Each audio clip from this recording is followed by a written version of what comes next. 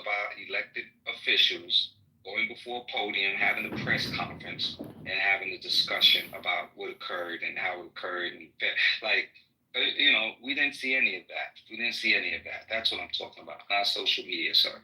Hey, real quick, Congress, because I know you're talking real quick, because Sandra, I know you're talking in the chat. Yeah, it is breaking from a Fox News reporter that's got, I want to preface this, that's got unnamed sources that she has not released, which is often the case, that people remain anonymous, that the shooter, Charlie Robinson, was living with a transitioning male girlfriend that may have provided some assistance.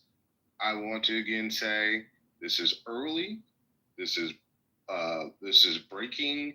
The Guardian had to retract their story yesterday about him being a hardcore leftist, but the New York Post just posted it as well. I wanted to say it is out there. You're going to hear about it.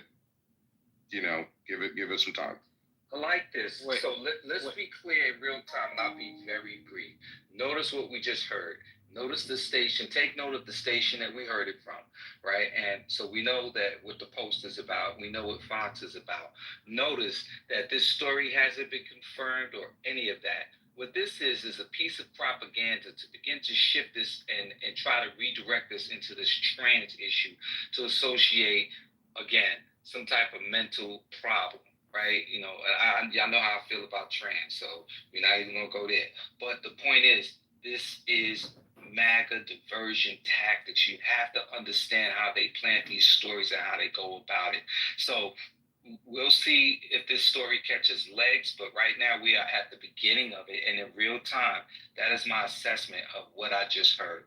This is an attempt to add this to the day. So something like this, for example, when we question what is the day, take an incident and a report like this. Boom, you know what?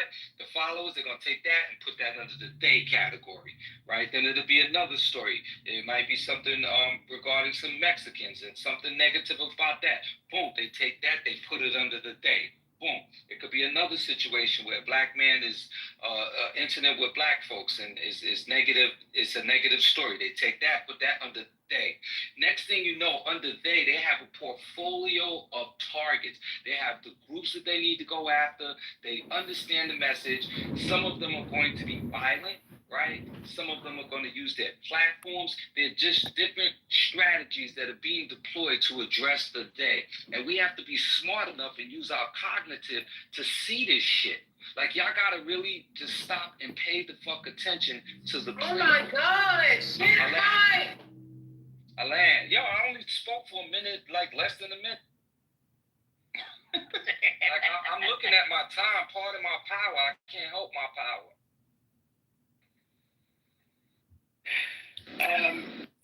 Look, can I just say something? Even the story itself, which, mind you, Fox News, New York Post, owned by the same Murdoch people. All right, so let's remember that. Also, part two, the story was that he was living with somebody who's trans. What if he was living with somebody who's Russian? What if he's living with somebody who's black? What if he's living with somebody who's Hispanic? Who the fuck cares? Right. This is a white supremacist dude who was raised in a MAGA Republican right-wing gun-toting family. What does all the other shit matter? So because he lives, even if it's true, which I doubt it's true, because they're just throwing this bullshit out there, just like the FBI made up a story about trans words on the bullets by the FBI purposely to create a narrative that it's them. But the reality is, it doesn't fucking matter. The guy was the guy, and it doesn't matter if he was adjacent, friends with a trans, living with a trans, dating a trans. None of that fucking matters. It is him. And look what they try to do in real time right in front of our face. God damn it, are we close? You know what? Can I keep it real? Oh, go ahead. Go ahead. When's the Spirit, you are Jewish, right? Yes. Oh my God. This is. I'm not. Trust me, I don't mean no harm when I ask that. But this is what we need. And more often than what I would like to hear, I don't hear anybody from my community except for probably me, Judge Prince, or anybody that does not have like any reference. Hey, and listen to the Psychopaths of Clown World. Plus community. I just want to tell you thank you, because the previous speaker was almost getting ready to go down that rabbit hole, and he had to reel himself back. But then it took you to fucking matter, and this is what we need. That's what I was talking about earlier this morning with First Lady, that this is what the fuck we need. I want allies like Spirit. Fuck the rest. I'm not saying all white people, all Jewish people, all different people, different ethnic backgrounds. I'm not an ally. No.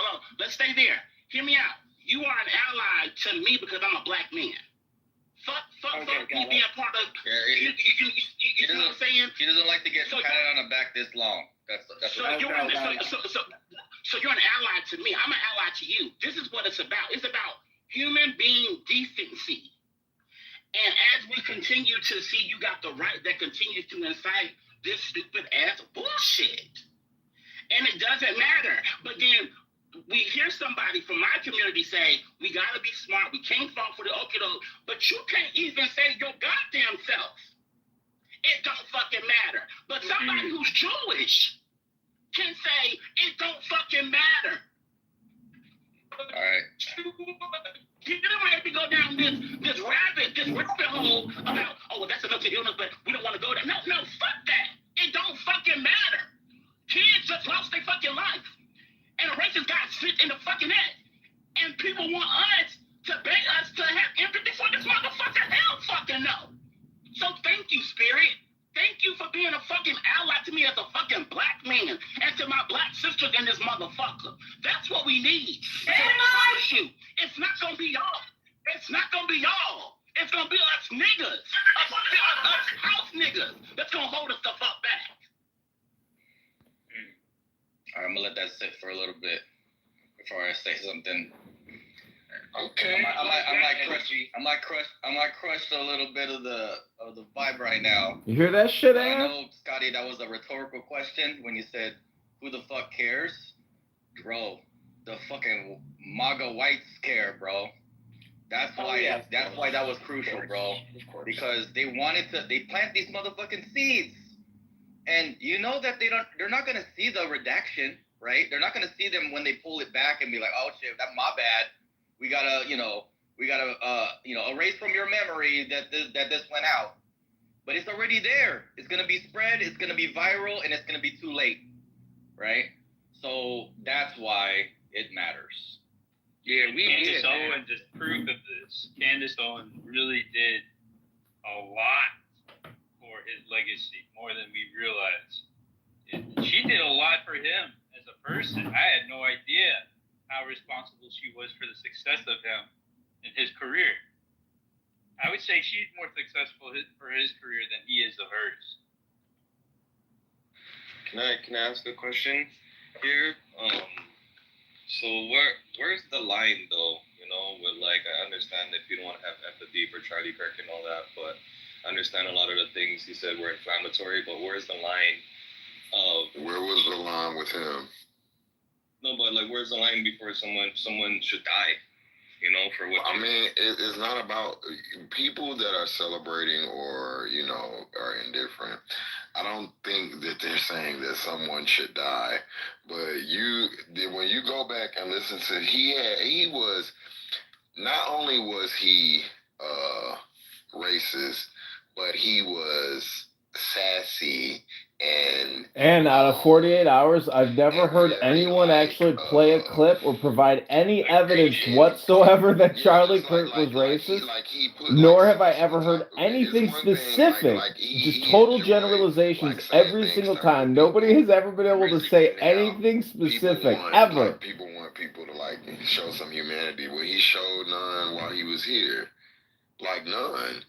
You can't go around talking that much shit and talking about people and saying all of these negative things, and then people want people to have sympathy or anything for you. Like, this is just crazy. And the further this goes, shows the amount of white fragility and the white privilege in this country, because like, y'all really think like at the end of the day we supposed to straighten up and like, you know, say it's wrong.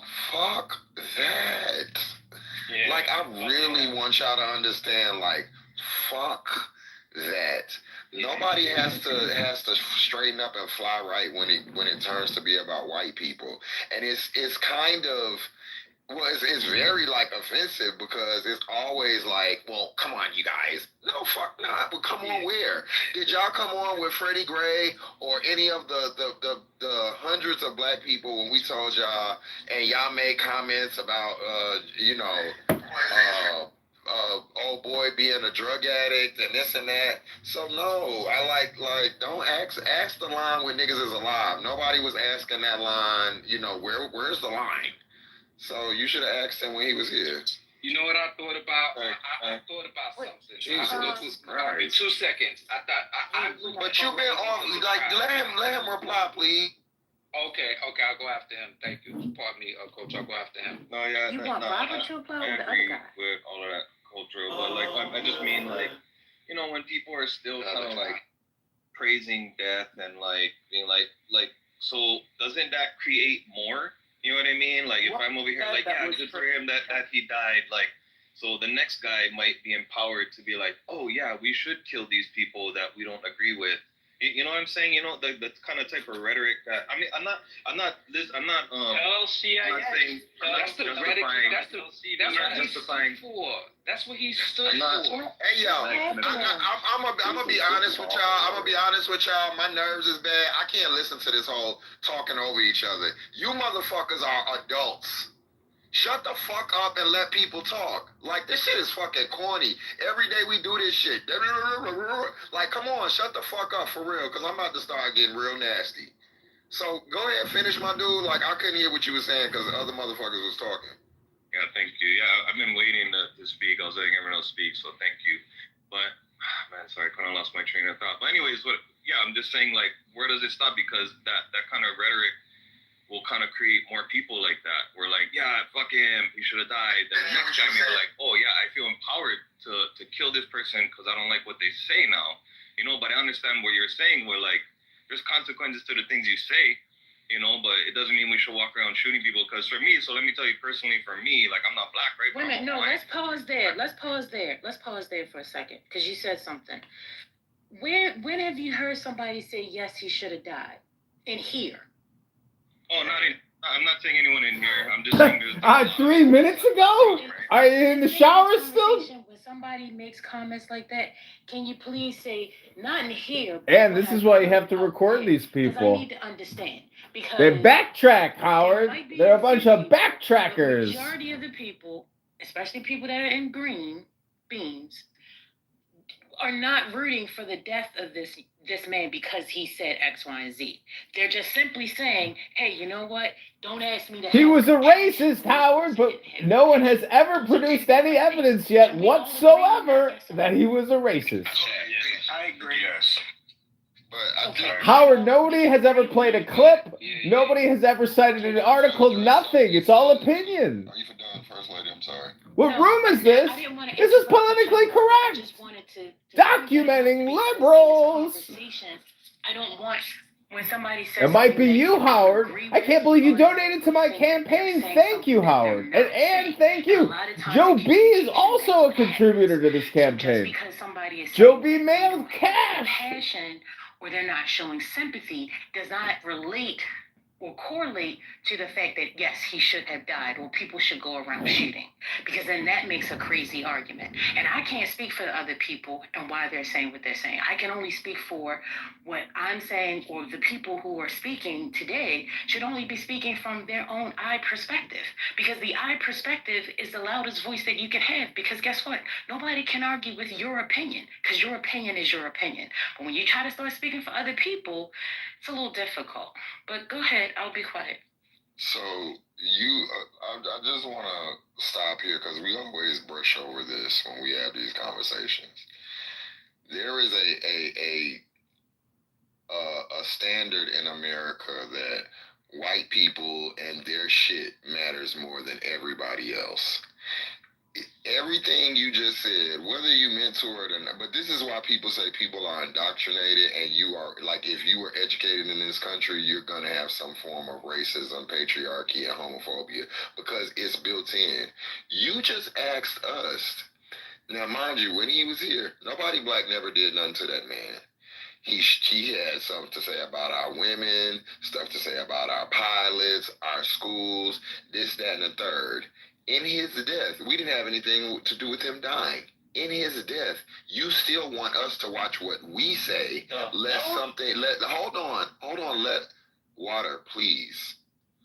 Let something come from our reaction, even though we never had shit to do with him, his death, his life, nothing. All he's done is speak bad on black people.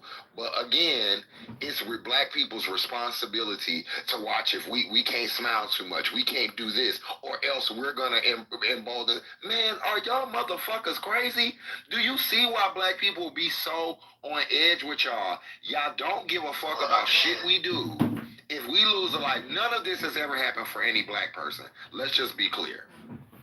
But y'all want us to control how we act, even though we have nothing to do with this. Only thing we've gotten from this man is disrespect. But we're supposed to all of a sudden have some respect on reserve for this white boy who hated us when he was here. And if that's not enough, then we gotta watch what we do or say, because we don't want to trigger other motherfuckers to do something else. Like this is fucking crazy. And this is what y'all do to black people. And I'm just done with it. I'm done with this whole, like, y'all really treat niggas like we are fucking superheroes and circus animals at the same time. We supposed to have the knowing and the wherewith, and then we supposed to be super respectful but play dumb with you motherfuckers at the same time. Y'all gotta stop. I think that there's a level of humility, and I think that there's a level of respect that has to be, extended, because at the end of the day, it's still a father, it was still a husband. The way that he was shot, yes, did he say some things that were absolutely deplorable? 100%. But should he have been killed? And that's the thing that we really have to think about. And what's very before you even go down that road, the First Lady just addressed that nobody said that he should have been killed. You just literally addressed it. Yes, you did. I didn't say that. Okay, but you're making that statement. That's not what anyone's saying. These are things that are happening out here on social media. Okay, well, in here, she just went. Okay, well, we're not going to address things that are going on in the world. Well, we have to, because these are things. No, we don't. No, we don't. We're right here. But this room is not the world. Okay, well, you should go and write notes to those doctors' offices or things. But we're talking about what's going on in here and what black people are. So we can't. So like she said, she can't speak for anyone. We're over talking everybody. Yeah, I am. I'm New mic. There you go. So I'm just setting boundaries. She just went and said we're not going to discuss. Okay, so no, evidently you didn't, because you just did what she asked you to do. I definitely did. Okay, I'm gonna put you down because you don't know how to shut the fuck up. So yeah, cool. So I just want to make sure that everybody hears. We're talking about what's going on in here, what we hear each other say in here. Like, don't bring my cousin's friend's doctor said this. Great. Okay, you should go write a note to them. Talk about what you hear in here. That's what she just said. Anyway, so I just land my plane because I think everybody has a right to. If you bring it back up, I'm gonna kick your ass out. I'm saying, well, I mean, the topic is the topic. And okay, so play with me. So play with me. Again, I don't know what they're. Come on, gentlemen, please. Listen, it's Saturday afternoon. No, he fucking sucks. Like you made a parameter, and then you gonna do like this is type of shit that we always deal with. Don't take Mike, I'm not taking it for anybody. I'm just trying to move the conversation forward. Mike, I did just say you weren't listening. Absolutely. Yeah. Okay, I just want to make sure that everybody understands, not just you. When we're having the conversation, if you're going to speak about something outside of this space, then I prefer us just speaking about what's talked about here. But if you're going to say it, then make sure that you're speaking and saying that, like, this is what this is saying. What can we do about that? Nobody is saying that here. So that's why I don't understand how does that contribute to the conversation? Because all that does is make people try to fight back with you about what somebody else said, not about what they say. So why can't we deal with what people are actually saying here? That's his work to shit on black people. Come to it's sad a conversation. She had to say that. And she had to say that's crazy. She didn't even have to tell all of these adults. Robert, hush. I'm just saying though. One mic on first lady. One mic on first lady. Go ahead, first lady. Child. So I'm just saying, if y'all think about it, if we talk about what somebody else said, the other person that you're talking about said it, they're not here to defend what they mean. But if you talk about what somebody says here, then they can actually say what they mean. Doesn't that make sense? That makes for a better conversation versus us arguing. Because what's going to happen is we're going to start arguing about what somebody else said, and they're not even here. We don't even know what they're saying. Does that make sense? It don't make sense to me. I get what you're saying. I guess for me, whether it's in the room or not, and again, I'm not trying to, have a back and forth with anybody. But I learned, as a child, if you don't have anything nice to say about somebody, just don't say anything. And what's being said, even when people are not necessarily being direct, there is an undertone with the whole, and then, people go on these host views about, oh, you expect black people to do this and do that. I mean, nobody expects people to be human. Because at the end of the day, if this were to happen to somebody on our side, if somebody happens, if Amanda Seals were to, God forbid, were to get, assaulted or somebody else, these are people that we do see publicly in this room. We have seen people publicly, kind of like being very casual and nonchalant about it. We wouldn't feel good about that. But if you put that energy out there and you're responding to somebody just because, you didn't happen to like certain things that the person said, I just, it's a complete contradictory. If you can't see that, if we can't see that, then our humanity and our humility is very. Why is he still talking? He's not saying anything, First Lady. Because this is his way to, and I want to make sure y'all notice this. This is a coon's way to have something to say about black people when black people ain't have anything to do with it. Because I'm being real with you, and I mean it as a description. You can have a conversation. Okay, so let me say in kid gloves, you Google that thing. Like, bitch is a coon. Like, that's what the fuck it is. I don't know how to say it no other way. It's a fucking coon.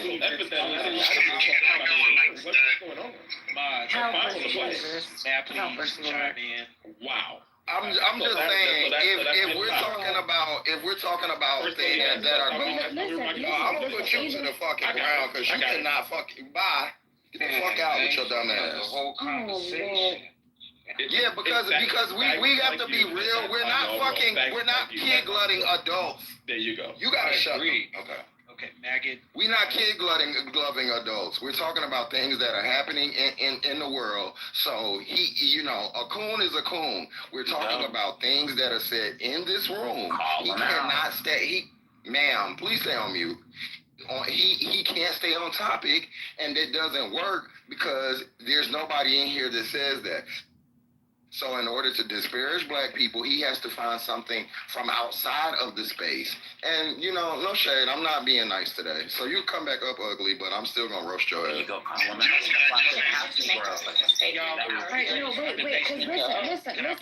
wait, listen. I'm coming right to you, Prince. You know why? Because you asked, well, I was in Charlotte.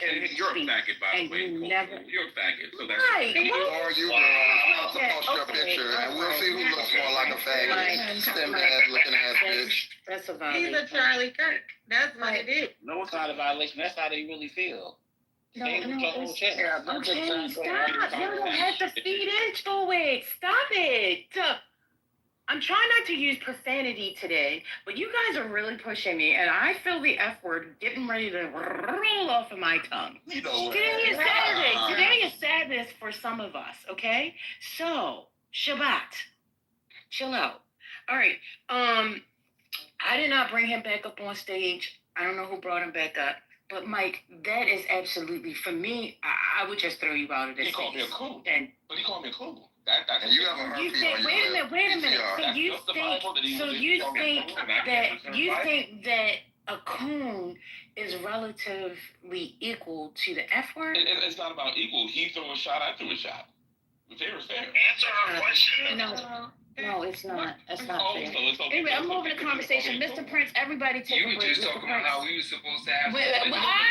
He called me a cool. I said, God damn it, shut the fuck up! The fuck is wrong with y'all? The fuck, I just said it! Calm the fuck down! And y'all motherfuckers can't do that shit! Now chill the fuck out! The fuck? I am not your mother. I said I'm 87 years old. That would make me your great-grandmother to some of y'all. Now treat me like a goddamn grandmother and shut the fuck up! Mr. Prince, one mic on you. I gotta say that brought back memories because my grandmother showed us like that. But speaking, what is annoying and saddening for me is that our own people are doing the same thing that white folks are doing, which is gaslighting us, shaming us, and all this other stuff for simply feeling indifferent. From my understanding, from what I heard in this conversation thus far, people are on the level of indifference or just simply not giving a fuck. And either one does not translate to he deserved to die. It does not translate to that. You have strangers all over the world that you hear about dying, and honestly, you don't skip a fucking beat. You don't. You may think, oh, I lift up prayers and thoughts, but you really don't give a fuck other than that. It's not stopping your day. It's not keeping you from eating. Well, shit, this situation might. But anyway, respectfully, don't bring up this idea that if this happened to someone you loved, or if this happened to your father, or if this happened to your cousin, or if this happened to a friend of yours down the street, motherfucker, it has always happened to us. We have always heard, seen, felt the vitriol when it comes to when one of us dies. It's fucking ridiculous for that type of question to always be brought up. And I was expecting that more from the white folks in the room than another black person. I'm fucking sick of it. It's a part of our fucking history that anybody fucking dies. Whether it be a traffic stop, stopping somebody in the store, putting a foot on their neck, having a mental break in public, they die without any context and nuance about what's going on with that individual. It happens all the fucking time. Where memes are put up, where comments are made, where racial slurs thrown out. That nigga deserved to die. We heard all this shit before. He should have just complied. All this other shit. So fuck you, respectfully, and respectfully, fuck this. Like, well, who the fuck do people think they are to try to shame people and giving some emotional labor for a fucking stranger? Right. Let's not forget you. Like, here's the thing that people forget. When it comes to influencers, political people, and all this other stuff, people who have a mic, the loudest fucking voice, and all this other stuff, and a consistent platform that allows them to spew hate, disrespect, racial slurs, incorrect information regarding stats, going for a group of people, influences people. Why you think Trump was so much in fucking trouble when it came to his words and how people relate that to how January 6th happened? Like, you'll be surprised when it comes to, statistically, when it comes to this type of thing happening, where people spew this type of stuff, and the percentage is quite high when it comes to the likelihood of somebody acting on the words of these individuals that have the mic, that have the power, and spew consistently hate, discrimination, everything about a group of people. So for people to sit here and say that it was only his opinion, it was only his thoughts and beliefs, I think I even heard, again, this is from, I will take First Lady's advice. This is from people outside of this space. This has not been said in this space. But people saying that he was killed because he spoke truth, that's been debunked. That has over and over again been debunked. When it comes to the stats that he said about black people, it was totally false. So no, there was no truth in this man at all. Period. So you want to ask, if this happens to us, how would we feel? What happened? How did people feel with certain other people who spewed such hate in the past? How did they feel about that? Were they crying over him? Did they have, or her, whomever? I'm sure they had family. I'm sure they probably cried for the individual. But how are you expecting the people that was the target of an individual's spewing of hate to somehow spend some emotional labor to lift a prayer up, or to say, I'm sorry to hear that. Oh, it's a tragedy. When it's okay to still just say, I don't give a fuck. So, we y'all gotta watch out. Mike, the last time you played with me, homegirl, I told you. Now, if everyone wants to PTR, you will see a fat bitch with I guess some type of moles or something on her face, a lot of discoloration, freckles. But if you look in the middle of her lip, she has a large herpes bump that looks like it's out of control. You need to take some sea moss and get you some oregano oil and get your immune system under control before you worried about whatever kind of fag I am.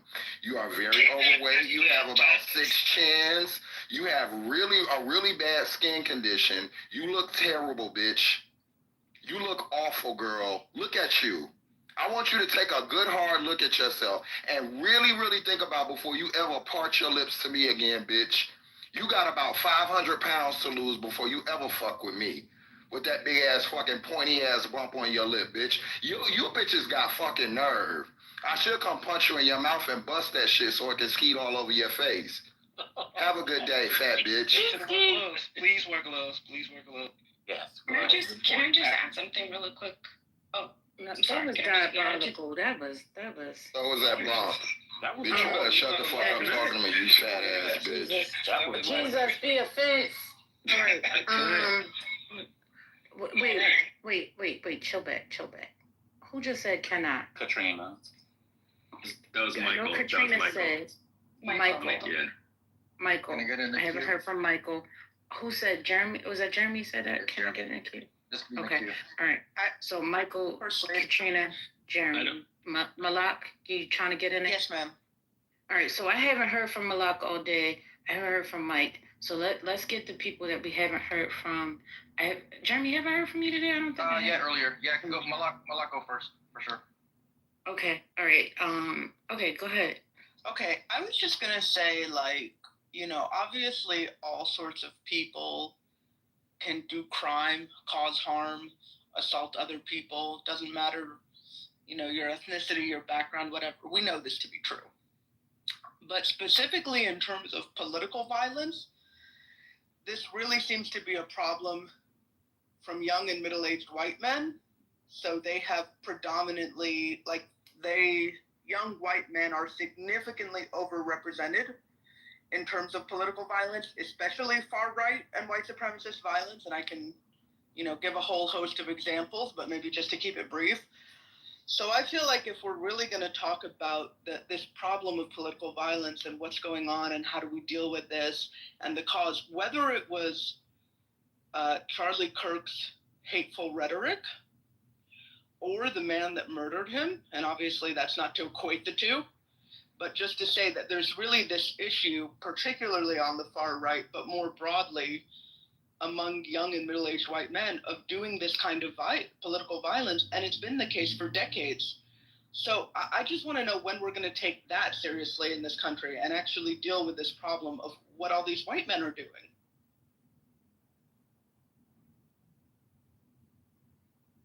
Is that an open question for anyone, or are we keeping to the queue? I think we should keep it up. White people should keep their mouth closed. Malik, I don't think anybody's going to do anything about it because it serves certain people's political objectives. Explain. So, like the current situation is very useful politically for the Trump administration, right? We know that, Kirk is another pawn in the game, and his death is being used for political ends, right? So I think that these groypers and these agents of chaos, ultimately are going to serve the purpose for political objectives. And I don't think this is the first time that that's been the case. It's just a little bit different that these people could be so openly, like, because of the power structure now being in control by such right-wing figures. In the past, I think that it was like, it's never been this way, right?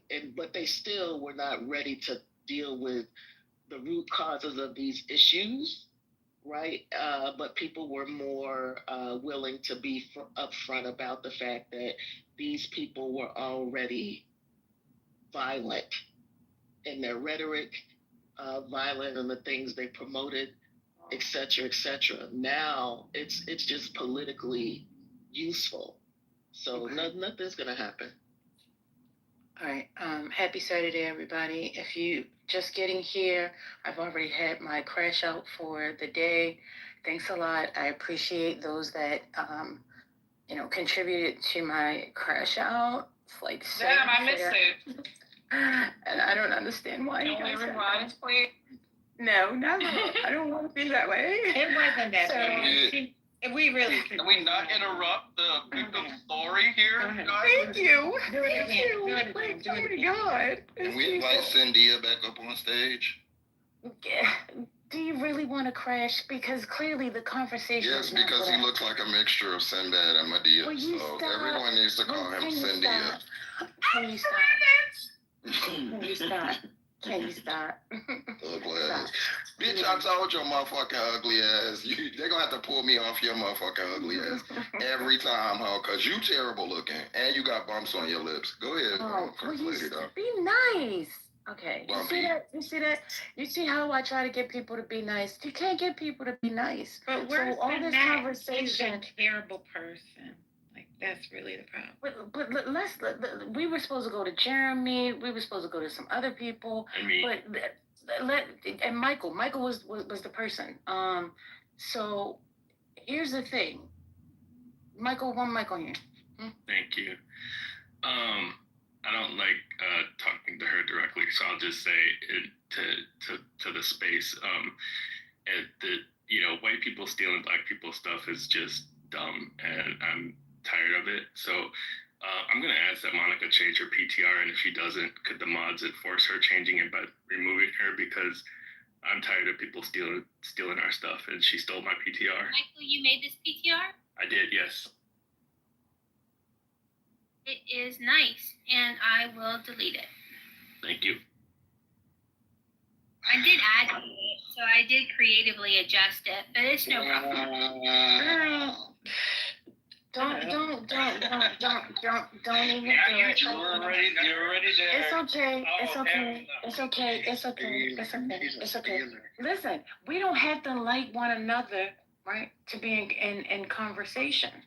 And that's my ask of everyone. You sure, Mike? I don't want to bring you up because I don't want y'all fighting. I already got a headache that y'all done gave me because you guys don't know how to be nice to one another. And some of the way I told you how you frame your words sometimes it causes disruption. Come on up, Valtrex Valerie. Oh Lord Jesus!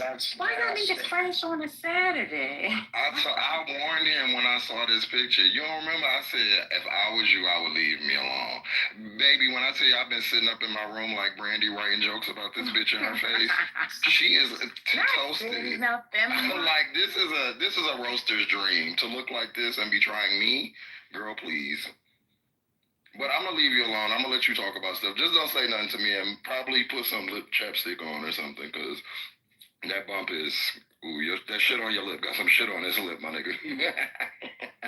That's not right. He needs a haircut too. What is happening? Stay focused. Stay focused. Good morning, culturally. Yes. Good morning, Mel. Hi, First Lady. Hey, Ray. Good afternoon. Happy afternoon. Happy Saturday.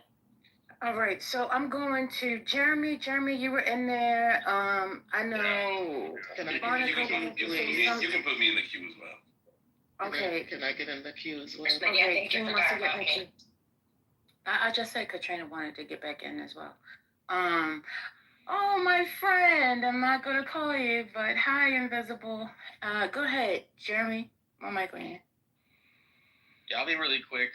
I think I just want to make sure that everybody is reminded that we don't have to defend why he was killed, because we didn't kill him, right?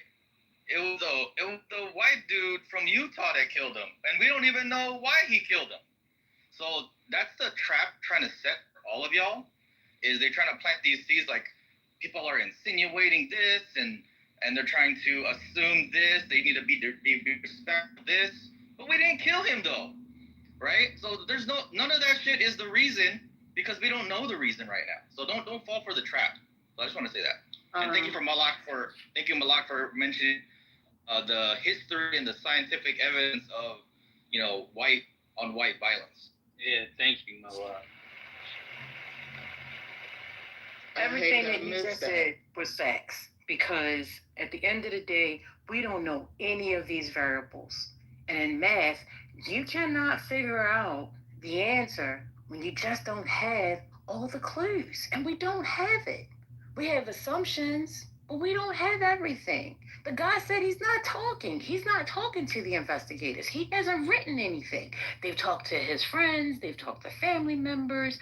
And what we do know is the stuff that y'all don't even want to talk about. Y'all don't want to talk about that he grew up in a house on the right side of things. We don't want to talk about that. We don't want to talk about that he's been playing with guns forever. We don't want to talk about that. We don't want to talk about gun reform. No, we don't want to talk about that. Because perhaps maybe if we had gun reform, then maybe, just maybe, I don't know, this wouldn't happen. Who's next? Yeah, Can I get in the queue? So basically, I mean, I was in the queue as well. Oh, wait a minute, Mike. You can't come in and jump the queue, babe. Wait a minute, hold on. I already said I was in the queue after. I know you said you were in the queue, but I believe Katrina had been waiting as well, way before you got back on the stage. Right. Okay. Mm-hmm. Go ahead, Katrina. I'll be very quick. So, in regards to the fact that it's all white killers, I think in the fact when we had mass shootings, a lot of times people were saying that, it is, if you look at it, it is all white men. And I think at one point they certain group of people in this country don't want to take responsibility for it, and they don't want, quote unquote, their guys to be at fault. So the killers or the mass shooters were never black or Hispanic. It was always a white man. And now I think that's why they started this whole thing of transgender and the libs and the Democrats, because again, they don't have to take responsibility that it is something in their group that's going on. So to me, I think that's why the whole I think that's why the whole transgender thing is really being pushed. The other thing is when somebody says, a person is a person and nobody should be killed for their thoughts and opinions. I would like to see that person who says that, like genuinely, to fight for every single death row inmate. Also, we should probably then change our Seditious Act and because in there, for you just to spread the information of the enemy or the ideology of the enemy, you could be punished by death. So, no, actually, you cannot, in this country by law, you can be killed for what you believe and what you're saying. So let's stop putting people down when they just genuinely didn't like the guy and they don't care. Okay, so I've got It's horrible. Thank you, my sister. I got breaking news. Again, take some of this shit with a grain of salt. Is this? Where's the cue? Wasn't somebody after Katrina? And please substantiate it because there's been a lot of. I'm trying to get dressed. Go ahead, Mike. Yeah, listen. Was it Mike? How did Mike get in front of me? Yes, indeed, it definitely was. No, Mike. Yeah, Mike. Wait, one second. Because King. No, wait a minute. Because this is what we had. I had Katrina. I also asked if Monica wanted to speak. I didn't hear her say yes. King and Rez had said that they wanted to get in the thing before he came back up on stage. I'm just saying, but if you know how to behave, then they wouldn't have to throw you down in the corner. That's the game. I get it. I don't play games, sir. Don't equate me to game playing. I don't have to play games because I'll boom this bitch. Period. Yeah, he's a little bit. And if you don't know me by now, trust and believe, I will. I don't have to play games. I don't have to be here for this. Are you crazy? Right, on these niggas firstly. Hello? Oh no. Go ahead, King. Yeah, so have you guys already talked about the fact that dude is suspected to be a groiper? Which is the people who follow Nick Fuentes. Yeah. Have y'all already discussed that? I haven't heard about that. Yes, we discussed it on this is white nationalists versus white nationalists. Right. And so I think that a good reference for people to catch up on, like historical reference, is that back in the 60s, there's this dude named Rockwell. He was a Nazi in America, American Nazi, right? This is the 60s, right? He is even pictured like sitting in the Nation of Islam meeting, and he admired Elijah Muhammad because of the separation, like there was overlap between their belief on the fact that black people and white people needed to be separated. Anyway, he was, said a lot of things about niggas, just that sounded quite familiar to what we hear now, coming out of some of these influencers, Kirk included, talking about, birth rates and out of wedlock and crime. And like he used to say these same things, and the fact that white people needed to get guns to protect themselves from everybody else and all of this shit. He was also assassinated on a college campus in the 60s. And the person who shot him was also a Nazi. He was executed by someone on his same side ideologically. And when he was dead, when he died, people on the news kind of said the same thing, like hate begets hate or violence begets violence. But again, because the administration, like the people in the seats of power, were not like having these same views. Like like these people weren't chastised publicly. It was just kind of like accepted, you know, that when you say inflammatory, provocative things, like it, you know, it happens. Nobody celebrated, but I mean, I'm sure there were people celebrating because this dude wore a Nazi uniform, right? Whereas today, people just wear regular clothes.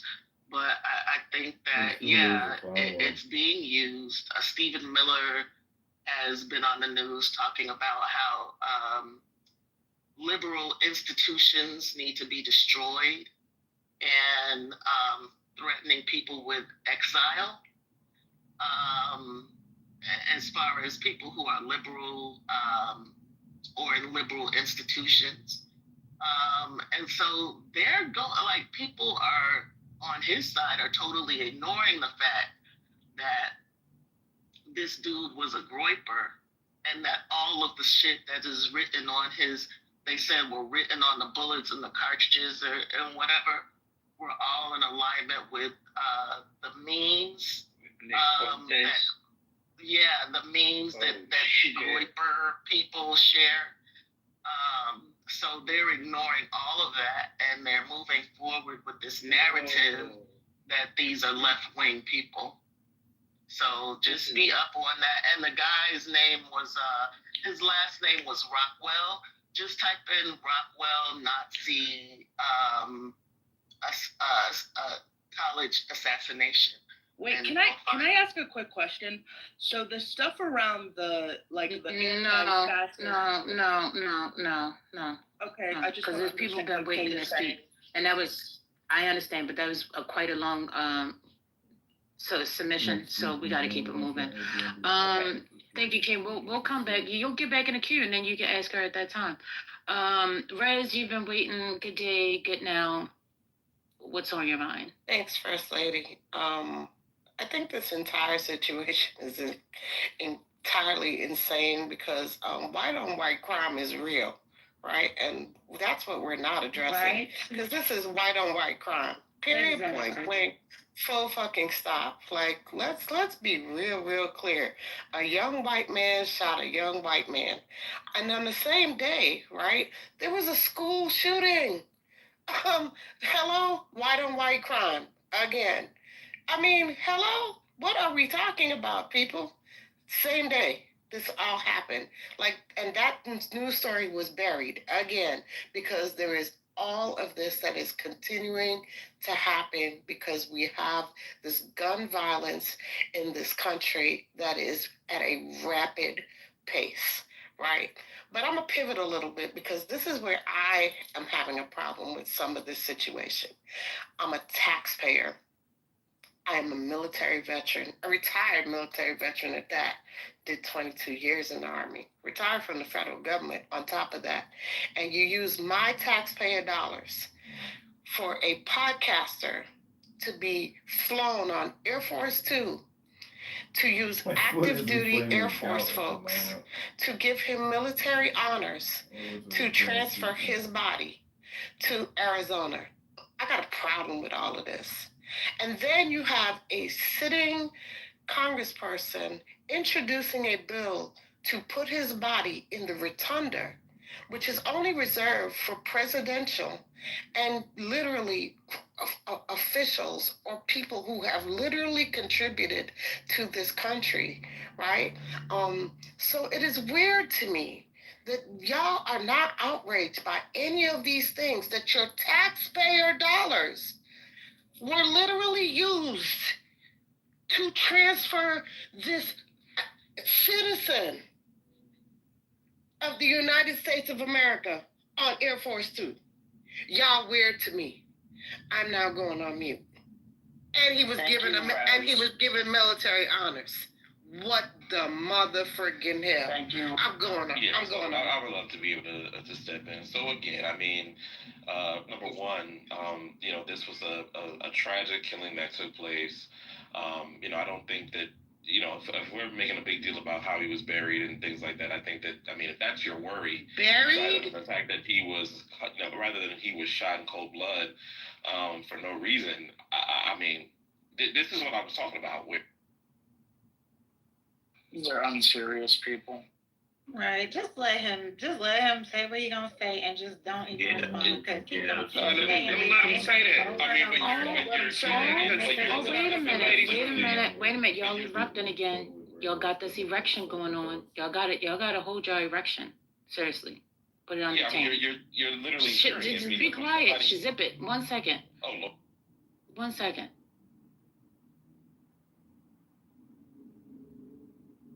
Thank you. All right. Yeah, you're literally hearing, the Don't address the people. Say what you gotta say. You want the people. But you just said to talk about what's going on in the room. I'm just yeah. what's going on in the room. So yeah. So absolutely. So you have somebody that's commenting on how he was buried and they're a taxpaying citizen and all of these different things. And the net of it is that there was somebody that was shot in cold blood, and they shouldn't have been. This was a political assassination, and it's a very terrible president. But instead of talking about that, it becomes about, I'm so angry that my taxpayer dollars are being, this is the type of stuff and this is the reason why people say, hey, there's no humility, there's no humanity, there's no grace, and it just seems very hateful. And what's going on is that people are making these statements, they're putting posts out and so on and so forth, but now you're going outside the room. You're going outside the room. But underlyingly, this is how they feel when they start talking about taxpayer dollars and different things like that. And it's just a shame that this is where we are in this country. It's such a shame. Okay. It's such a shame that we're at this juncture in our society that somebody can be shot in cold blood because we disagree with certain things that they say, and we're just sort of being very passive in our sort of attitude about it. It's very, very shameful. Okay. Well, thank you for your opinion. You're entitled to it. We're going to keep it moving. Who was next? Water? Okay. You eating? Okay. All right. What's Stefani? Go ahead. I saw your mic. Yeah, I just wanted to say that I keep hearing First Lady, people keep talking about that there was some form of political violence. The only political violence that anybody was susceptible to on the same day that he died, were those children. Haven't we been talking about, we need some form of gun reform in this country to protect children? They were the only ones that was caught in the crossfire of the political violence. That should be the only thing that we should really be concerned about. But because America has made him a martyr, we want to look at him and recognize him as a political figure. I think that's ironic. And yes, my hard-earned tax dollars were spent on a podcaster to ride the Air Force One with a president who lowered the U.S. flag to half staff for his quote-unquote untimely death that he orchestrated himself by the rhetoric that he spewed. But we keep talking about there was a political violence. There was no political violence. The only people that were caught in the crossfire, and what I consider, which we all should be considering as a political violence, are those children. And then lastly, people need to stop trying to incite this whole thing about people celebratory over his death. Nobody, that shit is not real. That shit is not real. If I'm not mistaken, I believe somebody from the House or the Senate went on national television and said, and I quote her accurately, I have her name on the tip of my tongue. She said the left is responsible for his death. Pretty much saying that the blood of Charlie Kirk was on the left's hands.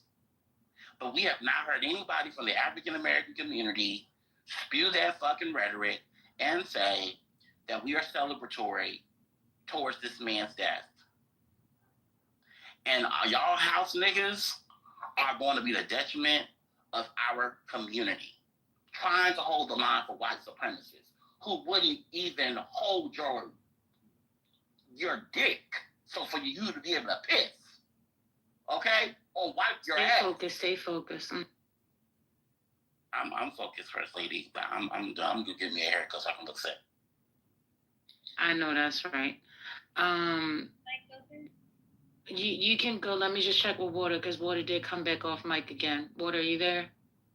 Yeah, thank y'all. Appreciate it. Real quick, I just wanted to go with way back when Prince was speaking, Dr. Prince was talking about how they trying to sell him even after, like, his one job was to influence, right? That was his whole job, his one position in life before his, untimely passing, was to be an influencer, and furthermore, to be sent around college to college, grooming kids to influence. So if he wasn't able to achieve then in his job, why is it my responsibility, your responsibility, or the government's responsibility to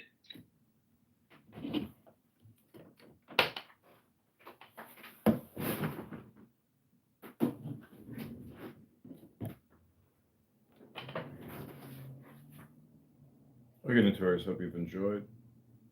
This has been Politically Correct by Patty. First Lady is documenting liberals. This is candidate Congressman John Kitover.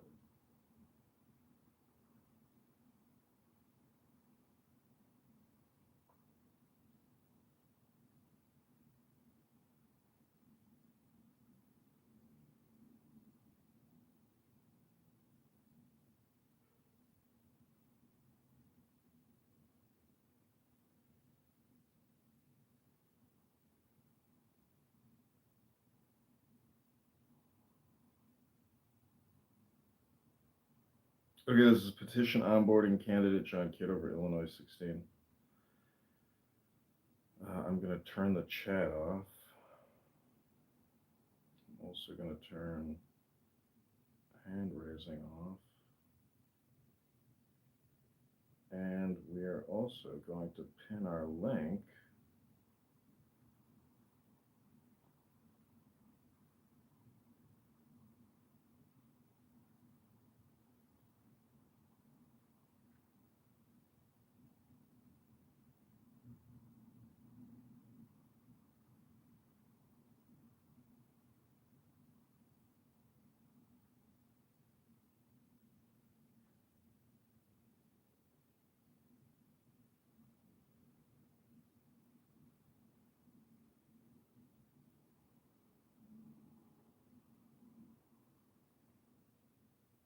Okay, this is petition onboarding candidate Kitover John. The link is above if you want to donate.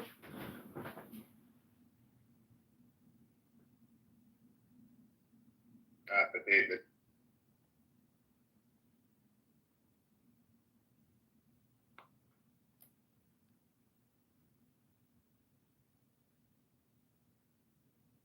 Testing.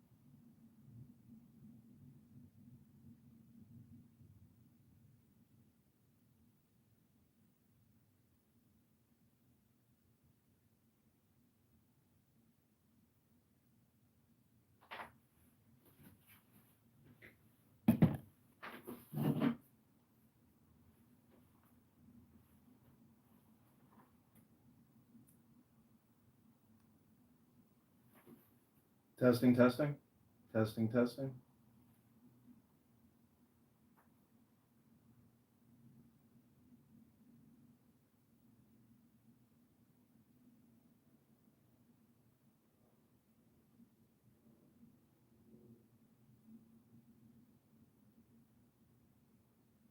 This little thing helped me more than my last therapy session. It's called the Pandy, a lifelike plush toy. And now we take great pleasure in presenting to you the star of our program, Miss Kate Smith.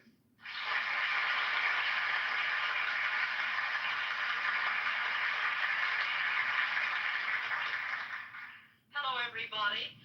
It is my happy privilege to introduce a new song, God Bless America. While the storm clouds gather far across the sea, let us swear allegiance to a land that's free. Let us all be grateful for a land so fair. As we raise our voices in a solemn prayer, God bless America, land that I love. Stand beside her and guide her through the night with a light from above. From the mountain to the prairie to the ocean, wide with gold. God bless America, my home, sweet home. God bless America, land that I love. Stand beside her and guide her through the night with a light from above. From the mountain to the prairie to the ocean, Don't be late. wide with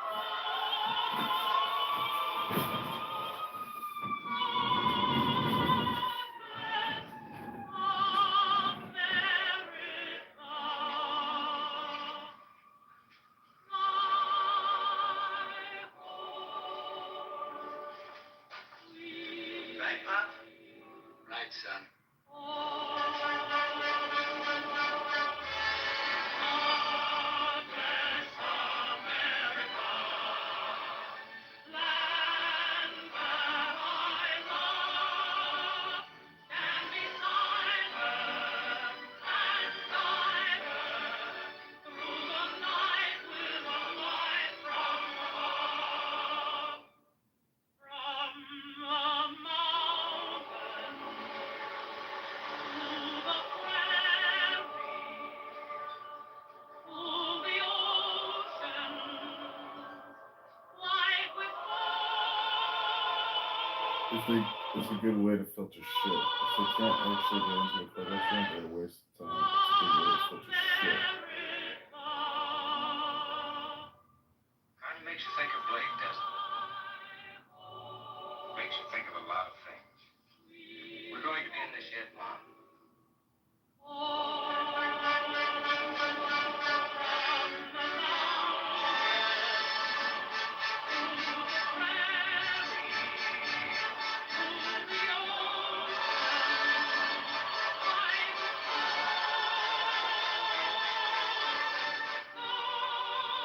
Hello, son. Hi, Mom. Hello, darling. Your song? Brand new, first time in the air.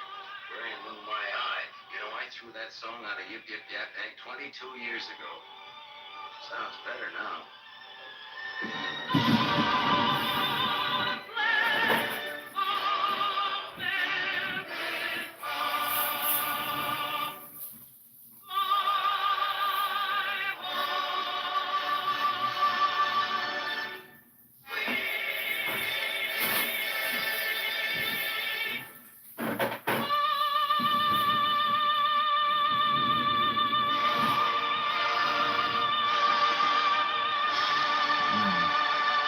can you send me a screenshot?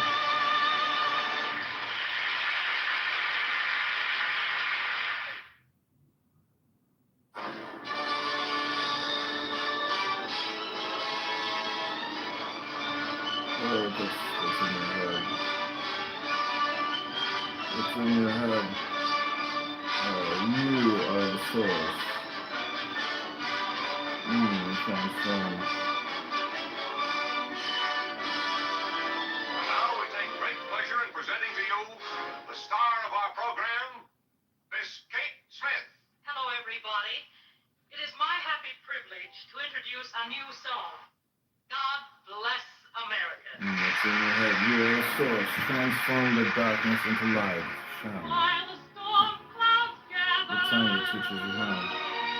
far across the sea, The time that teaches you how. where allegiance What's in your head? You are the source. Transform the darkness into light. They can be used. let us all be grateful Expose them for a land so into remind us. The time that teaches you how.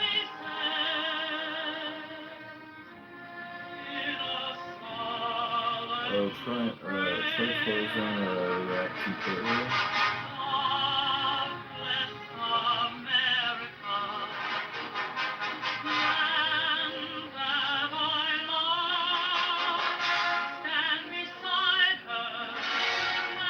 Try closing the app completely and then click the link again. Yeah, you are the source. Transform the darkness into light as the sun. Let's push it out.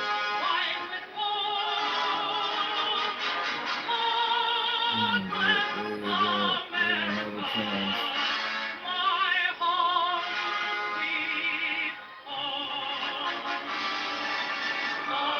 They bring me books. We all need more books. We all need more books. The time to decide. It's patriotic. They will never change. They need books. We all need books.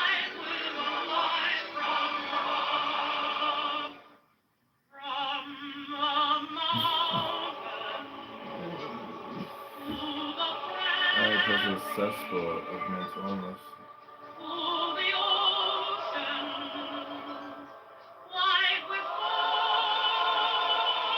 True.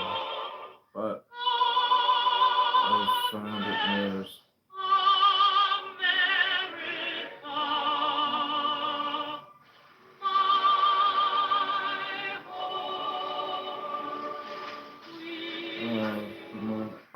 More fun with English.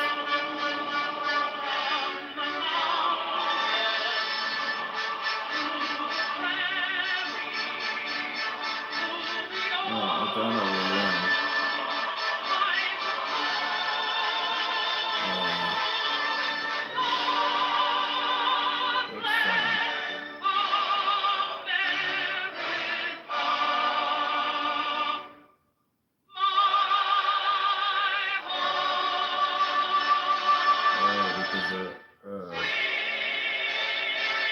It's so bizarre. I noticed that was.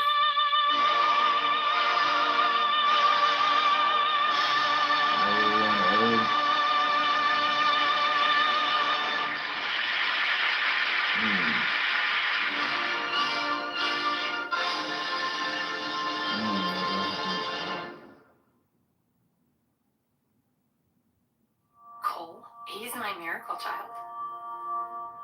So how does your miracle child get cancer? How does that happen? It was a mass. Basically a test Oh, true, but I found it mirror. Rushed over to our local children's hospital, and that's when they told us that he had cancer. Couldn't believe something that big was inside his little head. And everybody always says the worst sentence in the world is you have cancer. And it's not. The worst sentence in the world is your child has cancer. Our oncologist reached out to him and said, dude, St. Jude knew exactly what was happening. They already had a clinical trial going on. The discoveries that St. Jude... Hey, Sean, how you doing? I'm going to try to send you this invite again.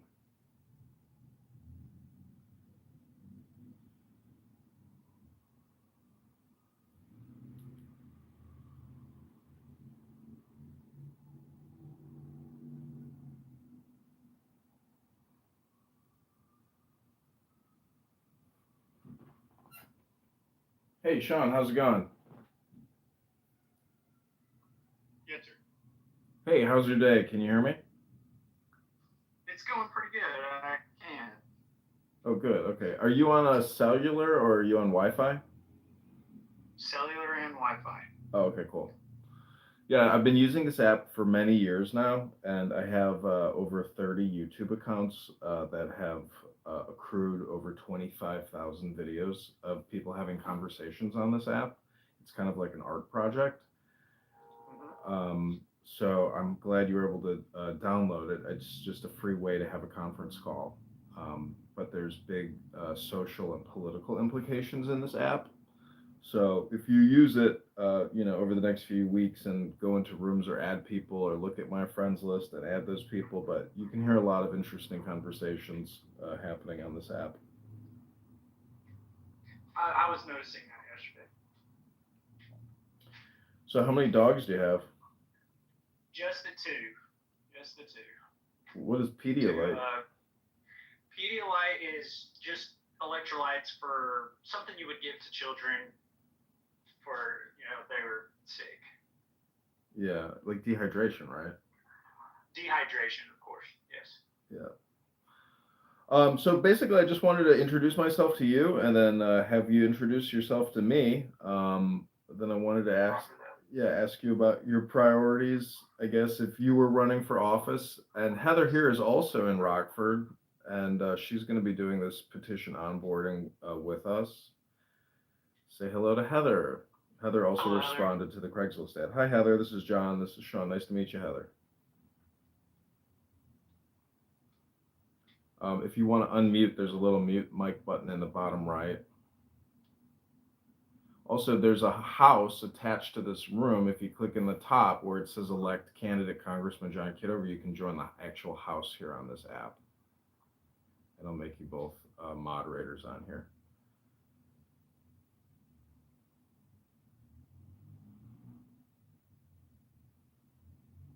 Just let us know whenever you can unmute or join the convo. Or if you can't speak, Heather, you can completely close the app down, restart it, and then rejoin the room. And that usually fixes it. Hey, Heather. Yeah, I think that's what's going on.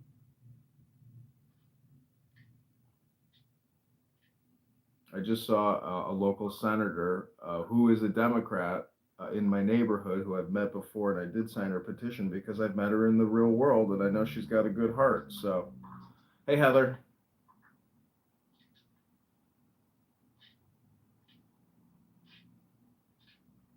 And we'll try to keep this brief. We can go to like 1:30, 1:35 if you have the time. Roger that.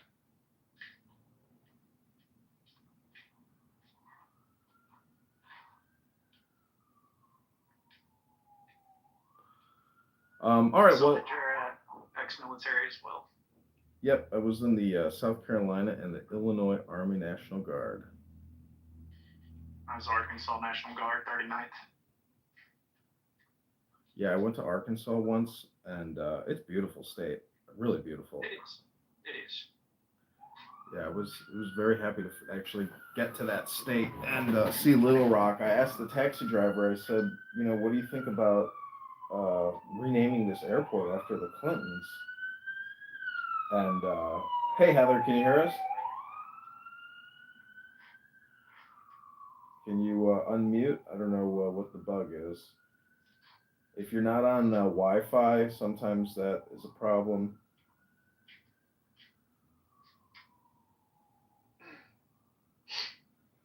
All right, well, hey, Heather. Yeah, Hello, Heather. Hey, Heather, how are you? We can hear you now. All right, that's good. Hi, Heather. This is Sean. Sean also lives in Rockford, correct? Just moved here. Okay, great. And you live in Rockford, Heather? Yes, I do. Okay, great. So this is the petition onboarding for the campaign. We're just going to briefly introduce ourselves to each other.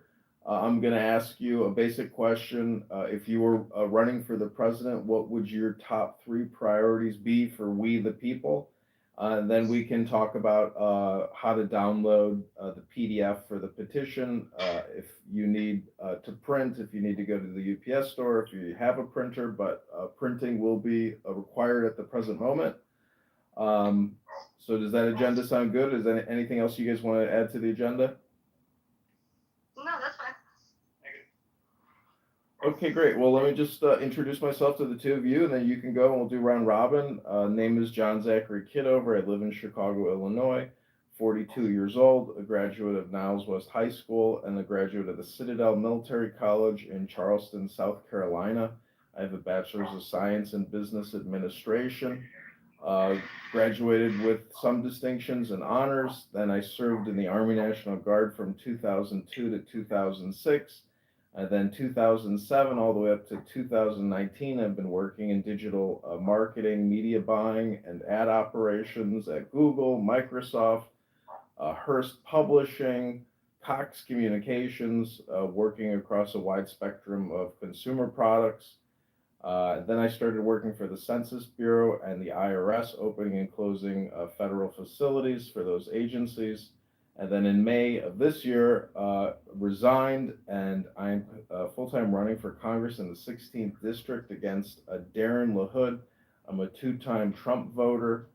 The first election I ever voted in was for George W. Bush, and then I felt we got duped, and I stopped voting for him the second time. I did not vote, I believe, because I couldn't stomach John McCain. But anyways, we are in 2025. We're $37 trillion in debt, and we have $100 trillion in unfunded debt liabilities. My first 2 acts, if I get into Congress, are to propose a defunding the Big Beautiful Bill and initiating and proposing a balanced budget act.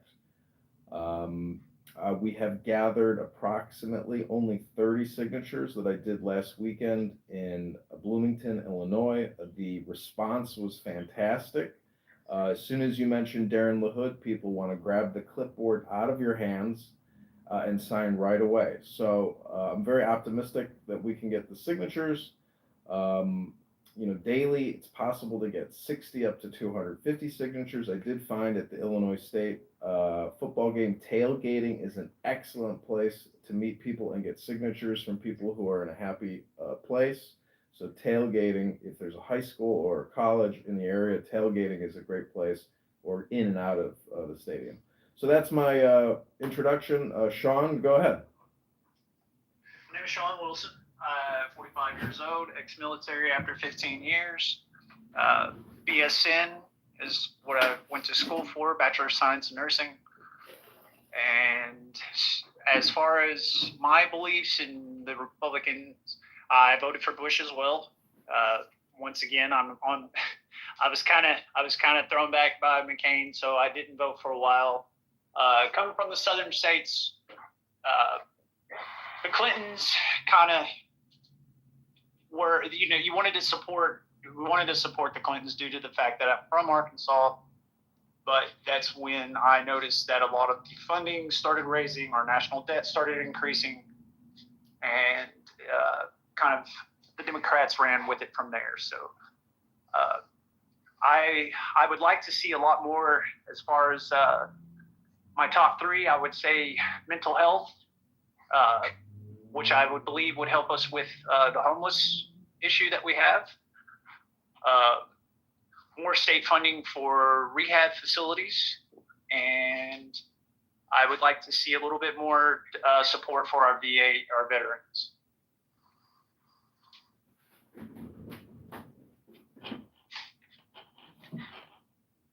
Okay, great. Thanks, Sean. I may have forgot to mention my priorities, but go ahead, Heather, if you want to introduce yourself and maybe tell us your 3 priorities. Name's Heather Smythe. I'm 41. I'm not really political either way, but I'm fresh into it, so would love to know more either direction. Like I said, just now kind of getting more political in my beliefs in which way, so I'm just researching anybody and everybody, and never really voted too much because I didn't think my vote ever mattered. I guess my three priorities would be, like Sean said, mental health. I do suffer from that. I found my dad dead in my backyard, so I developed PTSD and have a service dog. The other one would be definitely state funding for rehab services and veterans. I do feel that there isn't enough there. And the third one would be, I guess, just overall safety in schools and stuff like that is much needed. I don't see enough of that. And that would be my three. Okay, great. My three priorities really is to lower your property taxes, lower your income taxes, and lower your public and private debts. I think a lot of the problems we have in society, maybe why there isn't so much abundance for everybody, is because Fortune 500s and the governments and our government has taken so much from us over the past 100 years, and in particular over the past 25 years. So that's the type of perspective I have on economics, federal borrowing and spending. The mantra of this campaign that I have been encouraging all participants to say over and over again is stop borrowing, stop spending.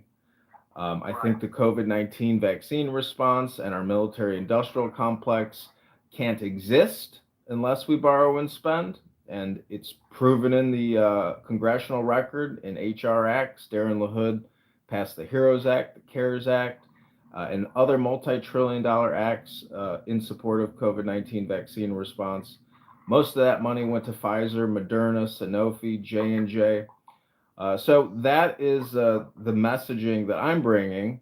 Now let's move to the petition gathering. So I'm going to email you both a link to the Illinois Election Commission, or you can Google it, but I'll send it to you. And it's a PDF. You'll have to go to the 11th page, and you'll have to find a place to print if you don't have a printer at home. Do either of you happen to have a printer at home?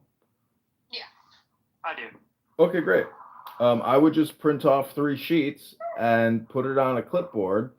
You can, I'll send you a pre-completed one so you can see what you want to fill in at the top. If you print one sheet and then fill it in and then just hit copy and create 2 other sheets, you won't have to fill in the other sheets by hand. It's simple notation like my name, the Republican Party, where I live, where the district is that people are signing in. So it's very easy to fill out, and I'll give you a pre-filled petition that you can just copy over. So when you go out, the whole thing is about positive vibrations and bringing positive vibrations to the voters, to the petition signers, and ask them, please write legibly as if someone could read it. Because a lot of people are scribblers in the same way that a doctor's prescription is a scribble, and that signature will get challenged, and effectively you're just wasting your time. So we really need to calm people down, say, hey, can you take the deepest breath of the day before you sign? Put them in a relaxed state, and their signature will be a little higher, but verbally remind them, please write legibly. We really need to be able to read it because it will be challenged. I usually like to just quickly introduce myself, say, hey, excuse me, I'm John. Can I get 10 seconds of your time to sign a petition? That's how I generally introduce myself. So if you want to practice your pitch, it's really a pleasant introduction. And tell them that we're trying to get rid of Darren LaHood. And not many people, most people know who he is, surprisingly. It's very surprising. I don't think I had one person not know who he was unless they were, not in the state. A lot of people were on vacation or from out of town. So I guess any thoughts? Have either of you signatured? I mean, I know, Heather, you said you're new to this, but Sean, have you done petitions before? I have. Eddie Arms Armstrong back in Arkansas is one of my best friends. He's a Republican for Arkansas. So. Okay, great. Well, Heather, if you and Sean feel comfortable exchanging information and you want to meet up and canvas together, feel free to do that and coordinate. So the campaign has raised about $620. We've already spent about $400 going to Peoria or going to Bloomington last weekend. That was for gas and hotel and dinner. We only got 30 signatures out of that 400, so the ROI wasn't that good. I'm trying to spend as little as possible, but I'm willing to also contribute personally $1,000. So the campaign can pay you basically $15 an hour or $1.50 a signature. It's however it goes for you until we exhaust all the funds. So I'd be happy to compensate you for your time. I would also, encourage you to create some social media about the campaign, about the activities that you're doing, self-promote yourself if you feel comfortable.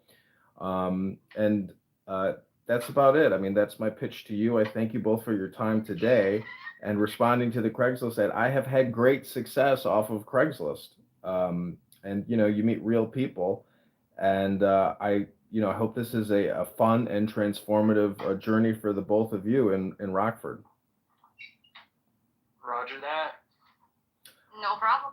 There's also the Rockford casino that I saw, which is amazing, which might be a great place to petition outside of the entrance there. And then there also is a Rockford calendar of events that I'll share with you both, which would be great places to get signatures. And the art festival is downtown this weekend, so.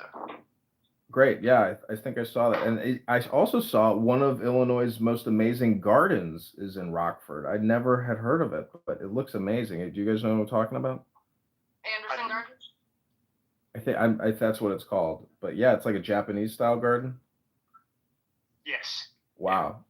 Well, I'm gonna go up there probably next weekend, and I'm gonna probably rent an Airbnb for 2 weeks. So I'll be up there gathering as many signatures as I can. I'm also going to share with you the district's voter roll for Rockford for possible door knocking. But I have to get that email off to the Illinois Election Commission to pull that data. So I'm going to probably get that by Tuesday, Wednesday, or Thursday at the latest, and I'll share that with you. So I think I got your text. So I will send you the links to the PDF, and if you're free this evening, or however you guys want to start going about it, I'm happy to help you on any questions real time. You can also always open a Clubhouse room and just send me a link to the Clubhouse room. But are there any other comments, questions, ideas, or opinions? Negative. Yeah, not at the moment. I guess I can. I want to know more about your ideas, but I've already done some website research, so I'm going to do some studying that way. Yeah, Ann here is actually a campaign contributor. She helped a lot getting Trump elected. She created a marketing campaign called Walk Away Democrats. And Sean and Heather here are petition gatherers in Rockford, Illinois for the campaign. Ann, welcome to the room. Hi.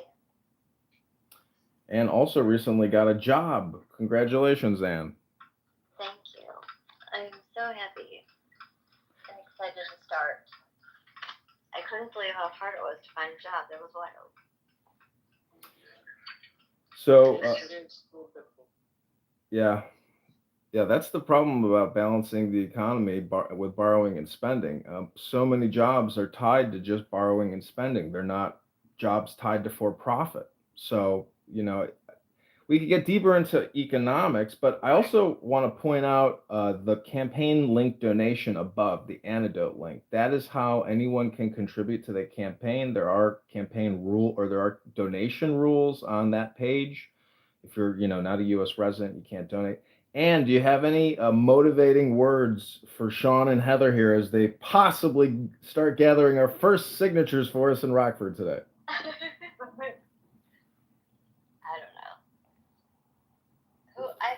know these people? Where did they come from? Sean, Heather, tell Ann how we met. Yeah, it was an ad on Craigslist, and it was for Rockford. And then John brought you guys onto Clubhouse? Correct. Oh my gosh, what a nice guy.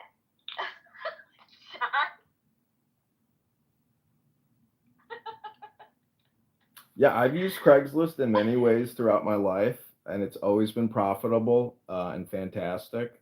Craigslist is really a social network in a way. It's also, an ad spam network. There's a lot of spam on there, but occasionally you come across real, authentic people or people who are giving away things or selling great things at great prices. There's also, the element that you can get robbed, just like on Facebook Marketplace. So, always confirm. Yeah. That's happened to me once over a rental.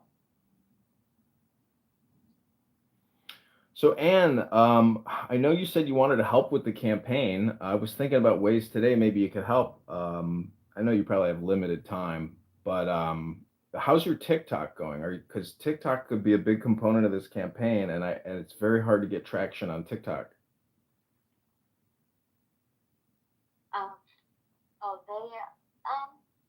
Well, it is, but it isn't. It just depends on what time of day. So there's certain times of the day that the algorithm will hit. So like usually, well, if it's in the morning, it's usually like when people are on their way to work, so that's like super early. And then people, it's kind of like around 7:30 p.m. And then also 10 p.m. It's like what I noticed the best time that you can get traction. But on Saturdays and Sundays, 1 o'clock p.m. is the best time. All right, well, this officially concludes our onboarding for petition gathering. I'm going to leave the room open for. Yeah, we just did about a 20-minute introduction, and then we talked about petition circulating. So do you have a TikTok account? I have multiple TikTok accounts, but no followers, but I am posting regularly. Well, yeah, then just let me know. Can we do we can do a shared live stream on there? We can do a shared live stream on there, right? Yeah, we can. Can you start a live? You have 0 followers. They used to have a restriction. You had to have like 1,000 followers, but I don't know if that's. Yeah, I can't live yet because I haven't grown the account enough. Okay, so you can't like start one on your own, but you can join one. I'm pretty sure. But you know what we could do is, who wants to do an interview is Jazzy. I told her that she and I would make great content if we were to do an interview. So basically what I want you to do is the interview and fundraise and, be the fundraiser for the, the MC basically. But whatever platforms, whether we do it on all of them at the same time, YouTube, Instagram, TikTok. Yeah, well, you're the streamer. I don't know. I'm not. That's not my forte. So, but yeah, whenever you and Jazzy want to make time, I have like a decent following on there, but I have like 11,000. So Heather and Sean, I want to tell you that politics is social, and being social is being political in a way, but what I'm saying is, if you help fundraise for the campaign, it's pretty much 100% pass back to you. Anything you help fundraise for this campaign will go into your pocket for your petition gathering, or you'll be paid as a host. So this app is a great platform for fundraising. I have raised $600 on it, which is amazing. And it wasn't me, it was the people on the app that did it. A former guy on this app named Roger Mayhem, a libertarian, helped do a lot of the fundraising because he is very intelligent and people enjoy engaging with him. But he was run off the app by what I would call radicals, or you could call them extremists, you could call them racist, you could call them 100 other words, but he was run off the app because they doxed him.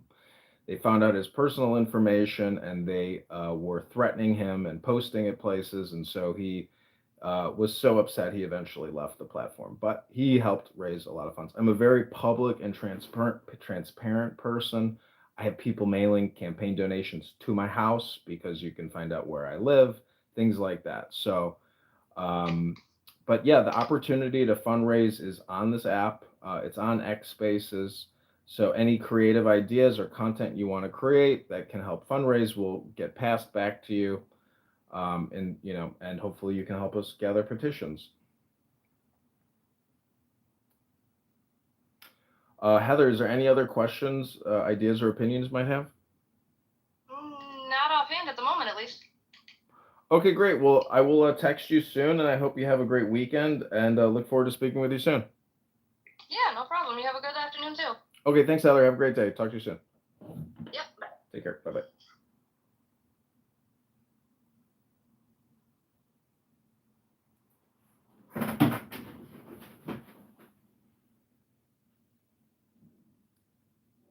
What does mea culpa mean? What? My bad. Mea culpa? Yeah. Like your MO? Yeah, like what does that mean? Mea culpa. Modus operandi, which means like your plan of action. So like Those are your different. MI, what your goal is or what your plan is. Like, Somebody kept saying your name in a room. They were like, Yale's mea culpa. I said, what the fuck is that? Who said that? Daddy. Okay. Oh.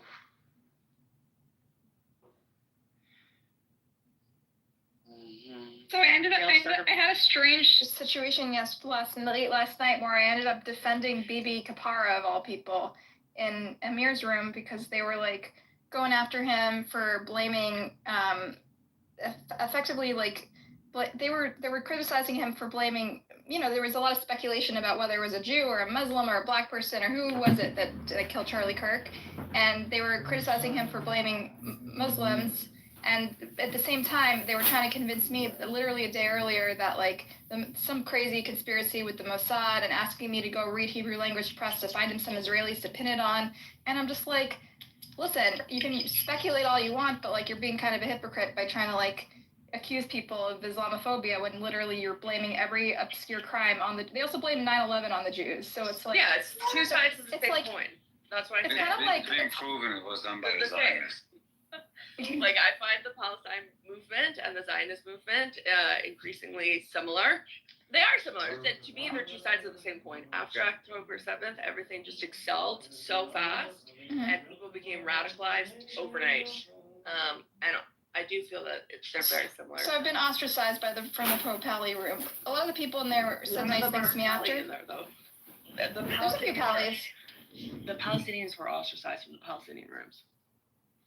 Anyway, because now they thought it was too anti-Semitic too. Interesting. Yeah, it's very bizarre. It kind of reminds me. Remember October 7th? There were some like rumors going around about the beheaded babies and the burns, and like Israel did, to its credit, correct the record, but because like the crimes were horrible enough that we don't even make shit up, right? And similarly, like my view is it doesn't discount the fact that like Israel, I think, is doing horrific war crimes in Gaza, but we don't have to make shit up to we don't need to. It just discredits whatever movements you're running when you pile on every fucking political crime in the world and every problem in your life and attribute it to the Mossad. It just sounds really absurd at that point. You're not really helping your case. Like people just say things that there is evidence for, and if there's no evidence, keep your mouth shut. That's my view, my hot take. No thoughts? Okay. I think a lot of people are, unfortunately, using this cause to further their own agenda or plan, whatever it is. Definitely think that with Amir, because I don't understand how somebody can, for 2 years straight, every single day, he's had rooms for hours every day. He has to be getting paid. I just don't believe it. Who has that kind of time on their hands? They gotta be getting People paid. say I'm getting paid. I'm not getting paid, Yali. I think people just say that. Like, no one's getting paid. We just don't have lives. Yeah, that's definitely a factor as well. No offense, but Were you the one who speculated on getting paid? I feel like I didn't think that you're getting paid, but I do think that you're affiliated with probably some left-wing organizations that might be shaping your biases and agenda, or it may just be mainstream American Jewish organizations and institutions. I don't know. No, the mainstream. I'm like really fed up with the mainstream Jewish organizations. They've been extremely cowardly, I think, in this situation. Well, I think a lot of Jews are because they've been raised. There's a huge failure of Jewish educational organizations in America and Canada, because you have a whole generation of Jews saying, "What the fuck? Why didn't you teach me anything?" and withhold information. They feel betrayed and hate their parents now, and blah blah blah blah blah. So you feel like they should have given us a more nuanced view of like the history of the state of Israel and a little more honest. We didn't learn about Palestine. I went to the same school. I grew up in Vancouver. I went to the same school as Seth Rogen. All these people, Nathan, whatever his name is. We all had the same Jewish education. We didn't learn about Palestine. Nathan Fielder? You have talented classmates. Nathan Fielder is amazing. Yeah. He was out of the school by the time I got to point grade, but yeah, he went there too.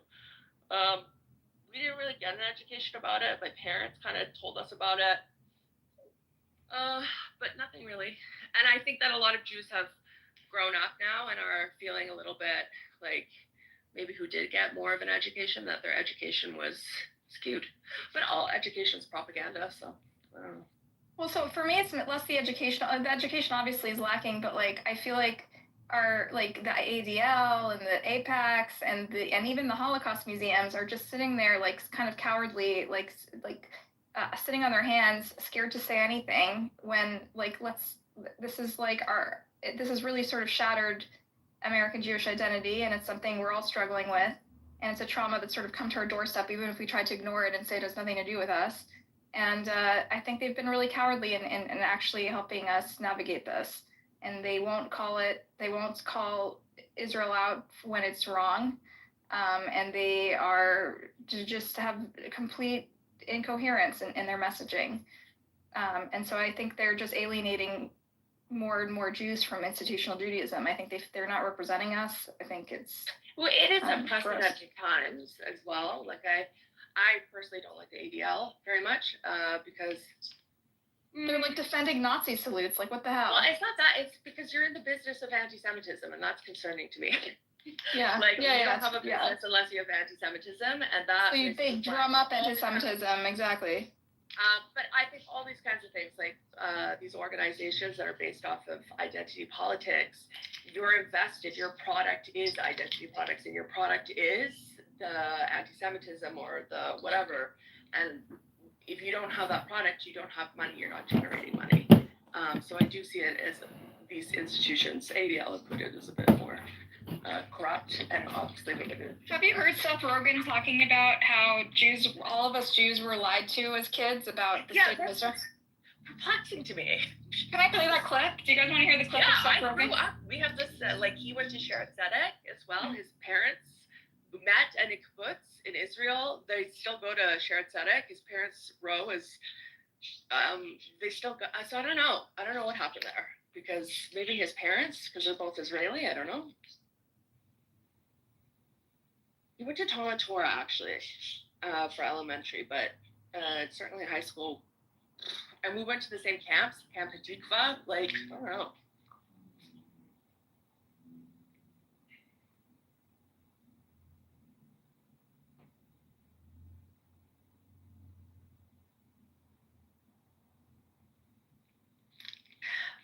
Josh, this is why I hate saying shit on this app and having this conversation because people will trust it. Israel's in the business of anti-Semitism. It's such an oversimplification and generalization of a statement that Israel's not in the business of anti-Semitism. Anti-Semites are in the business of anti-Semitism, but there are also people who use that fear and use that to generate popularity, sympathy, whatever, votes. And it's not unique to Jewish people. They do this in every country, every group of people. The Arabs, they use Israel to scare the Arab world. Okay, Ellie, I just want to play this clip real quick. Okay, go.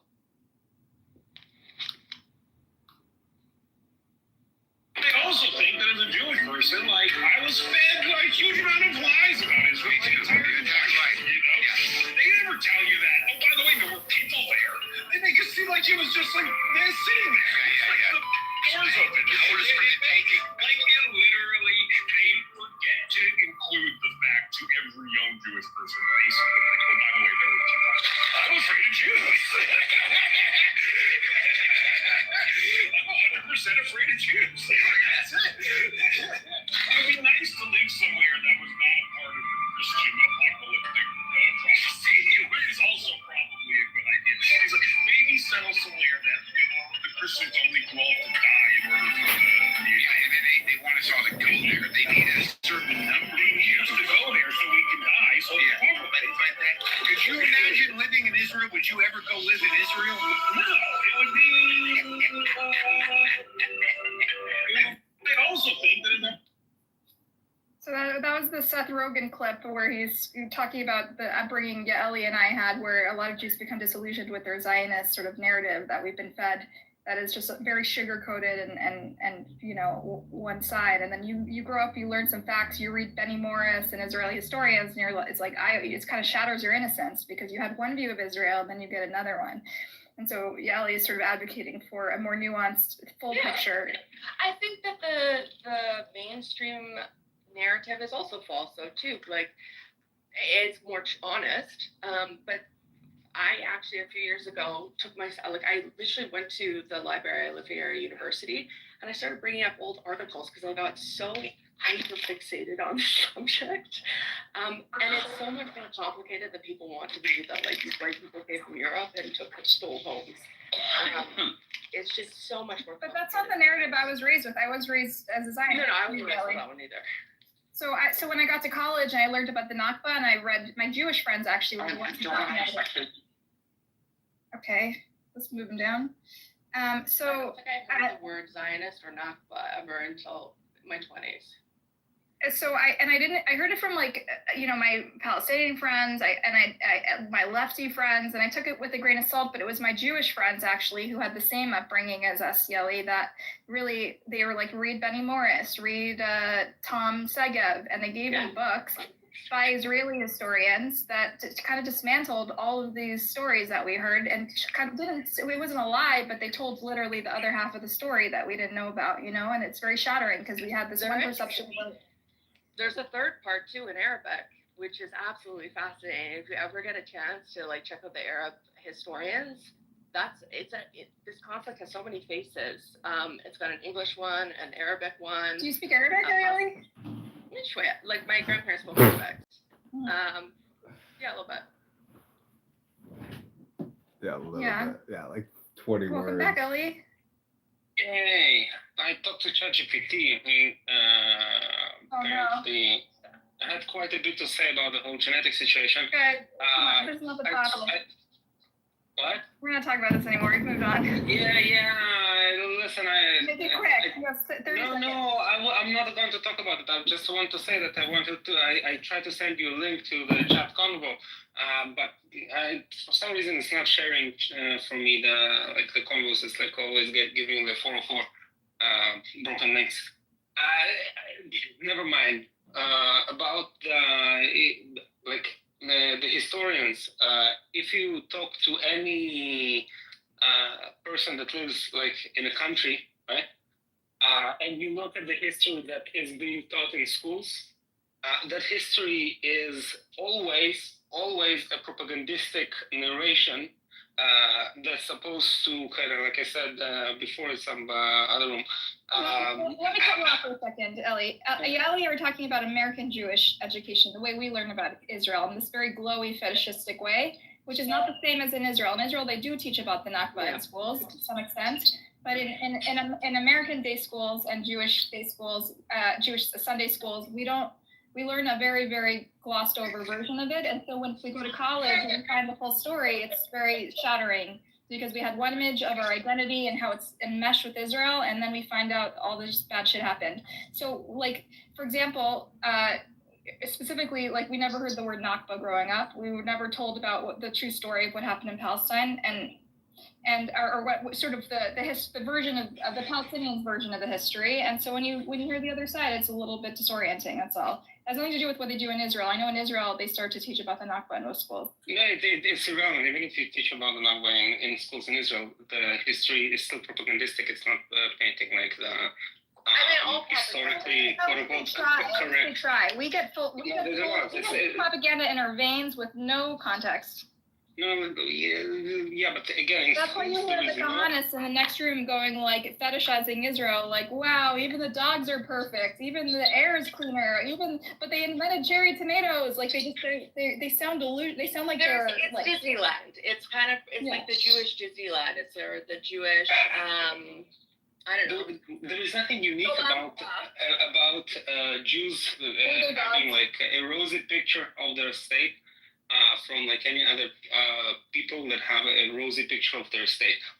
Most states' atrocities are omitted from their history books. We're talking about American phenomena, Ellie. That's, with all due respect, you don't know that type of like the shit that we consume in America. It's very different than in Israel. They're much more realistic. They live in reality. We don't live in reality when we learn about Israel. And I think that's the right way to do it, though. Is just be realistic. And the kind of Israeli way is, yes, it's not very flattering, but it doesn't create a generation whose identity is called into question 20 years later. And you feel lied to. It makes you angry. It makes you like. No, it just makes you angry. Every other nation that has a rosy picture of their own history, none of them, for some reason, get like disillusioned when they learn. When they eventually. It's not our nation. This is like part of our ethnic identity development. We've just over time become enmeshed with Israel as our identity. Listen, I don't get like why I say one thing and then they respond to completely different points. Because you're talking about our nation. This is not our nation. This is just somehow bizarrely. If you do not consider yourself an Israeli, okay? No. I give like zero fucks what someone else in some different country learns about Israel, to be honest. Like, I just draw parallels between how people learned about their own nation. Okay? When people learn about their own nation, usually it's like some people are a bit more accurate. Some people gloss over more of the inconvenient history. If you look at Japan, for example, they gloss some inconvenient truth about their state. And so on and so on. And usually when people learn that the history that they learned in school was rosy and propagandistic, people do not get disillusioned. That's not a true phenomenon. Well, in America we do, because because I'll tell you why. Because in America we have to, unlike in Israel where Israeliness makes you Jewish, we have to like lean into our identity in different ways. So some people do it by identifying with Israel. Some people do it by obsessing over anti-Semitism and the Holocaust. Some people do it by practicing religion or studying Torah, right? And so, but most people do it by just because most of us are secular. We do it by engaging with our history and our culture. And Israel's part of that, and the Holocaust is part of that. And so when it becomes when a state which is fallible and is not moral, it's inherently pragmatic, not moral. It has to decide between two immoral choices most of the time, and you enmesh that with your spiritual, religious identity or even your cultural identity. It becomes very, very complicated, because the only way to be Jewish in America is to lean into these things and to enmesh it with your personal value system, right? I would suggest that your explanation has nothing to do with the true reasons for that phenomenon. Like you described something. No. Listen. Like I'll say my point, which is irrelevant to me living in America or not. The phenomenon of disillusionment with your propagandistic history is a phenomenon that has much more to do with your political leaning. Okay, if you're, for example, Yellow's on the right, and she also is disillusioned. Well, yeah. What are you disillusioned with? And by the way, it's. I'm not saying it's a right-left issue. It has like something to do with like some of the like how you perceive your identity and what it hinges on. Not for everyone, the identity hinges on the accuracy and the truthfulness of the history. Gonna do any yoga? Cram that book Okay. But yeah, I would love to hear like, yeah, what are you disillusioned with? I think she's on the phone. Yeah, she's on. And how deep is her identity crisis? But I appreciate you dismissing my disillusionment because you see me as No, wait. I'm not dismissing. I'm saying it's completely valid, and it is due to like your political and moral kind of worldview. Okay. I'm not throwing shade at you. So I don't know, there's a documentary, I don't know if you like documentaries, but there's one called Israelism that sort of captures this sort of American phenomenon of American Jews that are raised, they go to Zionist summer camp, and like the way not you know, people who don't practice Torah, who are not like halachic Jews, the only way to really like, being Jewish is really a choice, you know, the alternative is assimilation. And so to engage with it, we do different things like go to summer camp and go to Hebrew school and obsess about the Holocaust and talk about Israel all the time. And so we learn this very sugar-coated narrative about Israel and how it reflects, you know, they're a light unto the nations and they're the most moral army in the world and all these sort of like talking points. And then you get to college and you meet actual Palestinians and you find another side of the story. And so in our context, in our American context, we don't have the same existential threats that you have in Israel. And we also don't have this like inherent Jewishness that we need to engage with our Jewishness to be Jewish, right? You guys don't, because you have your Israel, by virtue of your Israeliness, you're just Jewish. And so we're in this like thing that we want to engage with it, but the way we've been taught to engage with it is to engage with the state where we find increasingly hard to defend, like its actions over the years. And you think that nothing to do with politics? Huh? You think that what you described nothing to do with politics? Sure, there's politics all these things are interconnected. We can't separate anything out. Politics is involved, but people on the right and on like Yali over here says, I don't want to speak for her, but she's more to the right of me. She's part of the Bibi Kapara crowd, pro-Israel crowd, and she also feels that the way she was learned about Israel and her temple was not accurate. So when she grew up and started to read history and learn about the Nakba, it was very, very shattering for her too, right? And so I would love to hear it from her. So she wants to, like me, thinks that if you want the next generation to feel close to participate in Jewish life and Jewish institutions, which is way more important than in Israel, by the way, because in America, if you don't, you're just not Jewish, you know? And so like there's nothing that attaches you to the ethnic identity if you don't participate in any of these like institutional structures. And so if you want people to continue doing that, you have to tell them the full story and not lie to them so they become like disillusioned with it, you know? Yeah, but the full story is also subject to your like lens through which you perceive the story. I can give you like one full example that kind of Buttercup? Yeah. Never. Maybe. Oh, never mind. She's there. I lost you, sorry. The full story is what? So as I'm saying, I can give you like one example that kind of shapes, I think, your perception of this whole story. Like one kind of moral principle or rule that if you like difference in that view kind of shapes your narrative quite a bit. I think if you view like history and what happened through the lens of aggressor-aggressed, okay, and you think that if someone aggressed against you and therefore like there have been some consequences of that aggression that have been negative to the aggressive side, right? In general, and you deem yourself to be the one that's been aggressed. I personally act, right? That kind of vindicates your history. So even if you have not been taught some details of how you defended yourself, like in a less kind of convenient, morally. Are you saying that the Nakba was self-defense? I'm saying there were explanations for each of these massacres, right? If it is your view, I'm doing a descriptive kind of explanation. I'm saying then, and I want to draw a difference.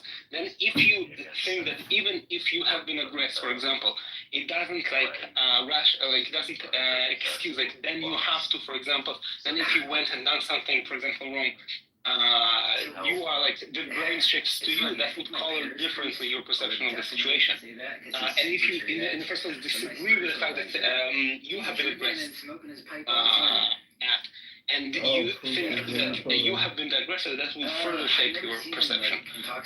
So for you, with your political leanings, I can like, account like, very easily for like why this whole situation was. It's nothing to do with my political leanings. I'm very informed, like you are. I grew up with this at our Shabbat table my whole life, right? This is a very, very important part of my cultural identity that I was raised with.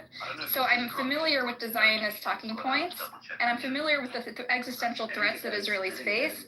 And I'm also familiar, I think for us, for American Jews that are disillusioned, I think it's twofold. One is when you go to college, you learn about the Nakba, you hear a different version of the history. Just not that we were told those lies, but we were only told half the story. We weren't told about the massacres, we weren't told about all the stuff that's documented by the new historians in Israel, right? So we learn all this shit, and we're like, okay, that's not great, but at least it's in the past.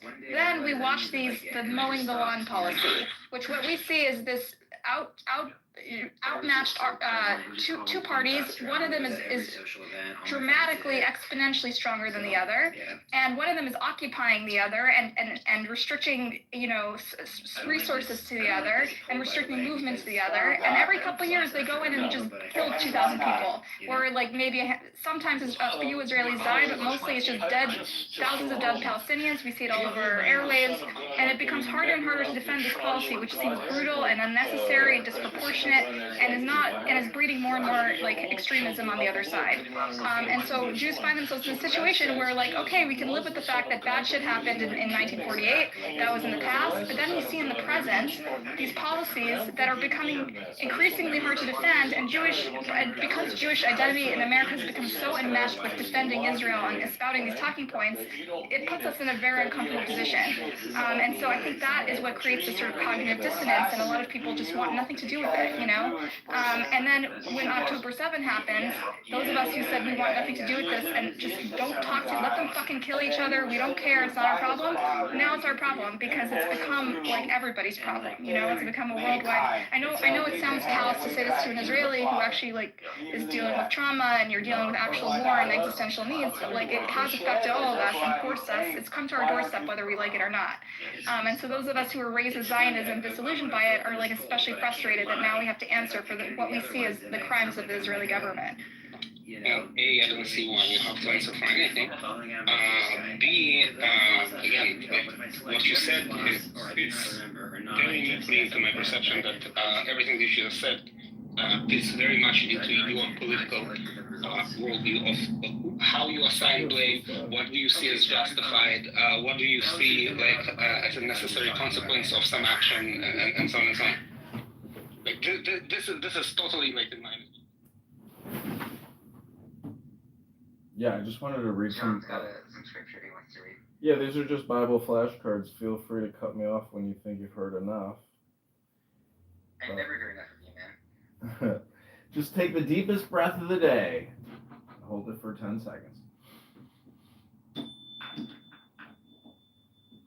He has told you, O man, what is good, and what does the Lord require of you but to do justice, and to love kindness, and to walk humbly with your God. My health may fail and my spirit may grow weak, but God remains the strength of my heart. He is mine forever. I know the plans I have for you, declares the Lord, plans to prosper you and not to harm you, plans to give you hope and a future. I am persuaded that neither death nor life, nor angels, nor principalities, nor powers, nor things present, nor things to come, nor height, nor depth, nor any other created thing shall be able to separate us from the love of God. Where you treasure it. Amen. Amen. Sorry, go on. I thought you were done. Come now, let us reason together, says the Lord. Though your sins are like scarlet, they shall be as white as snow. Though they are red as crimson, they shall be like wool. Whoever humbles himself like this child is the greatest in the kingdom of heaven. Wait patiently for the Lord. Be brave and courageous. The steadfast love of the Lord is from everlasting to everlasting on those who fear him. Just for you, a collection of 101 promises from Psalms to guide your path. Where's that from? It's fire. Yeah, those are just little Bible flashcards I have. Let me take a picture of them and I'll update my PTR. Got them at a Bible bookstore. That's great. You want some other mystical wisdom literature that I can send you that I think you would like? Sure. Yeah. It's funny. There's this whole thing in theology where like the theologians are always arguing, but the mystics are always on the same page. It's this funny dynamic where like you take a Catholic monk and I like what is it, Sufi mystic, or like a Buddhist monk, and like they kind of are all aligned on the wisdom, right? But not on the application of the wisdom. That sounds good. Yeah, it's kind of like this thing in like monastic circles where like, you know, Catholic monks and Buddhist monks, they have this like thing that they all agree on. They just don't agree on like how to apply it.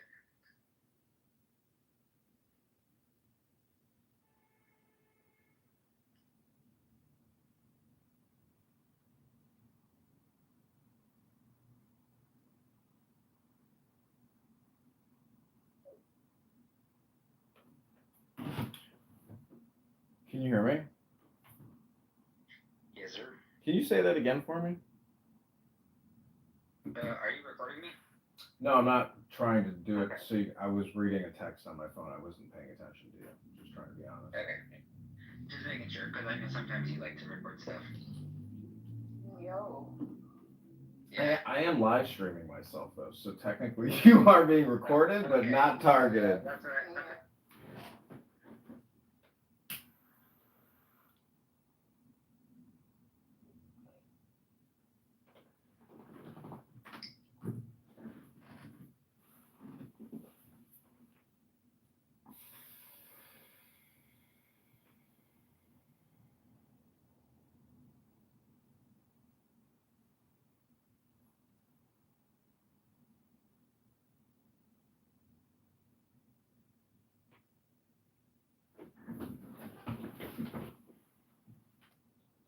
Islamist.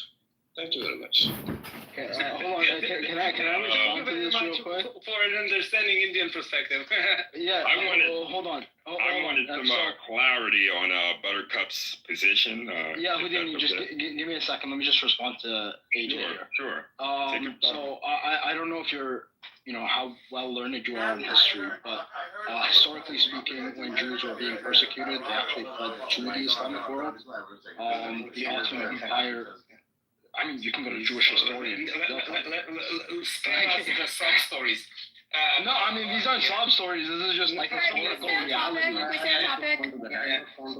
Houdini, say what you want to say. Houdini, speak. Actually. Yeah, sure. You know, I for one, as an American, I love my goddamn country, and you know, I'm not confused about what I am or who I am or this identity. You know, I feel that there are people who are perhaps, you know, lost about what side to choose, but if we're American and we're sticking to American values, then, you know, there's certain things we do and don't support. It's just that simple. So, you know, I, for one, am a Christian, and I feel that, you know, the Middle East, those Arabs over there, they're not my people. Nonetheless, you know, the response from the group, the Jew group, Israelis? yeah, it seems Yeah, it seems disproportionate. I'm just, as an objective observer, it seems, a bit. You're not an objective observer. You're an outside observer. Ellie, let him finish. Let him. No, go, Ellie. We don't have to rebut everybody. Sorry. Okay. Yes. He's just airing his grievances. Okay. Okay. I'll shut up. Anyway. Yeah. Anyway. I'm not a confused American. I know what my identity is, and I'll be, frank. I think something, I'm not sure what it is, but I think something's up. Something's very fishy, and, it needs to be looked into. Then your point. So what's the fishiness? Well, what is the what's fishy about it? The foreign policy that we've been applying towards this, nation state. I'm not going to lie. I used to sleep on the notion of Israel and just how perhaps severe, You think they're too influential in our politics, is what you're saying. Yes, absolutely. That's the point that I was going to get to. And that's a good thing or a bad thing? Bad. I think, absolutely a bad thing. So when other countries do this, like Arab nations with like 10 times more money and influence, that is okay, or you have a problem with all countries? Daniel, with all due respect, are we engaging everyone who says they have a limited, they've been following this conflict very minimally? No, I know. I'm not attacking him. I'm asking him if the problem is, generally speaking, about like influence, or specifically about Israeli influence, because Israel is obviously not even in the top 10 influencers on foreign policy, or even they're by very state. influential in America. What are you talking about? Listen. Not the first AIPAC one. is So very, very powerful. Again, They've derailed so many races, even on the local. Not my question. My question is this a general rule, or specifically just about AIPAC? Especially Israel. No other foreign country has this type of influence on our local races. So your rule is only on Israel, not the general rule No, they for have the an Americans exception. regarding. They have a different type of influence on our domestic politics where foreign interests don't, because they have a different type of lobbying entity. They're registered differently. All right. What do you mean? Those are American Jews. Houdini, I don't think you want to speak to this, but this is something we're pretty familiar with. I can take this from here if you don't mind. You can do your thing, but don't it sounds like you're underestimating what is, what I know, and I'm pretty familiar. I'm just having a good time. I decided to come on the app and, engage. This is a nice app. I like it. I can make connections and relationships and stuff, but and it's a great way to stay in shape. Buttercup is a Jew, so she sees you as a goy. So that's such a fuck off, Ellie. Yeah. No, I don't. I see everyone as equal. I'm a humanist, atheist, Jew. But more no. She's like Chris Martin. She sees us as human being on Earth. Even the Israelis. Listen. I'm looking at, our Speaking foreign of the Israelis, hi Amos. How is the Halatar Lerkod? ריקודי עם. הורה, ההיא, ההיא, שירה, nana. Sing for us. Halatar Lerkod? Don't do the accent well. Did you play the hora? Can you tell us about the hora, ההיא, עם ההיא, שירה? Rikudei Am. Rikudei Am, but I think it's still there.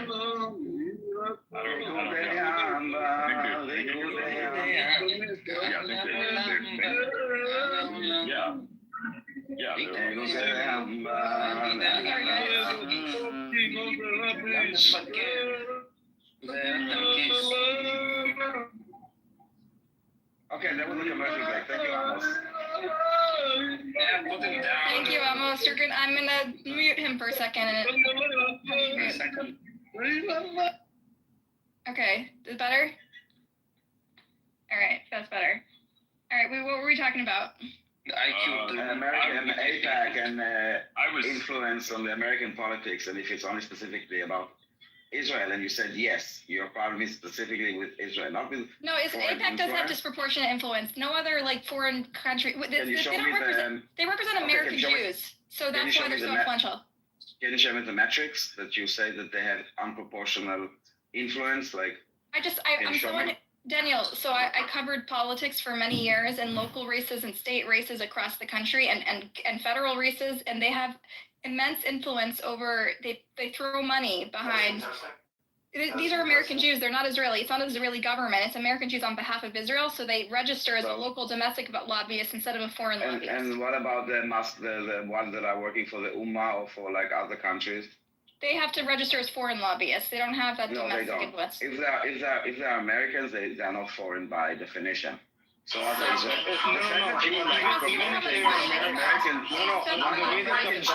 why do American Jews need to register as foreign agents? Like, why are you doing it to yourself? You don't feel like you're American? It's like in Russia, they have to register as a foreign. But they are not foreign. Under FARA, if you are representing the interests of another nation, they are not representing another nation. Yes. AIPAC is representing the interests of Israel, which is another nation. It's not representing the interests of Jewish people. And the American-Israeli Political Action Committee is not representing Israel. Right. The American Israel there is what's being represented is the relationship between America and Israel as represented by American voters. It is not an arm of the Israeli government. There are exactly $0 that come to AIPAC from Israeli. Well, actually, we don't know that. We don't know that. Hasbara bullshit. It doesn't take any government money. No, it's all traced. It's very, very well tracked at where all the money comes from. Individual very strict laws for people who donate to this campaign. Let's make a pact. If we use the word Hasbara, we'll call him an anti-Semite, okay? Like, we'll start throwing anti-Semite around. Okay? Yeah, of course. Why not? We try to avoid it in this room. Like, we can understand that. Like, try to talk about the issues. You guys are like detrimental. You guys are like the black, but on steroids. All right, Houdini, you're spicy. No, I actually agree that the Jews in America and the blacks are very similar. In their whining and bitching and not looking in the mirror. I agree with you. And this is why I'm saying, like, I don't want to throw around anti-Semite labels, so please don't come with the Hasbara labels. Okay? Okay, so I want to read something for you guys. Guys, I'm going to read a little bit about AIPAC's influence, okay? Guys, are you listening? The American-Israeli the AIPAC, which sharply boosted its lobbying last year in the midst of Israel's war with Hamas, and a corresponding surge in anti-Semitism, more than doubled its political action committee campaign spending as Americans elected a new president and decided whether Republicans or Democrats should control Congress.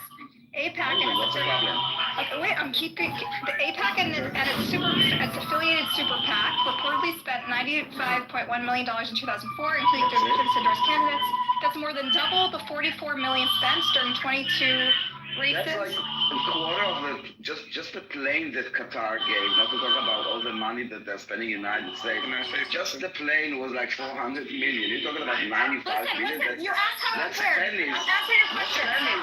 That's Spanish. You want to tell me that this is Daniel, answer your specific question. AIPAC outspends every other political committee identified as pro-Israel by open secrets. Some of the money went to... You're comparing AIPAC to other pro-Israeli... No, comparing to others, not... Get out of the Israeli obsession. Compare AIPAC to others, not to other, like, yes, amongst Israeli, yes, Let me respond to Daniel really quick. It's not about... If it was about money, right? Kamala raised more money than Trump, like 5 to 1 or something like that. It's not about money. So if you go to the AIPAC YouTube, they boast a 98% win rating. So yes, what do you understand from this? So what I'm saying, it's not really about the money; it's about the influence. And no, the other way around, sweetie. Yeah, it's not. No, it's the other way around. Your conclusion is wrong.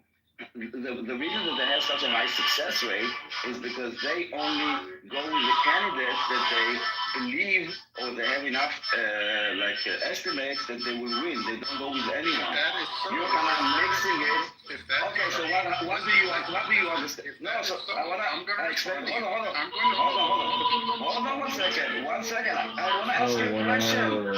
I explain to you what I get from it. I understand. Relax for a second, Jesus. Relax. I don't have time, guys. All right, hello, and then So let him Daniel, relax. you talk I alone. want to finish my. I will finish.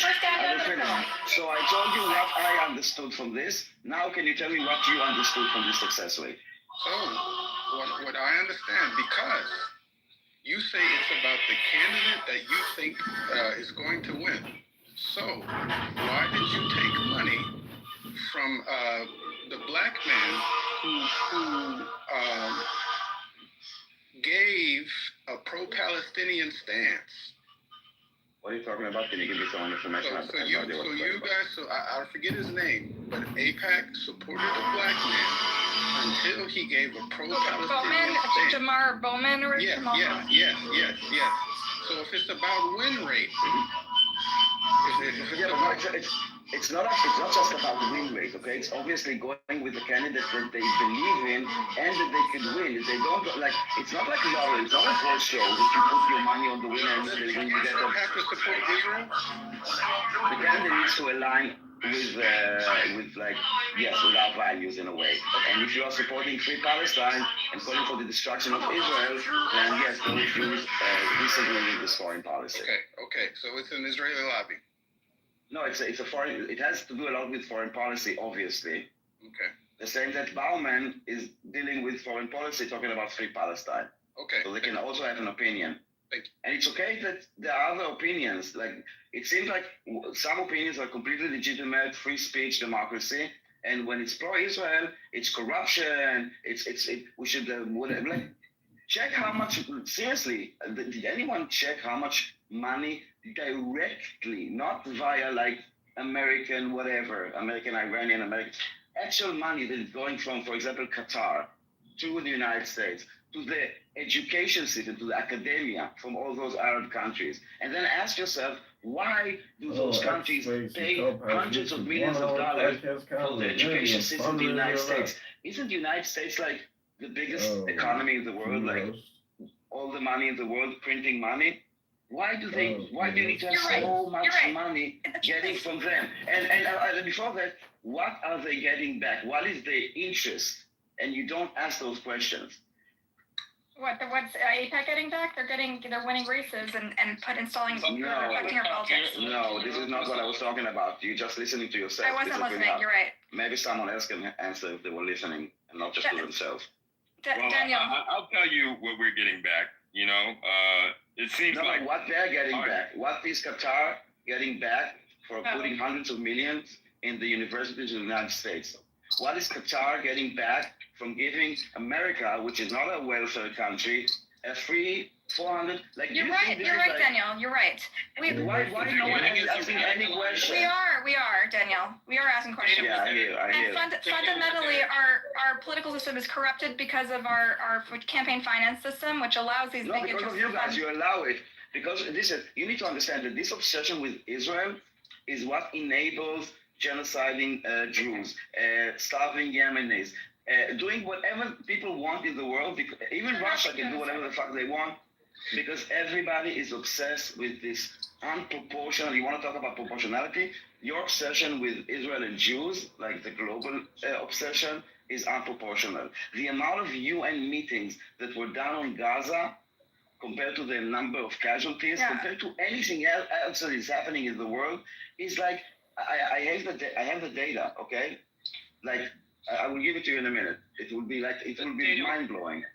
Daniel, you asked what did they get? You asked what did they get, right? One of the things they get is a radicalized college population of young people. Oh, Colin, you really believe that about the protesters? Let him speak. Why every time that someone speaks something that it cannot contradicts what you believe, or like shakes you immediately shut them up. Yeah. Let him speak.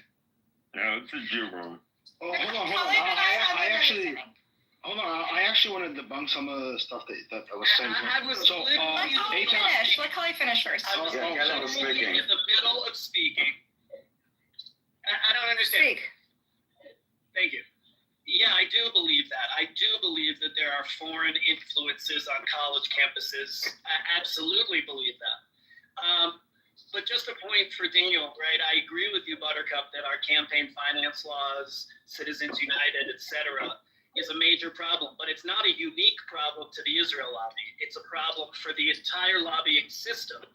And what Daniel is saying is that there's an outsized attention to the corruption in our lobbying system. There's an outsized attention to Israel when there could be attention on all of those other things, big pharma, big oil, big tobacco, right? And other interests of other countries, other relationships, foreign policy interests and things like that. This is not unique to the Israel lobby.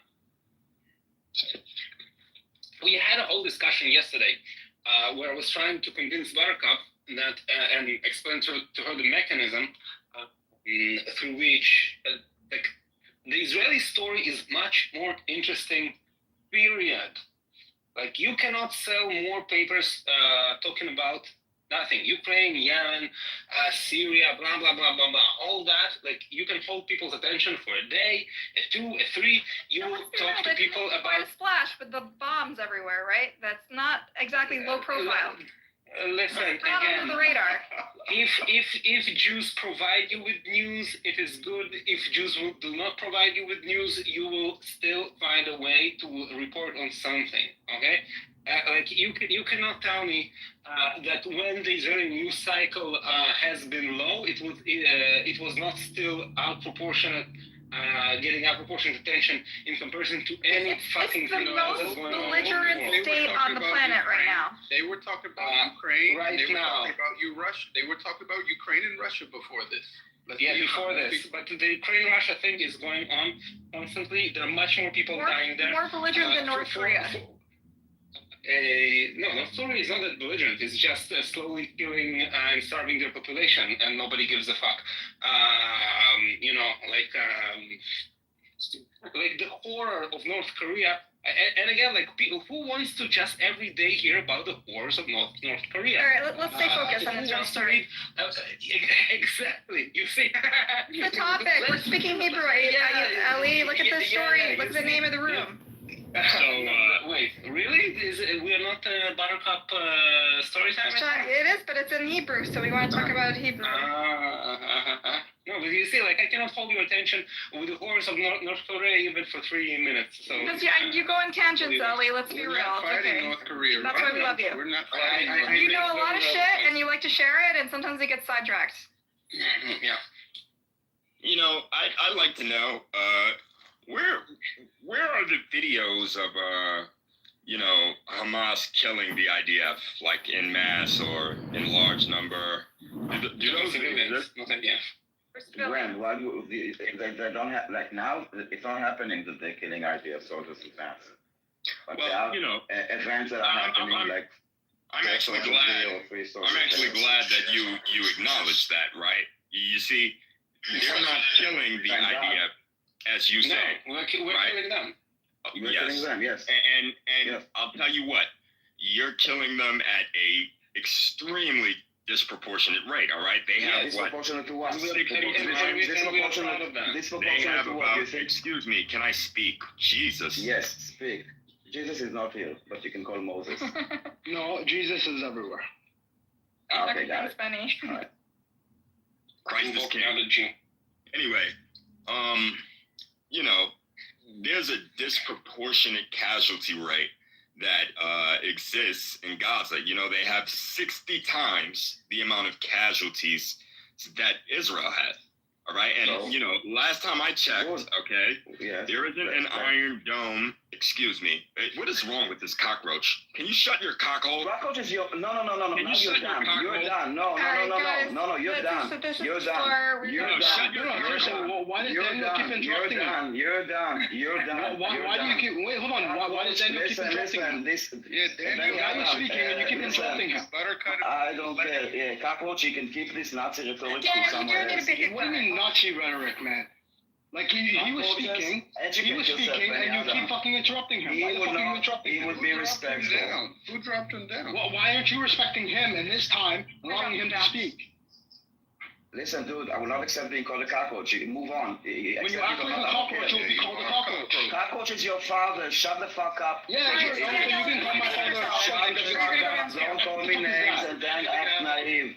I will not accept it, dude. You can accept it. Fine, I will not. But did Let's move someone on. say good to more than 60 times? He did. Daniel literally said good. Why am I being kicked? I'm an American. Buttercup, you're an American. That was uncalled for, Daniel. I think you owe him an apology. I think you owe everybody an apology, actually. Why would Alright, yeah, Daniel, we're gonna try this. For the fact that not enough IDF soldiers are dying in your eyes? Because I know, let's not get emotional. Daniel, let him speak uninterrupted for 1 minute, and then you they can just speak, answer me okay? a question. No problem. Go ahead. All right, if you talk, you're going down. I love you, Daniel, but you're going down if you talk. Yeah. Go, Houdini, speak. All right, thank you. So, again, there's a disproportionate casualty rate in Gaza, okay? And, when we're observing the conflict, all right, I understand that, there are certain groups that would like to soak up as much sympathy from the international community as they can, right? But it's difficult to do that when, you seem so dominant, okay? The fact of the matter is, you said it yourself, IDF soldiers, they aren't dying, okay? The clips of IDF soldiers being assassinated, political leaders in Israel dying in foreign countries, I don't see it. So it just becomes a situation where it begs the question, at what point is enough enough? These people, they don't have the capacity to resist. 70% of their infrastructure is gone. And, somehow people still have an appetite for war. But, there's no Iron Dome in Gaza. They don't have any fighter jets. I'm not a fucking Arab. I'm a hail American, and I'm proud of it. But the fact of the matter is, I'm seeing perhaps I'm seeing a bit of an inconsistency in our foreign policy, and I'm just being frank. Yeah. What maybe truly awoke in me? Okay, land your point. Maybe Hamas should Let him land. Khaled, we're not interrupting. Let him land. Land your point, Houdini. You just see a disproportionate outcome, right? Yeah, I'd like to There's gross imbalance, right, between the casualty rate on both sides. Yes, there's most definitely a gross imbalance, right? And, the media... It's been like that for every war with Gaza, 100%. No doubt. I don't need your help, though. No disrespect. Always going to be that way. I'm helping you land your point so we can move on. No disrespect. I don't need your help. It's always. I don't see you helping the Jews. I don't see you doing it. Wait. I suggest anyone who has a problem with the cockroach rhetoric to ignore that person and Buttercup can keep we moved on. We're moving on. I will not be engaging with. Yes, he's done. I will not be engaging with this argument. I suggest no one else who cares about this. Okay, No, Daniel, I can think engage it's if you want. important. I think it is It's important. fine. You can't defend your position, so Okay, I'm answering now. Okay, Houdini, we heard you. Now it's Daniel's I turn. will address this. First of all, this concept of proportionality is a made up. Please don't. They need to know it. I don't know. This is why I'm here. Don't entertain. Listen, I'm not gonna justify. Don't worry. I'm not gonna justify anything. Not entertaining anything that was said after the cockroach remark.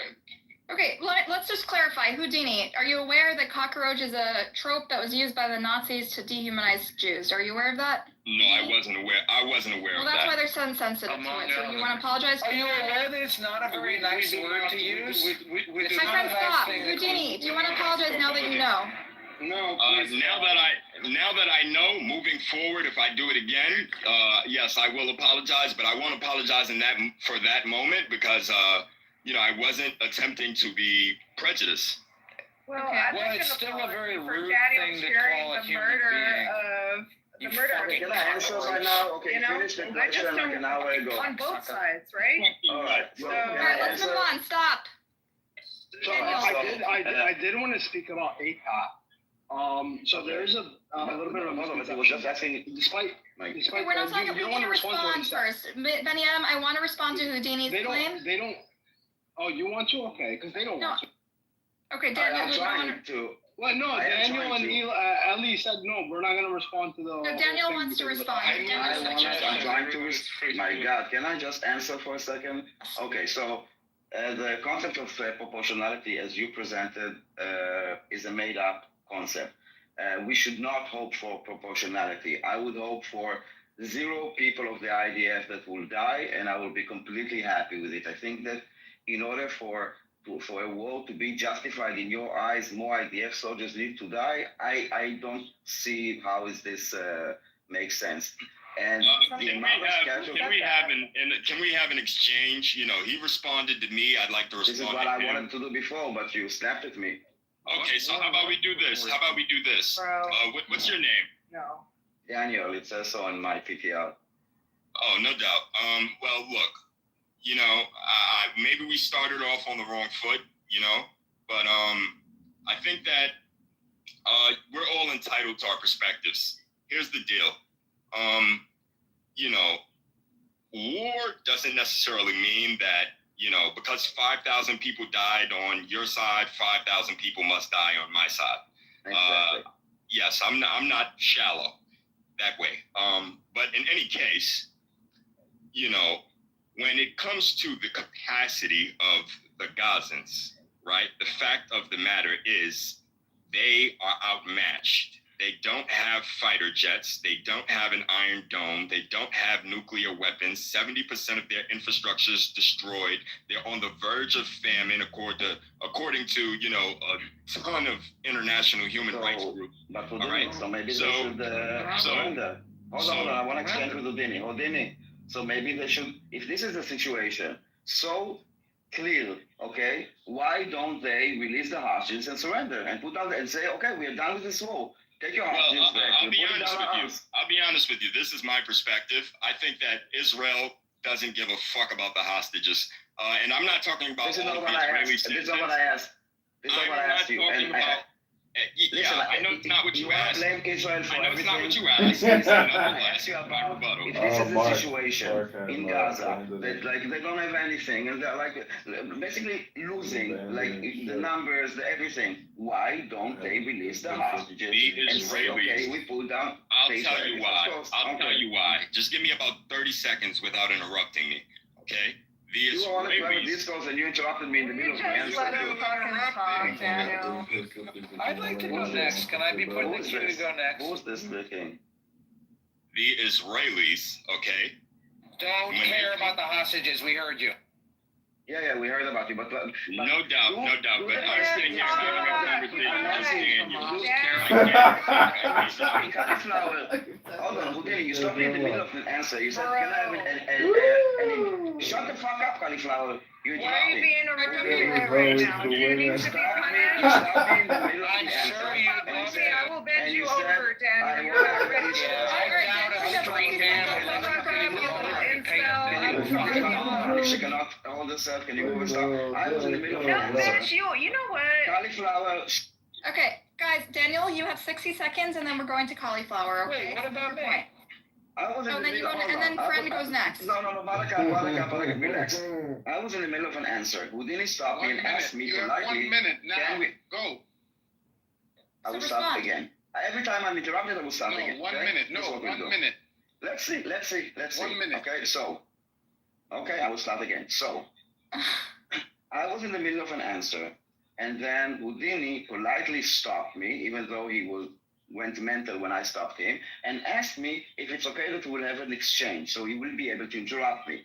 And I said yes, meaning that we will have an exchange. And now he basically goes on a speech, and when I try to interrupt him, Cauliflower and the rest of the band is like, Daniel, let him speak. So if he doesn't want to have a discourse, I want to finish my answer. If he wants to listen to himself, don't call it a discourse. And Cauliflower, no one asked for your opinion. I don't know who you are even. Okay.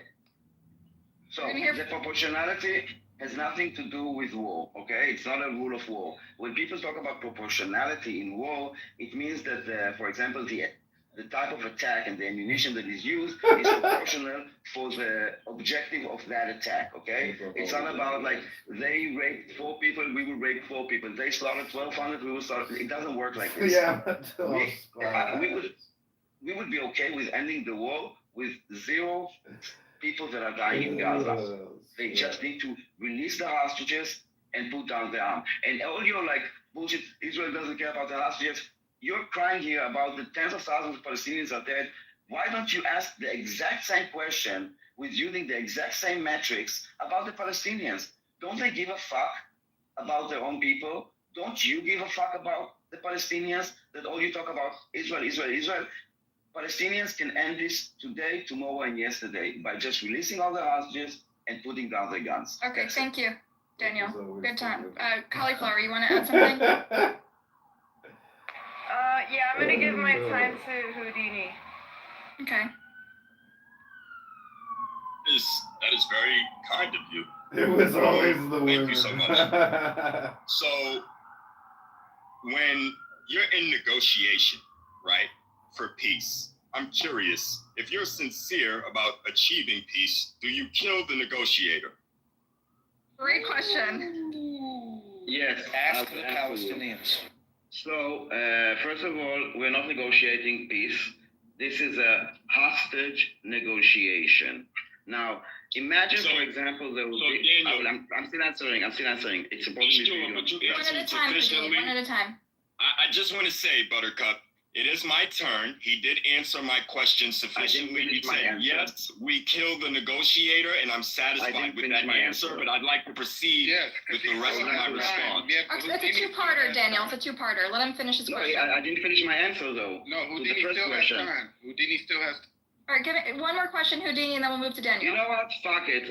Listen, guys. If it's about discourse about just hearing yourself, hearing the question, enjoy it. Enjoy it. He's so angry, like God. Okay, I'm angry, and Otello, and Cauliflower, and Houdini. Listen, I don't give a fuck about anything. It was always the winner. All right, enough, guys. Enjoy your Still taking Houdini's time. Otello, again, you and Cauliflower are like... No one asked not you and not Cauliflower. It's not his time, it's my time, and you're wasting it. You guys, we're getting hung up on times. Enough. Let's move on. Let's be grown-ups. All right, can we move on from this topic because it's turning into a shit show. Well, it's time to move on because one little guy we've been gets very debating this for emotional. 3 days. To fill you in, we've been debating whether or not it was smart for them to bomb their hostage negotiators when they were trying to negotiate the release of the hostages for 3 days now. No one's sure why the fuck Israel did that. Daniel has theories. I have theories. We all have theories. It was a criminal prime minister that did this against I'd like to jump in. I'd like to jump in. Maybe I just go ahead and jump in. Maybe I just go ahead and talk. Houdini, it's my turn now. Houdini, it's my turn now. I've heard enough from you. I've heard enough from you. I've heard enough from you. Don't move crazy. God damn. Sorry. All right, Houdini. Let me just clarify that, in these Jewish or these pro-Israel, pro-Pally rooms, we've been dating for 4 days now. Why Israel did this, and there's different theories, and nobody's really sure why they did it. But what we do know is that it failed. That there was the Mossad was maybe going to go in and do a surgical thing. Buttercup, I'm so sorry for interrupting you, but I actually had a perspective on why they did it, and I was actually trying to complete my thought. Thank you. All right. So if we could rest our necks for a minute at least. Yes, Israel has no interest in peace. That's why they did it. Okay. They have an appetite for war, plain and simple. All right. You don't kill the negotiator when you're trying to sincerely negotiate peace. They killed, what's that guy's name? I'm not good with Arab names. Hania. Yes, Hanea. They killed Hanea, okay, in Iran. All right, and he was a negotiator. Not only did they kill him, they fucking bombed Qatar and totally disregarded, the American relationship that they also value.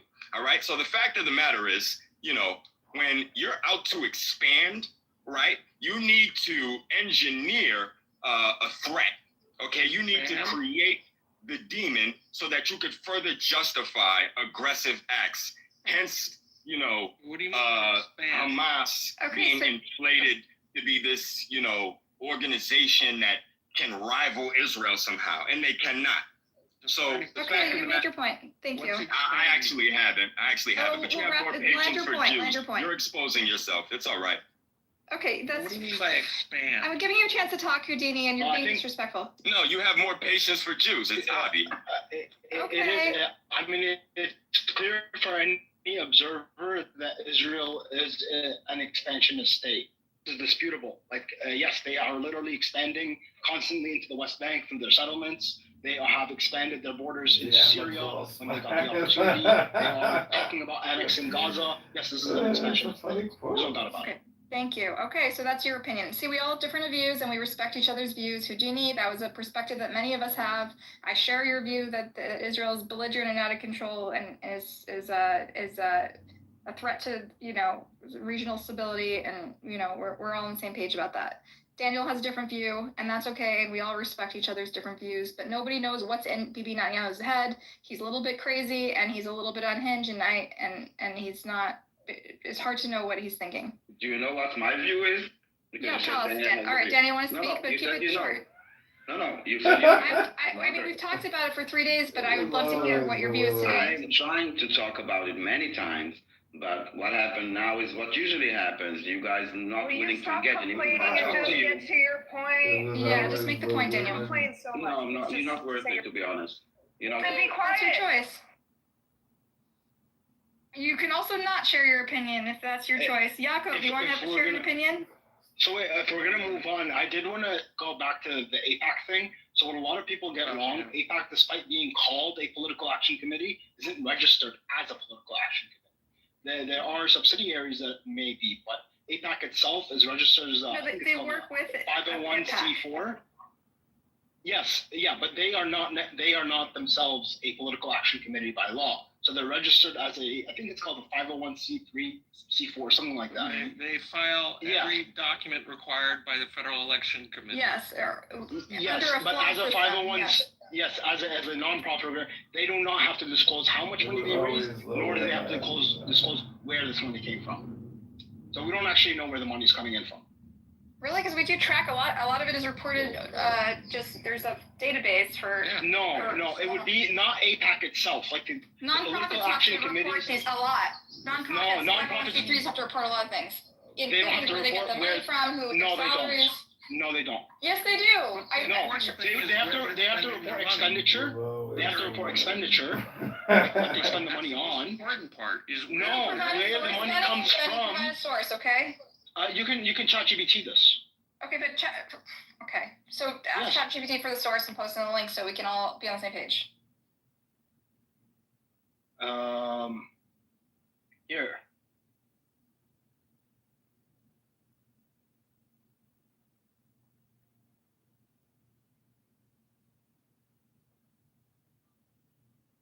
I'll put the chat, the ChatGPT chat in the link and hello in the chat, and yeah, you can ask it like where the sources are from. I'm driving. I can't really do this right now. Hi everybody. Can someone tell me what the title said? It says Story Time with Buttercup, which is who's me. Oh, so making up stories. What's the story? We were. It started off just like getting to know people and hear their stories, but now we're kind of moved back into the usual bickering over Israel-Palestine. Oh, from Palestine. Got anything to add about the the bombing, the negotiators in Qatar? Oh, hold on. AIPAC is a 501c4, not a 501c3, which is lobbying and advocacy groups are 501c4s. And what are the regulations? They pretty much have to file everything with the FEC where they donate money to. Yeah, but not where do they get their money from?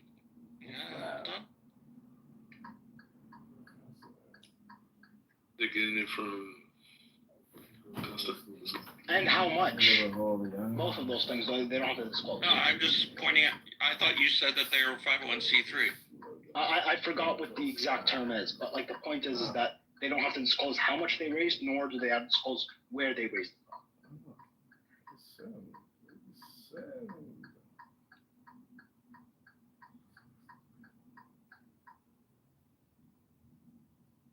PACs and super PACs must disclose all donors above $200 per year to the FEC. Yes, but they're not a super PAC. That's the thing. No, PAC. They're not a PAC. Super. But they, Yes, they they are have not a a PAC that spends money on races, and that PAC reports things, okay? Exactly, but they themselves are not a PAC. Right, but the people have to donate to the PAC for them to spend money on races, and all that is tracked. If you donate to the PAC, yes, but if you donate to a PAC, which I know calls itself a PAC, but Okay, it's not so I technically a posted PAC. in the chat an article about who's funding APAC. Good luck with this For one, decades, damn they it. didn't spend money directly on elections, but that's changed in recent years. They're hugely influential in our elections. Politico and other outlets have reported that it's prepared to spend $100 million on ads, blah blah blah. They are closely tied. Allies and affiliates have spent about $30 million in the 2024 election cycle. Sludge analyzed the group's federal. Oh shit! It's paywall. Let's see if I can get it past the paywall. There's like just Google past paywall. Like there's a bunch of. Yeah, I found it. I know. Paste.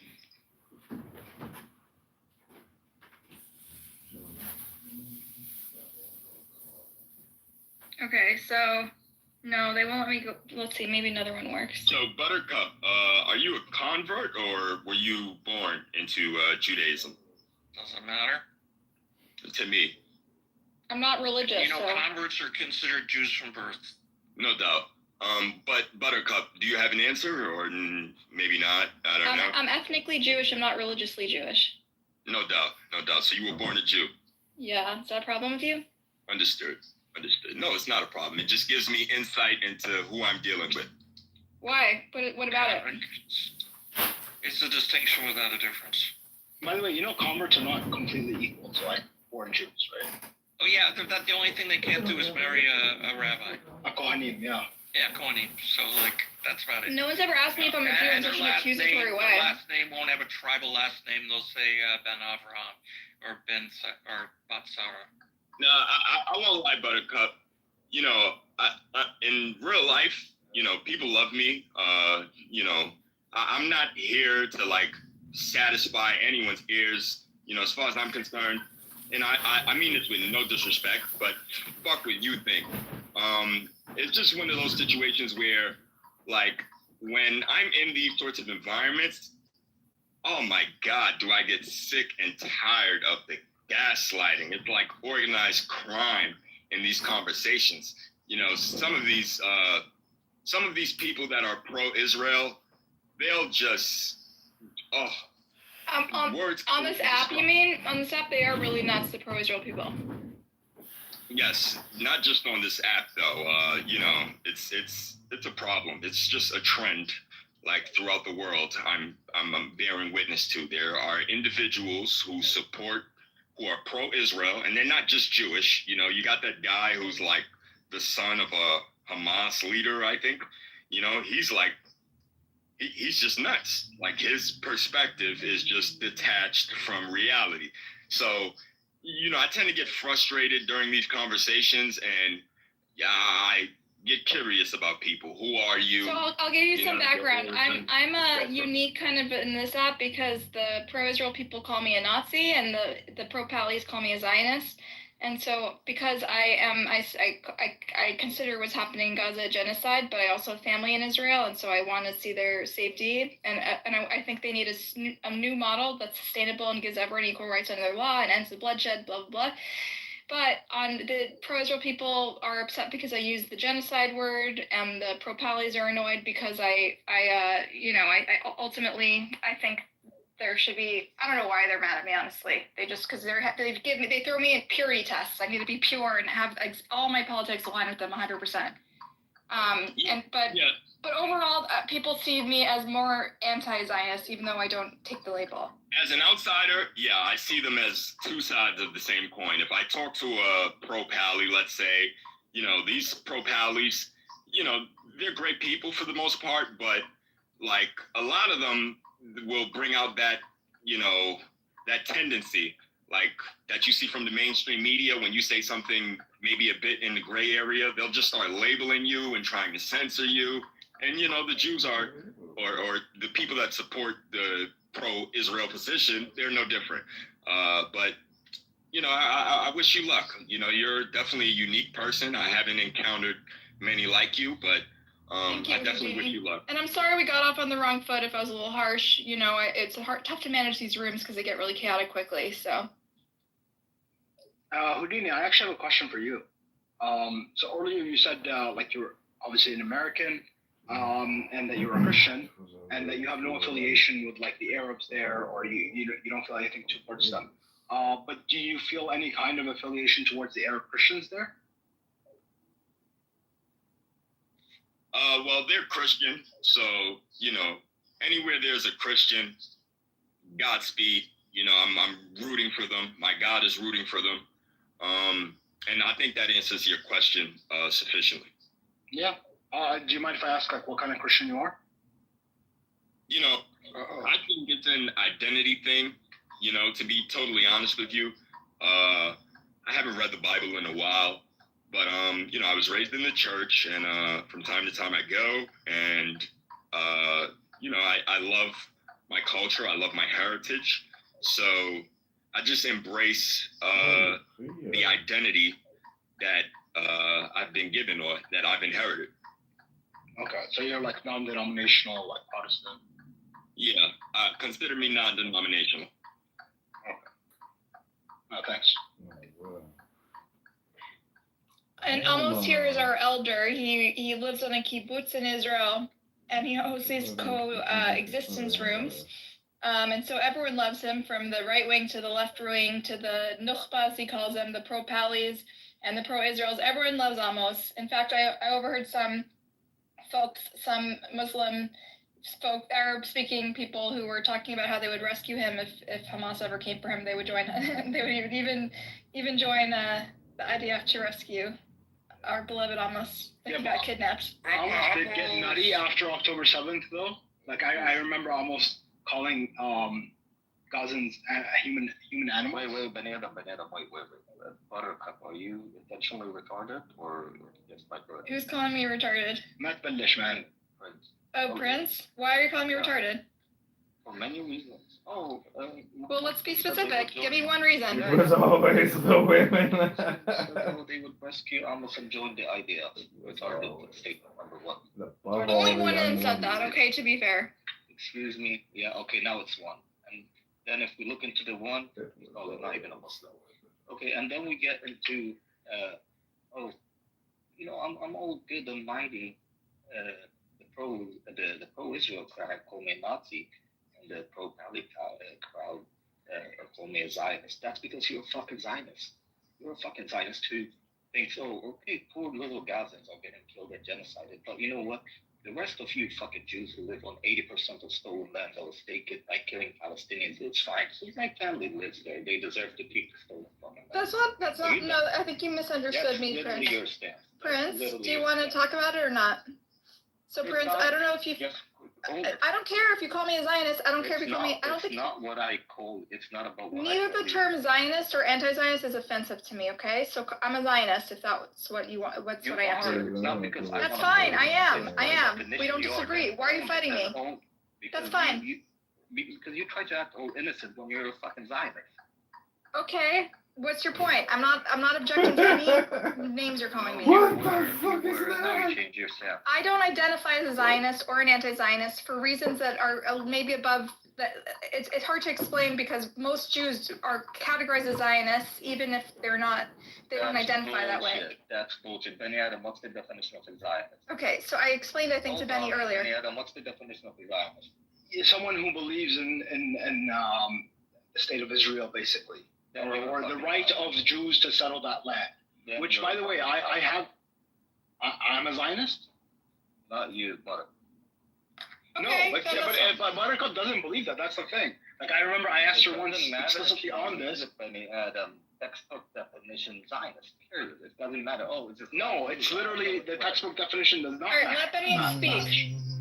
Because, like, I remember asking her explicitly, like, do you think that Jews have a unique right to settle that land? And she said no. So doesn't really make her a Zionist, does it? I believe in a binational state. Let me tell you what I believe, okay? Do you believe the state should be obliterated? I believe in a binational state where everyone has equal rights under the law. I believe that people should be compensated. Can I finish Can I finish what I'm saying? I believe in a binational state. We should redo the whole thing. We need a new model which gives an independent, secular, binational state under the law that gives every person between the river and the sea freedom of movement and equal rights. The people who committed war crimes must be prosecuted equally under the law. The people who had their land taken away in 48 till today or had suffered any of the consequences of the 70-year atrocity must be compensated and given reparations. And I think that we need to have a new model that's sustainable because the old models created escalatory violence for 70 years. And for saying that, I've been called a capo. Hold on. Do you believe the state of Israel should exist? Not in its current form, no. So in what form? Then you have the reason they call me a traitor. To you what form? And what? It doesn't matter, bro. A secular state. So basically, hold on, Buttercup. Under this hypothetical secular state, would there be a birthright for every Jew on the face No, there would be a non-discriminatory immigration policy that applies to everybody. Okay, there you go. You're okay. No, shut up. Here's the thing. We are 14, 15 million Palestinians, overwhelmingly Muslim. What if we, Palestinians, decided we want to build an Islamic state? So we're going to now have to take the opinion of our occupiers. Oh, dear Jews, would you like to live under our Palestinian Islamic state? Wait, no, not all Palestinians want an Islamic state. Bro, I said if we decided on. That's none of our business. It's our choice. Yeah, I mean, if you take into consideration... So this is a challenge, Prince. I agree it's a challenge. I prefer the Algerian model. You know what the Algerian model is? Every single motherfucker, and they settled in Algeria for way longer than they did in Palestine. Every single motherfucker who came on a fucking boat and took other people's lives should get the fuck out. Okay, thank you for sharing your perspective. Some people. By the way, the Algerians also kicked out the Algerians who cooperated with the French. Yeah, that's the collaborators. Like you would kick out, like under your model, you would kick out the Druze as well. That's our decision to make, bro. That's our decision to make, not yours, not the Zionists. So I think it's perfectly understandable, like why what this gentleman named Prince is offended, right? Because both of you are valid for feeling the ways you feel. Like if I was Buttercup, and I identified as a Jew, that was my identity, then yes, I would support the things and the concepts that support my people, and the notion of a Jewish state is one of them. No other Jews have. No, but she doesn't support a Jewish state. State is probably going to be Arab majority, just demographically. Wait. Hold on. She supports Jews taking my land. Hold on. Let me reparations. Fuck your reparation. Take your reparation and take your people and get out. Okay, I wish I could, but I can't. Sorry, Prince. I don't know what to tell you.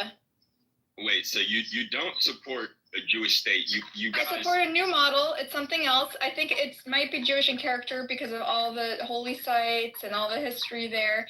But I think we're going to have a secular government that allows everyone the right to vote. And the reason Jews oppose this binational state is for demographic reasons. They feel they'll be outnumbered and they'll establish exactly what Prince was describing, sort of an Islamic caliphate, which would enforce their type of government, and they also fear genocide. Both sides fear the other one's going to genocide them or going to ethnically cleanse them, and both of their fears are justified, by the way. It's because both sides have elements that have threatened to genocide and ethnically cleanse the other side. So what we have the big problem is that both sides have a deep fear of being ethnically cleansed, and both of those fears are valid.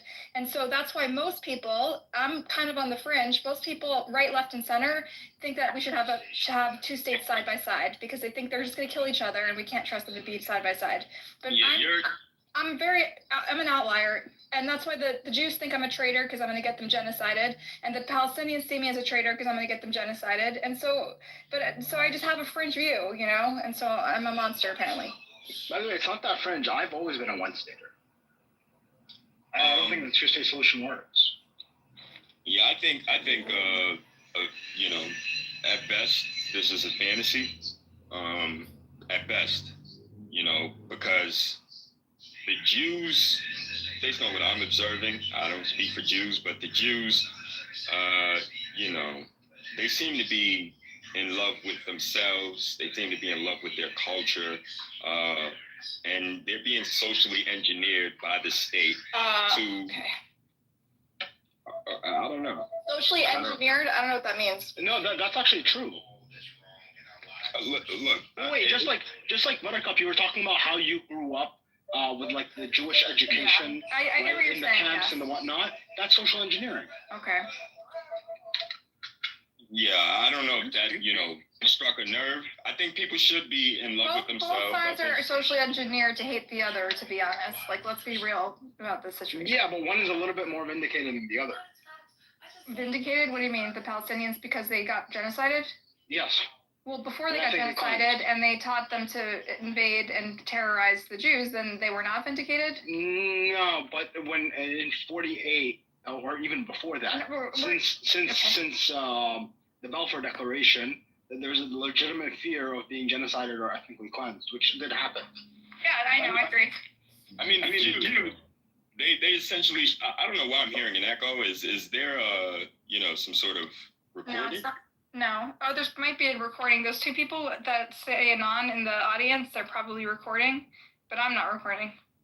Oh, that's cool.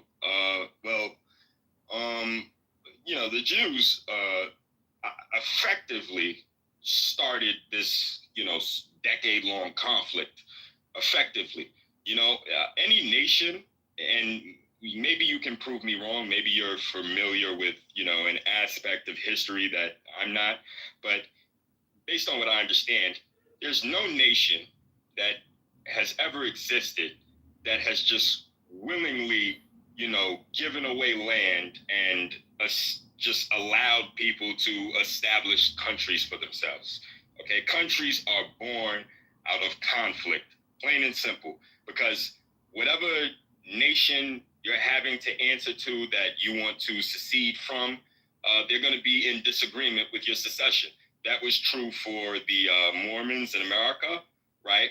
And, you know, I don't see why it'd be any different for Jews living in British Mandate Palestine. You know, the Palestinians, they see it as their land, right? They are the majority on the land. And here you are saying that I'm going to incorporate territory and form my own country.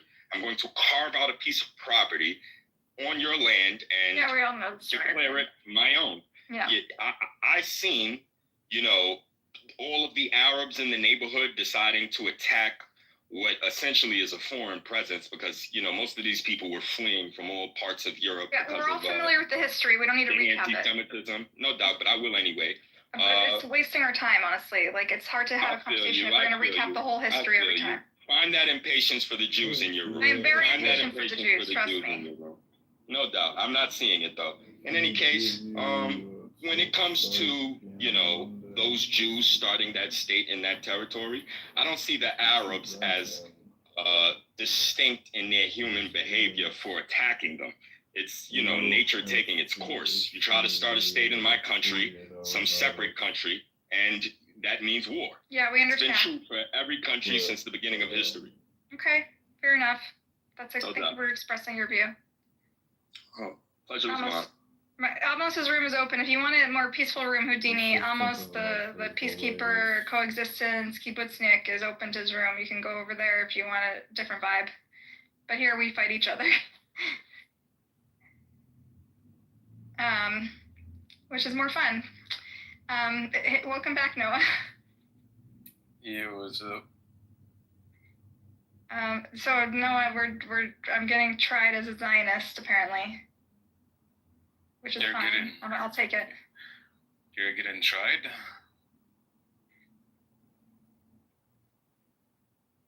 Yeah, Prince.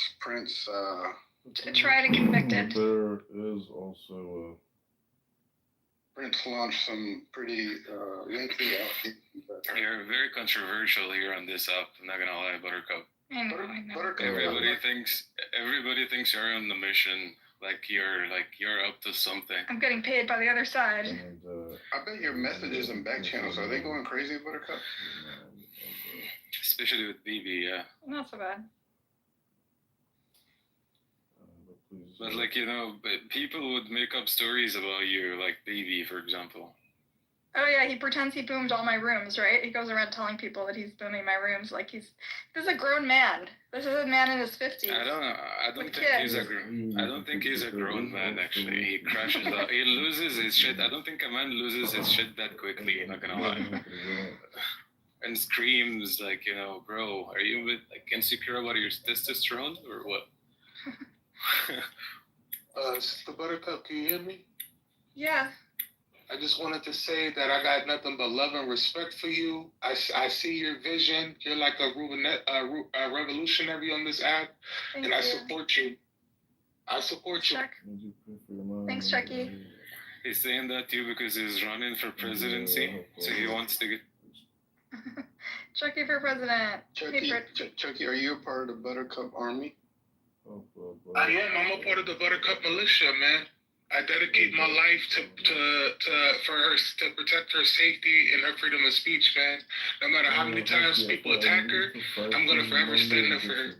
Do you take a bullet? Yeah, I'll take a bullet in the jugular for her. Have you guys ever heard of John Mearsheimer? Yes, we all know him. He's like the guy. He's an academic that talks about. He wrote the Israel Lobby, right? Like the AIPAC book.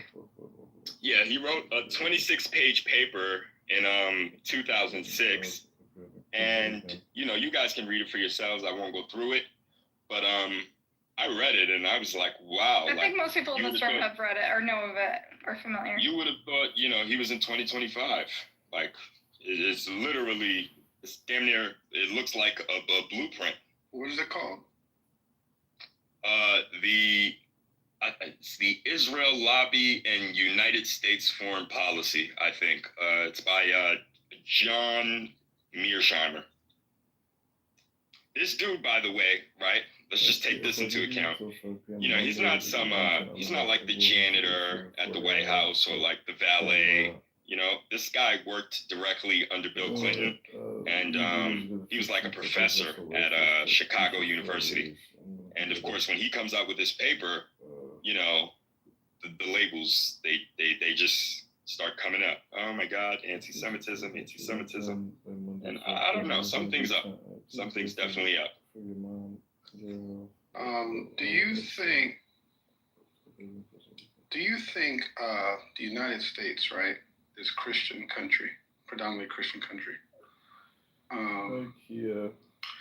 Is it a military strategic alliance with Israel, or is it a religious alliance? Do I think? Say that again. Sorry. Is it more of a military strategic alliance with Israel, or is it more of a religious alliance? Why the political Christian right aligns itself with Israel? Yeah.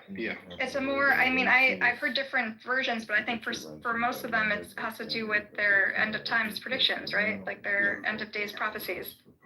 Where like all the Jews congregate in Israel and die somehow. I don't know exactly how it plays out. I think that Israel perhaps started as a practical military ally, because at the time at the time of Israel's inception, I think the Soviets had a lot of influence in the region, and the Israelis effectively assisted in undermining Soviet influence in that part of the world. But as far as the religious aspect of the conversation is concerned, I see religion being leveraged against the American public to essentially bamboozle folks into supporting things like the G word. I think we got to say it. You're a Christian, you believe in Christ. Well, Christ was a Jew, and you should support such and such Christian beliefs. Sorry to cut you off, but I do want to move. I think, I'm exhausted, and Almost has a very different vibe that I think we should support. And I'm moving over to his room. So Almost, we'll see you on the other side. Hey, we'll continue that talk with you. There was a man, talk about like he's talking right now. Some people out there, okay?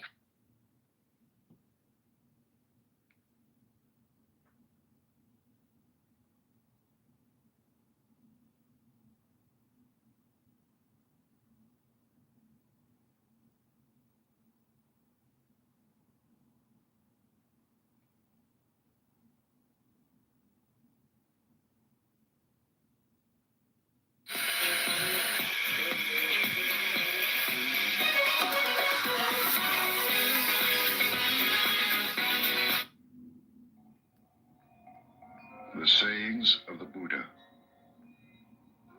Choices.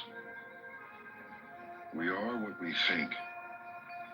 All that we are arises with our thoughts. With our thoughts we make the world. Speak or act with an impure mind, and trouble will follow you as the wheel follows the ox that draws the cart. We are what we think. All that we are arises with our thoughts. With our thoughts we make the world.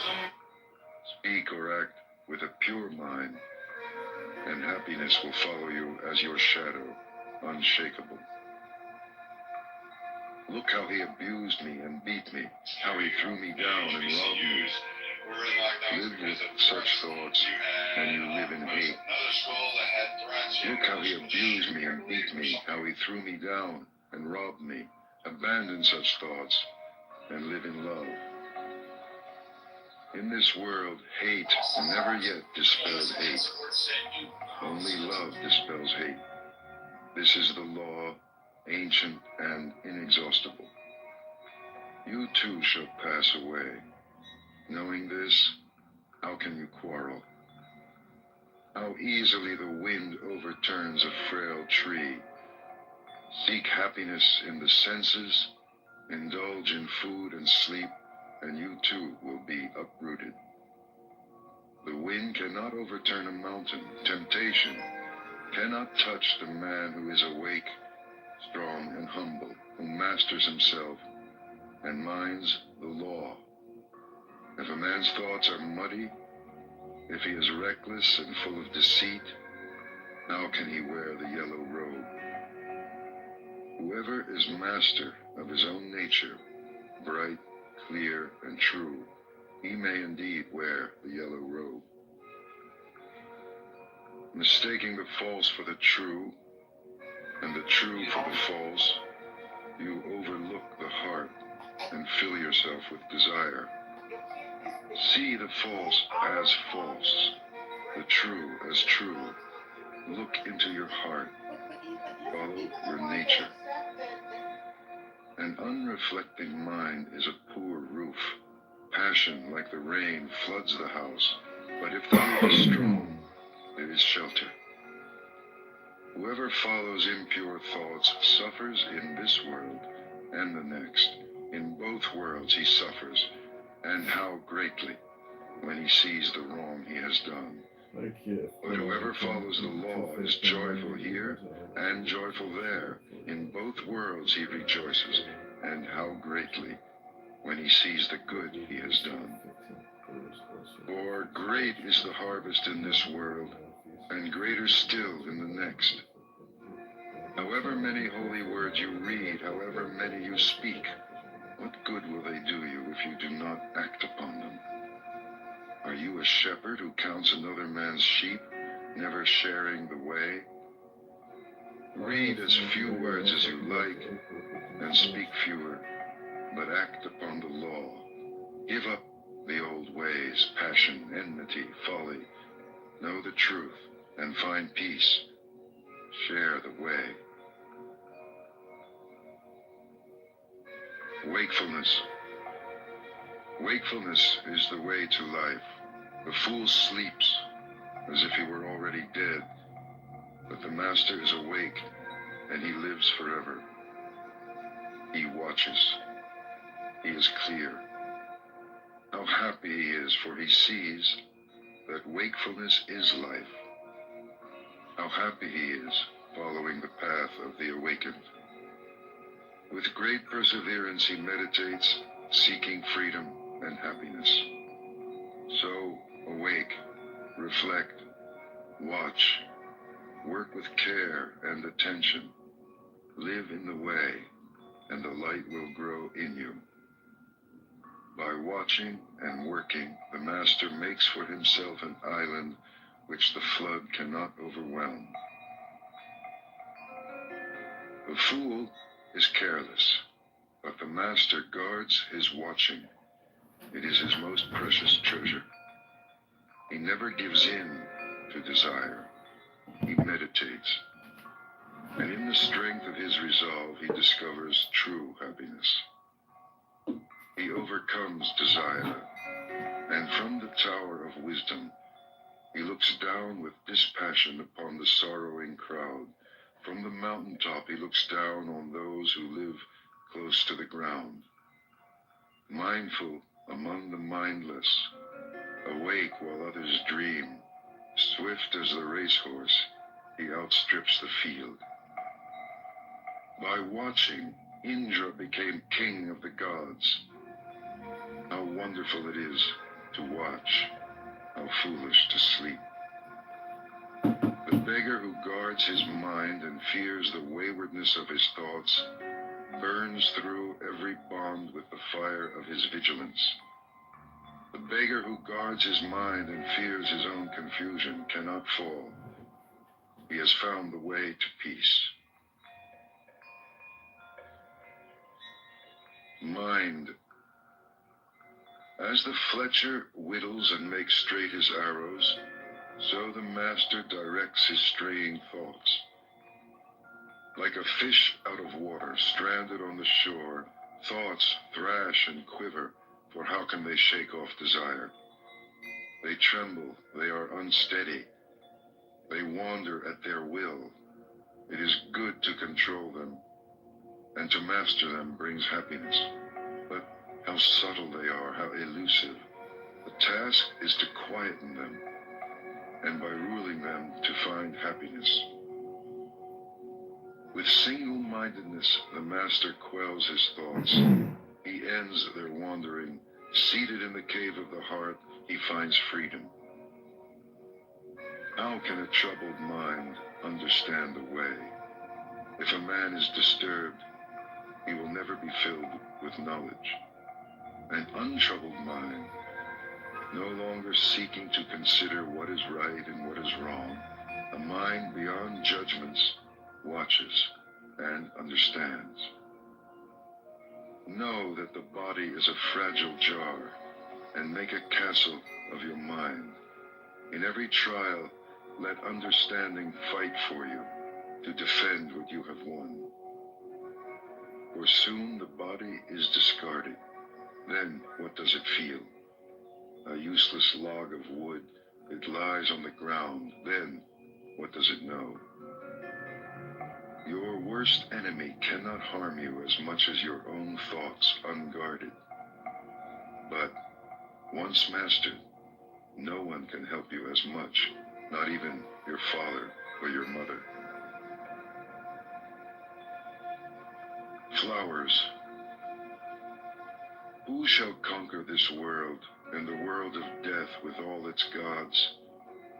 Who shall discover the shining way of the law? You shall, even as the man who seeks flowers finds the most beautiful, the rarest.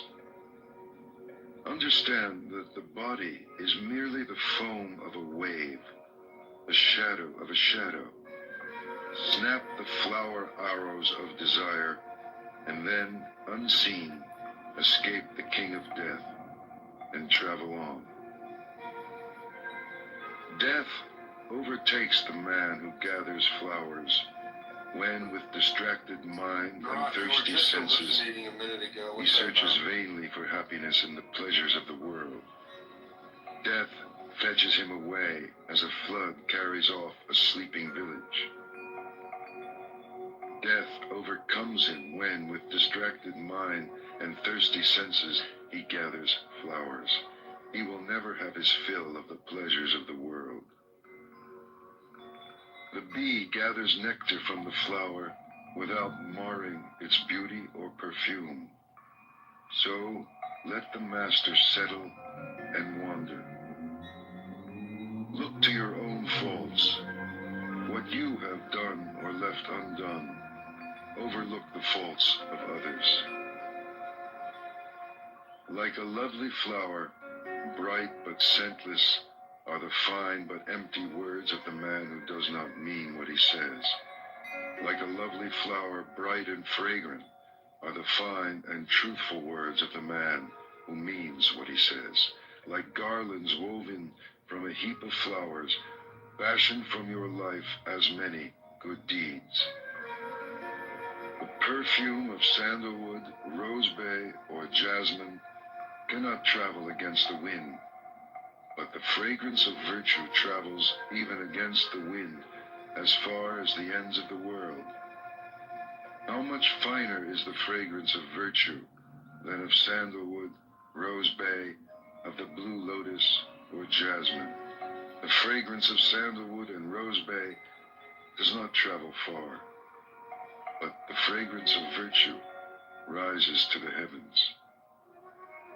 Desire never crosses the path of virtuous and wakeful men.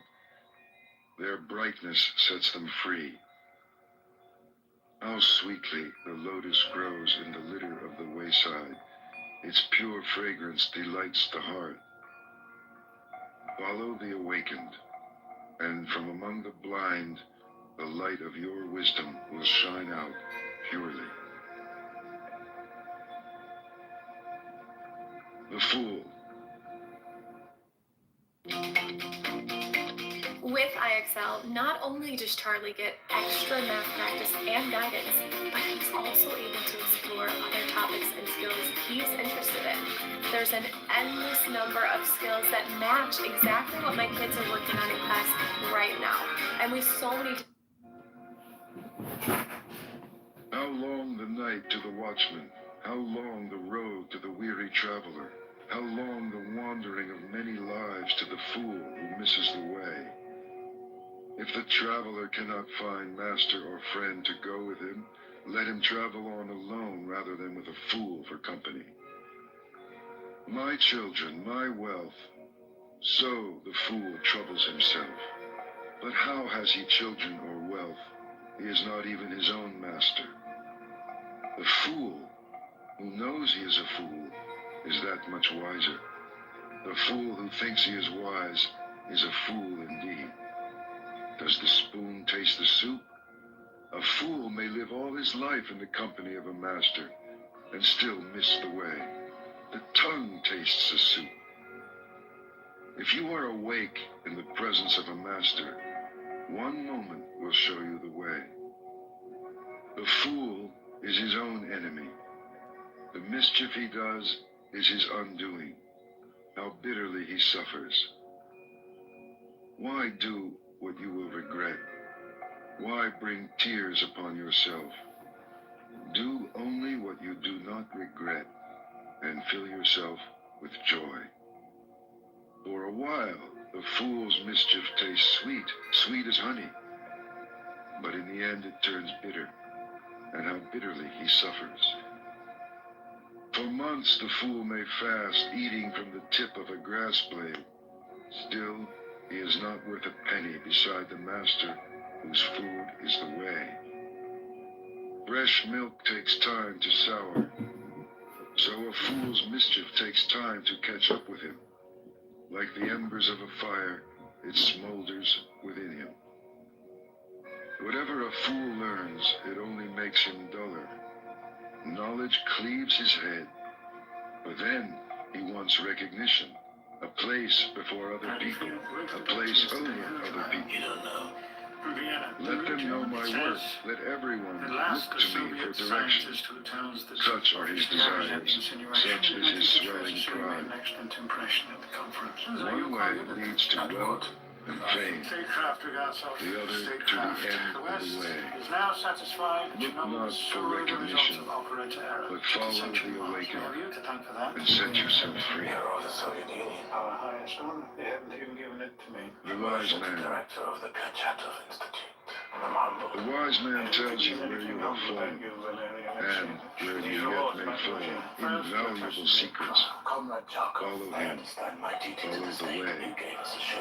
Let him chasten and teach you and keep you from mischief. The world may hate him, but good men love him. Do not look for bad company or live with men who do not care. Find friends who love the truth. Drink deeply. Live in serenity and joy. The wise man delights in the truth and follows the law of the awakened. The farmer channels water to his land. The fletcher whittles his arrows, and the carpenter turns his wood. So the wise man directs his mind. The wind cannot shake a mountain. Neither praise nor blame moves the wise man. He is clarity. Hearing the truth, he is like a lake, pure and tranquil and deep. Want nothing. Where there is desire, say nothing. Happiness or sorrow, whatever befalls you, walk on, untouched, unattached. Do not ask for family or power or wealth, either for yourself or for another. Can a wise man wish to rise unjustly?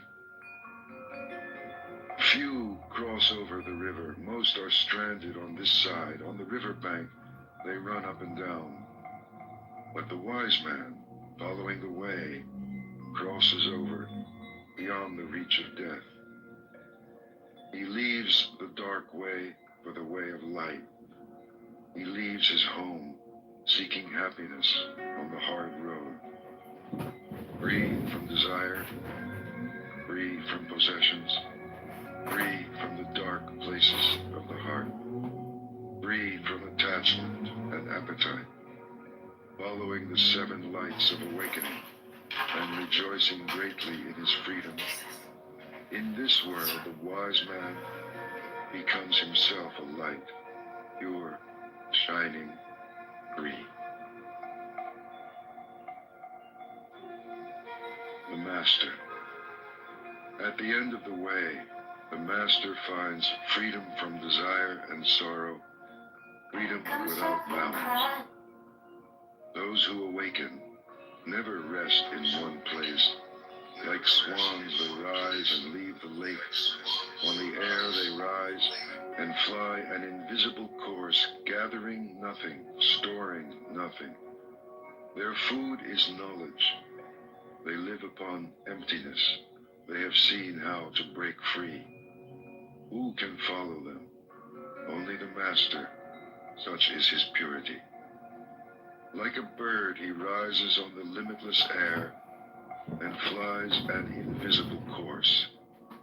He wishes for nothing. His food is knowledge.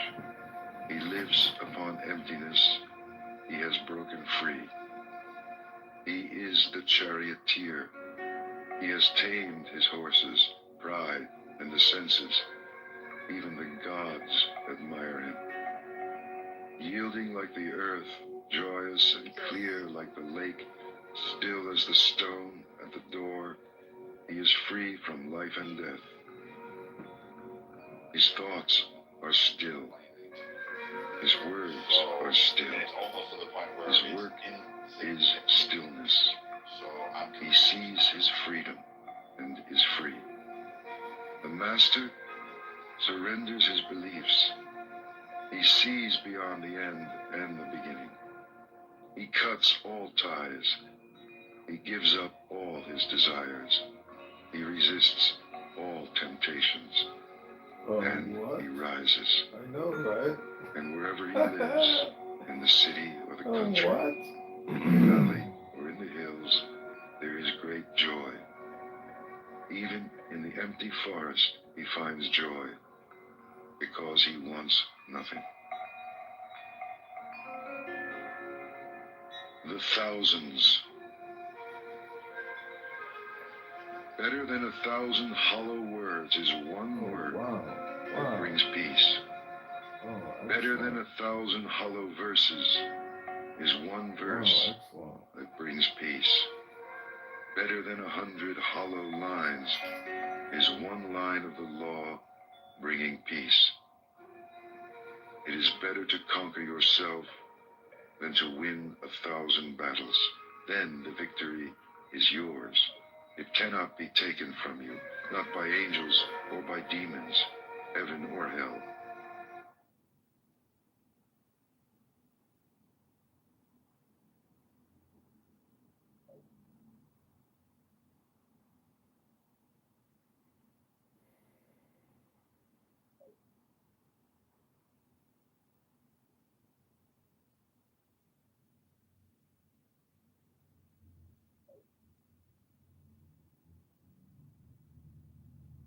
Here we go again.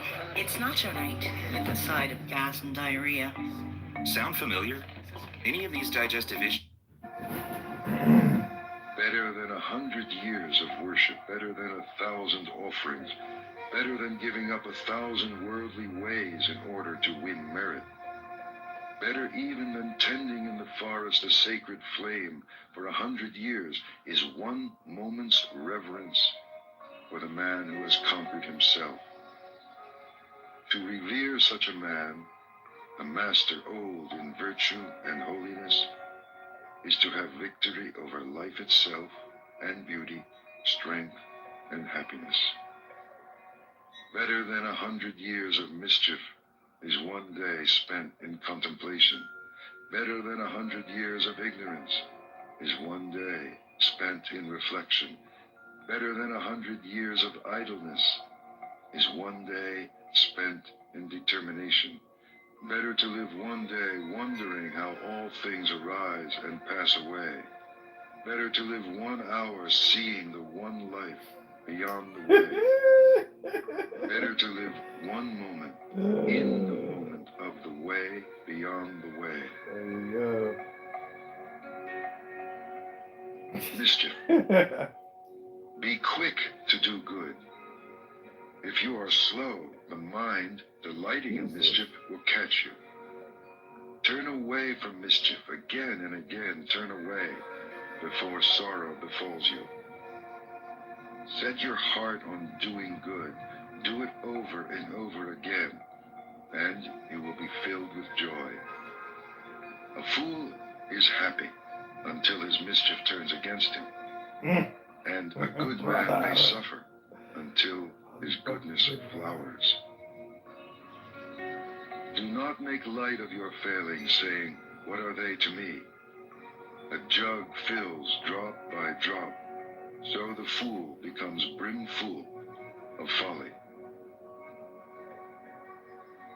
Do not belittle your virtue, saying they are nothing. A jug fills drop by drop, so the wise man becomes brimful of virtue. As the rich merchant with few servants shuns a dangerous road, and the man who loves life shuns poison, beware the dangers of folly and mischief. For an unwounded hand may handle poison, the innocent come to no harm. But as dust thrown against the wind, mischief is blown back in the face of the fool who wrongs the pure and harmless. Some are reborn in hell, some in this world, the good in heaven, but the pure are not reborn. Nowhere. Not in the sky, nor in the midst of the sea, nor deep in the mountains can you hide from your own mischief. Not in the sky, nor in the midst of the ocean, nor deep in the mountains, nowhere can you hide from your own death. Violence. All beings tremble before violence. All fear death. All love life. See yourself in others. Then whom can you hurt? What harm can you do? He who seeks happiness by hurting those who seek happiness will never find happiness. For your brother is like you. He wants to be happy. Never harm him, and when you leave this life, you too will find happiness. Never speak harsh words, for they will rebound upon you. Angry words hurt, and the hurt rebounds. Like a broken gong, be still, be silent. Know the stillness of freedom, where there is no more striving. Like herdsmen driving their cows into the fields, old age and death will drive you before them. But the fool in his mischief forgets, and he lights the fire wherein one day he must burn. He who harms the harmless or hurts the innocent, 10 times shall he fall, into torment or infirmity, injury or disease or madness, persecution or fearful accusation, loss of family, loss of fortune. Fire from heaven shall strike his house, and when his body has been struck down, he shall rise in hell. He who goes naked with matted hair, mud bespattered, who fasts and sleeps on the ground and smears his body with ashes, and sits in endless meditation, so long as he is not free from doubts, he will not find freedom. But he who lives purely and self-assured, in quietness and virtue, who is without harm or hurt or blame, even if he wears fine clothes, so long as he also has faith, he is a true seeker. A noble horse rarely feels the touch of the whip. Who is there in this world as blameless? Then, like a noble under the whip, burn and be swift, believe, meditate, see, be harmless, be blameless, awake to the law, and from all sorrow free yourself. The farmer channels water to his land, the fletcher whittles his arrows, the carpenter turns his wood, and the wise man masters himself. Old age. The world is on fire, and are you laughing? You are deep in the dark. Will you not ask for light? For behold your body, a painted puppet, a toy, jointed and sick, and full of false imaginings, a shadow that shifts and fades. How frail it is, frail and pestilent. It sickens, festers, and dies. Like every living thing, in the end, it sickens and dies. Behold these whitened bones, the hollow shells and husks of a dying summer, and are you laughing? You are a house of bones, flesh and blood for plaster. Pride lives in you, and hypocrisy, decay, and death. The glorious chariots of kings shatter, so also the body turns to dust. But the spirit of purity is changeless, and so the pure instruct the pure. The ignorant man is an ox. He grows in size, not in wisdom. Vainly I sought the builder of my house through countless lives. I could not find him. How hard it is to tread life after life. But now I see you, O builder, and never again shall you build my house. I have snapped the rafters, split the ridgepole, and beaten out desire, and now my mind is free. There are no fish in the lake. The long-legged cranes stand in the water. Sad is the man who in his youth lived loosely and squandered his fortune. Sad as a broken bow, and sadly is he sighing after all that has arisen and has passed away. Yourself. Love yourself and watch, today, tomorrow, always. First, establish yourself in the way, then teach, and so defeat sorrow. To straighten the crooked You must first do a harder thing. Straighten yourself.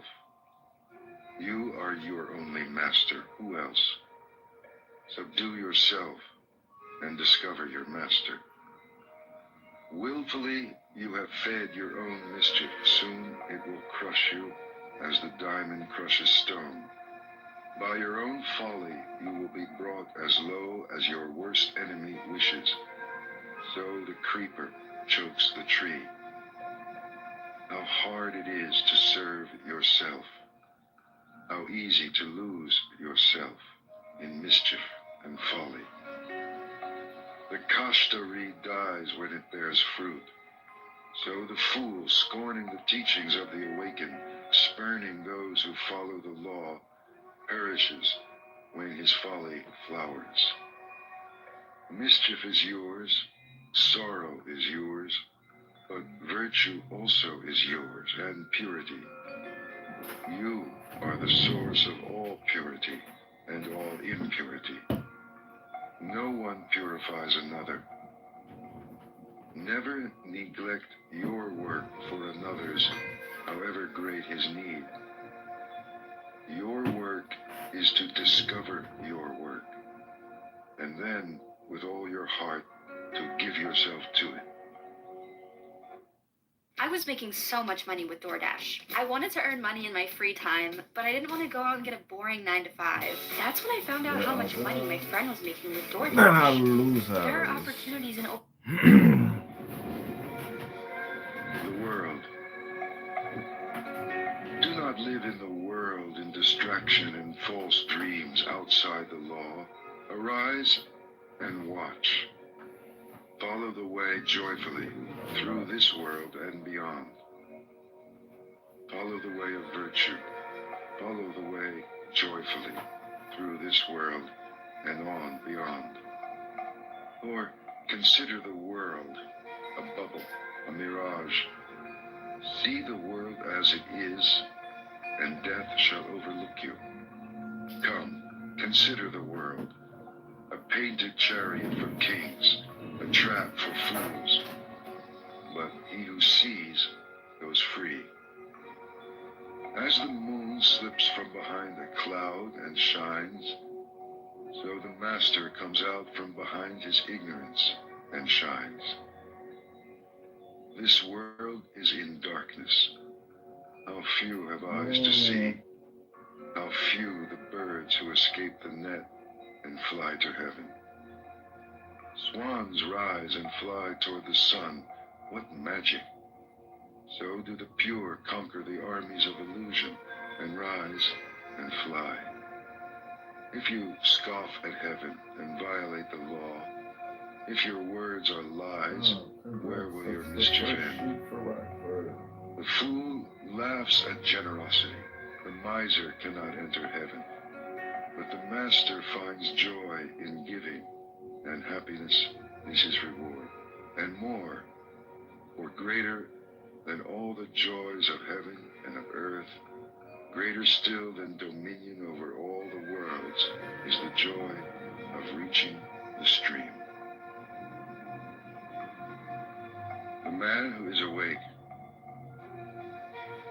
he is awake. The victory is his. He has conquered the world. How can he lose the way who is beyond the way? His eye is open. His foot is free. Who can follow after him? The world cannot reclaim him or lead him astray, nor can the poisoned net of desire hold him. He is awake. The gods watch over him. He is awake and finds joy in the stillness of meditation and in the sweetness of surrender. Hard it is to be born. Hard it is to live. Harder still to hear of the way, and hard to rise, follow, and awake. Yet the teaching is simple. Do what is right. Be pure. At the end of the way is freedom. Till then, patience. If you wound or grieve another, you have not learned detachment. Offend in neither word nor deed. Eat with moderation. Live in your heart. Seek the highest consciousness. Master yourself according to the law. This is the simple teaching of the awakened. The rain could turn to gold, and still your thirst would not be slaked. Desire is unquenchable, or it ends in tears, even in heaven. He who wishes to awake consumes his desires joyfully. In his fear, a man may shelter in mountains, or in forests, in groves of sacred trees, or in shrines. But how can he hide there from his sorrow? He who shelters in the way and travels with those who follow it comes to see the four great truths concerning sorrow, the beginning of sorrow, the eightfold way, and the end of sorrow. Then, at last, he is safe. He has shaken off sorrow. He is free. The awakened are few and hard to find. Happy is the house where a man awakes. Blessed is his birth. Blessed is the teaching of the way. Blessed is the understanding among those who follow it. And blessed is their determination. And blessed are they who revere the man who awakes and follows the way. They are free from fear. They are free. They have crossed over the river of sorrow. Joy. Live in joy, in love, even among those who hate. Live in joy, in health, even among the afflicted. Live in joy, in peace, even among the troubled. Live in joy without possessions, like the shining ones. The winner sows hatred because the loser suffers. Let go of winning and losing and find joy. There is no fire like passion, no crime like hatred, no sorrow like separation, no sickness like hunger, and no joy like the joy of freedom. Health, contentment, and trust are your greatest possessions, and freedom your greatest joy. Look within. Be still. Free from fear and attachment. Know the sweet joy of the way. How joyful to look upon the awakened and to keep company with the wise. How long the road to the man who travels with a fool, but whoever follows those who follow the way discovers his family and is filled with joy. Follow then the shining ones, the wise, the awakened, the loving, for they know how to work and forbear. Follow them as the moon follows the path of the stars.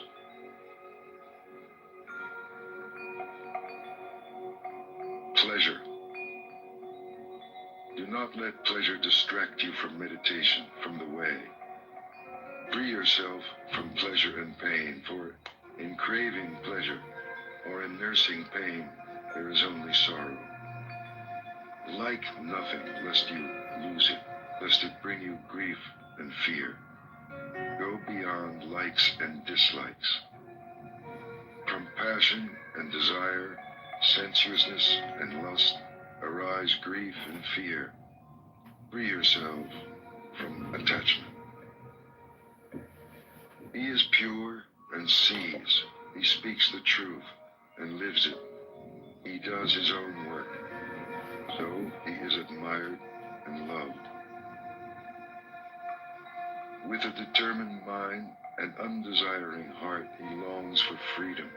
He is called Udam Soto, he who goes upstream.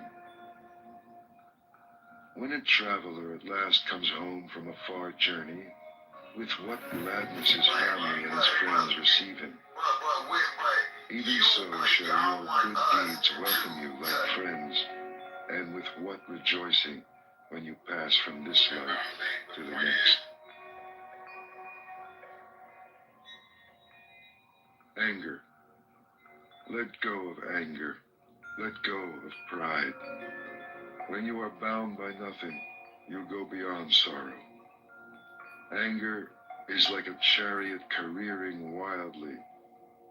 He who curbs his anger is the true charioteer. Others merely hold the reins.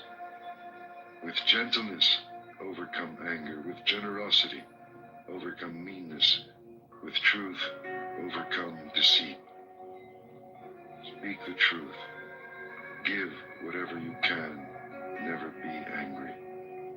These 3 steps will lead you into the presence of the gods. The wise harm no one. They are masters of their bodies, and they go to the boundless country. They go beyond sorrow. Those who seek perfection keep watch by day and night till all desires vanish. Listen, Achula, this is not new. It is an old saying. They blame you for being silent. They blame you when you talk too much and when you talk too little. Whatever you do, they blame you. The world always finds a way to praise and a way to blame. It always has, and it always will. But who dares blame the man whom the wise continually praise, whose life is virtuous and wise, who shines like a coin of pure gold? Even the gods praise him. Even Brahma praises him. Beware of the anger of the body. Master the body. Let it serve truth. Beware of the anger of the mouth. Master your words. Let them serve truth. Beware of the anger of the mind. Master your thoughts. Let them serve truth. The wise have mastered body, word, and mind. They are the true masters.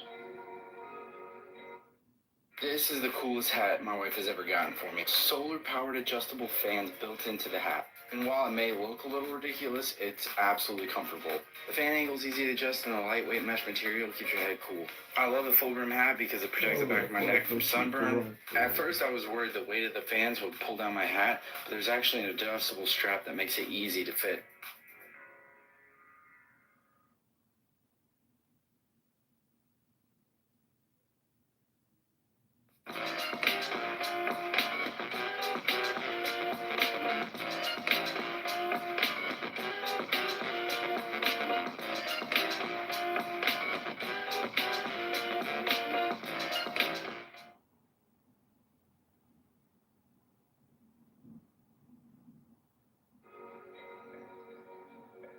Impurity. You are as the yellow leaf. The messengers of death are at hand. You are to travel far away. What will you take with you? You are the lamp to lighten the way. Then hurry, hurry.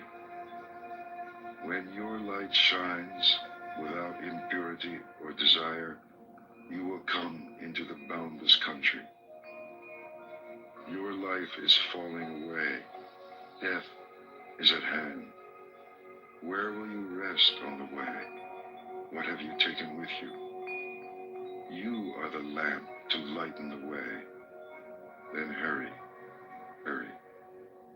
When your light shines purely, you will not be born, and you will not die. As a silversmith sifts dust from silver, remove your own impurities, little by little. Or, as iron is corroded by rust, your own mischief will consume you. Neglected, the sacred verses rust, for beauty rusts without use, and, unrepaired, the house falls into ruin, and the watch without vigilance fails. In this world and the next, there is impurity and impurity. When a woman lacks dignity, when a man lacks generosity, but the greatest impurity is ignorance. Free yourself from it. Be pure.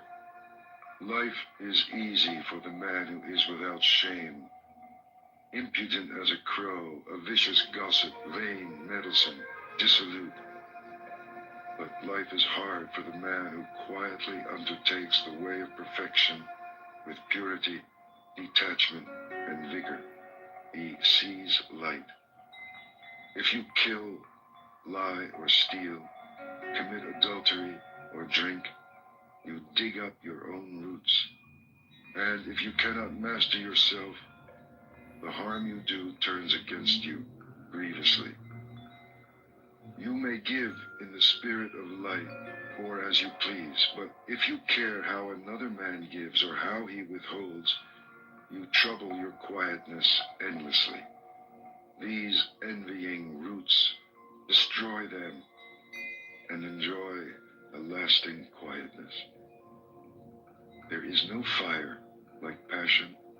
There are no chains like hate. Illusion is a net, desire a rushing river. How easy it is to see your brother's faults, how hard to face your own. You winnow his in the wind like chaff, but yours you hide like a cheat covering up an unlucky throw. Dwelling on your brother's faults multiplies your own.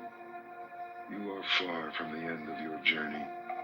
The way is not in the sky, the way is in the heart. See how you love whatever keeps you from your journey. But the Tathagatas, they who have gone beyond, have conquered the world. They are free. The way is not in the sky. The way is in the heart. All things arise and pass away, but the awakened awake forever. The just. If you determine your course with force or speed, you miss the way of the law. Quietly consider what is right and what is wrong, receiving all opinions equally, without haste, wisely observe the law. Who is wise, the eloquent or the quiet man? Be quiet and loving and fearless. Or the mind talks, but the body knows. Gray hairs do not make a master. A man may grow old in vain. The true master lives in truth, in goodness and restraint, non-violence, moderation, and purity. Fine words or fine features cannot make a master out of a jealous and greedy man. Only when envy and selfishness are rooted out of him may he grow in beauty. A man may shave his head, but if he still lies and neglects his work, if he clings to desire and attachment, how can he follow the way? The true seeker subdues all waywardness. He has submitted his nature to quietness. He is a true seeker, not because he begs, but because he follows the lawful way, holding back nothing, holding to nothing. Beyond good and beyond evil, beyond the body and beyond the mind. Silence cannot make a master out of a fool, but he who weighs only purity in his scales, who sees the nature of the two worlds, he is a master. He harms no living thing. And yet, it is not good conduct that helps you upon the way, nor ritual, nor book learning, nor withdrawal into the self, nor deep meditation. None of these confers mastery or joy.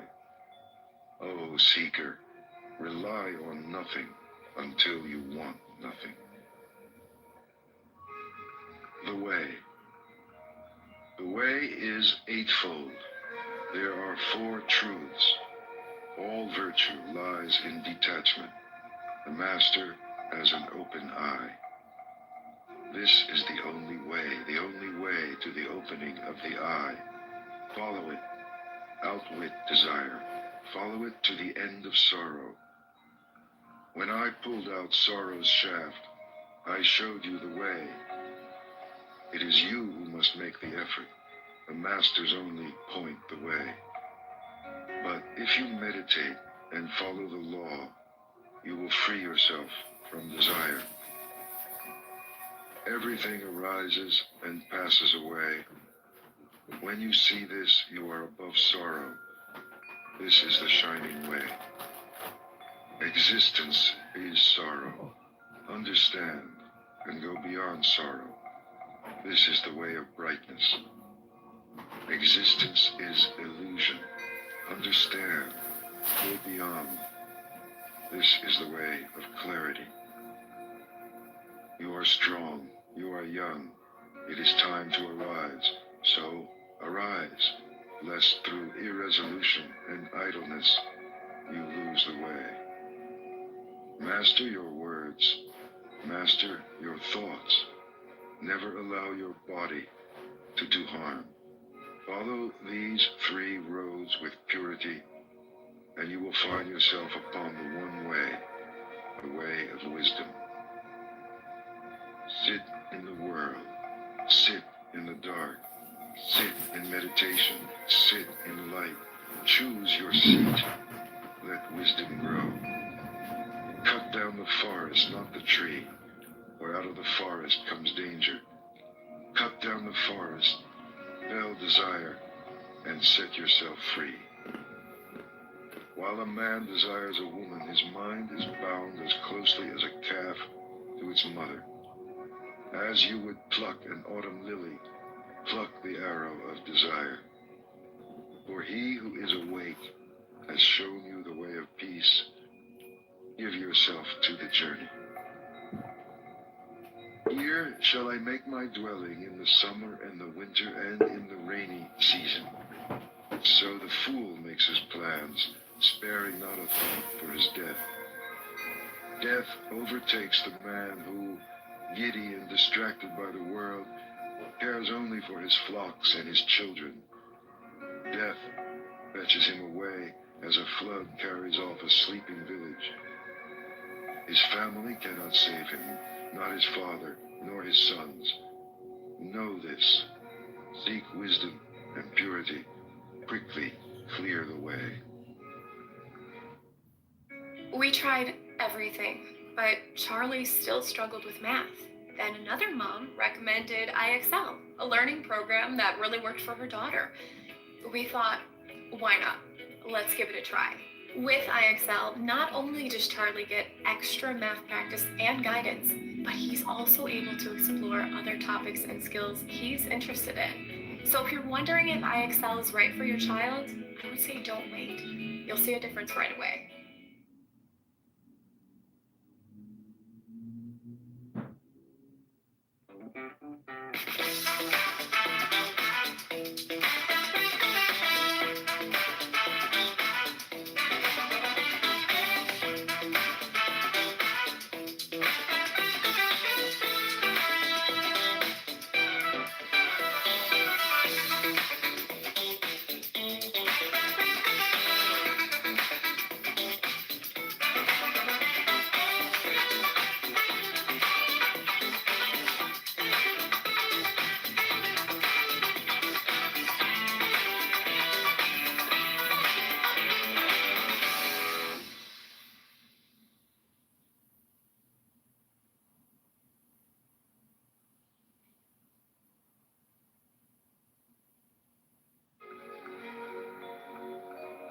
Out of the forest. There is pleasure and there is bliss. Forgo the first to possess the second. If you are happy at the expense of another man's happiness, you are forever bound. You do not what you should. You do what you should not. You are reckless, and desire grows. But the master is wakeful. He watches his body. In all his actions, he discriminates, and he becomes pure. He is without blame, though once he may have murdered his mother and his father, 2 kings, a kingdom, and all its subjects. Though the kings were holy and their subjects among the virtuous, yet is he blameless. The followers of the awakened awake, and day and night they watch and meditate upon their master. Forever wakeful, they mind the law. They know their brothers on the way. They understand the mystery of the body. They find joy in all beings. They delight in meditation. It is hard to live in the world and hard to live out of it. It is hard to be one among many. And for the wanderer, how long is the road wandering through many lives? Let him rest. Let him not suffer. Let him not fall into suffering. If he is a good man, a man of faith, honored and prosperous, wherever he goes, he is welcome. Like the Himalayas, good men shine from afar, but bad men move unseen like arrows in the night. Sit, rest, work, alone with yourself, never weary. On the edge of the forest, live joyfully, without desire. The dark. One man denies the truth, another denies his own actions. Both go into the dark, and in the next world suffer, for they offend truth. Wear the yellow robe, but if you are reckless, you will fall into darkness. If you are reckless, better to swallow molten iron than eat at the table of good folk. If you court another man's wife, you court trouble. Your sleep is broken, you lose your honor, you fall into darkness. You go against the law, you go into the dark. Your pleasures end in fear, and the king's punishment is harsh. But as a blade of grass held awkwardly may cut your hand, so renunciation may lead you into the dark. Or if in your renunciation you are reckless and break your word, if your purpose wavers, you will not find light. Do what you have to do, resolutely, with all your heart. The traveler who hesitates only raises dust on the road. It is better to do nothing than to do what is wrong. Or whatever you do to yourself. Like a border town well guarded, guard yourself within and without. Let not a single moment pass, lest you fall into darkness. Feel shame only where shame is due. Fear only what is fearful. See evil only in what is evil, lest you mistake the true way and fall into darkness. See what is. See what is not. Follow the true way. Rise. The elephant. I shall endure hard words as the elephant endures the shafts of battle. Or many people speak wildly. The tamed elephant goes to battle. The king rides him. The tamed man is the master. He can endure hard words in peace. Better than a mule or the fine horses of Sind or the mighty elephants of war is the man who has mastered himself. Not on their backs can he reach the untrodden country, but only on his own. The mighty elephant Danapalaka is wild when he is in rut, and when bound he will not eat, remembering the elephant grove. The fool is idle, he eats and he rolls in his sleep like a hog in a sty, and he has to live life over again. My own mind used to wander wherever pleasure or desire or lust led it, but now I have it tamed. I guide it as the keeper guides the wild elephant. Awake, Be the witness of your thoughts. The elephant hauls himself from the mud. In the same way, drag yourself out of your sloth. If the traveler can find a virtuous and wise companion, let him go with him joyfully and overcome the dangers of the way. But if you cannot find friend or master to go with you, travel on alone, like a king who has given away his kingdom, like an elephant in the forest. Travel on alone, rather than with a fool for company. Do not carry with you your mistakes. Do not carry your cares. Travel on alone, like an elephant in the forest. To have friends in need is sweet, and to share happiness, and to have done something good before leaving this life is sweet, and to let go of sorrow. To be a mother is sweet, and a father. It is sweet to live arduously, and to master yourself. Oh, how sweet it is to enjoy life living in honesty and strength. And wisdom is sweet, and freedom. Desire. If you sleep, desire grows in you like a vine in the forest. Like a monkey in the forest, you jump from tree to tree, never finding the fruit.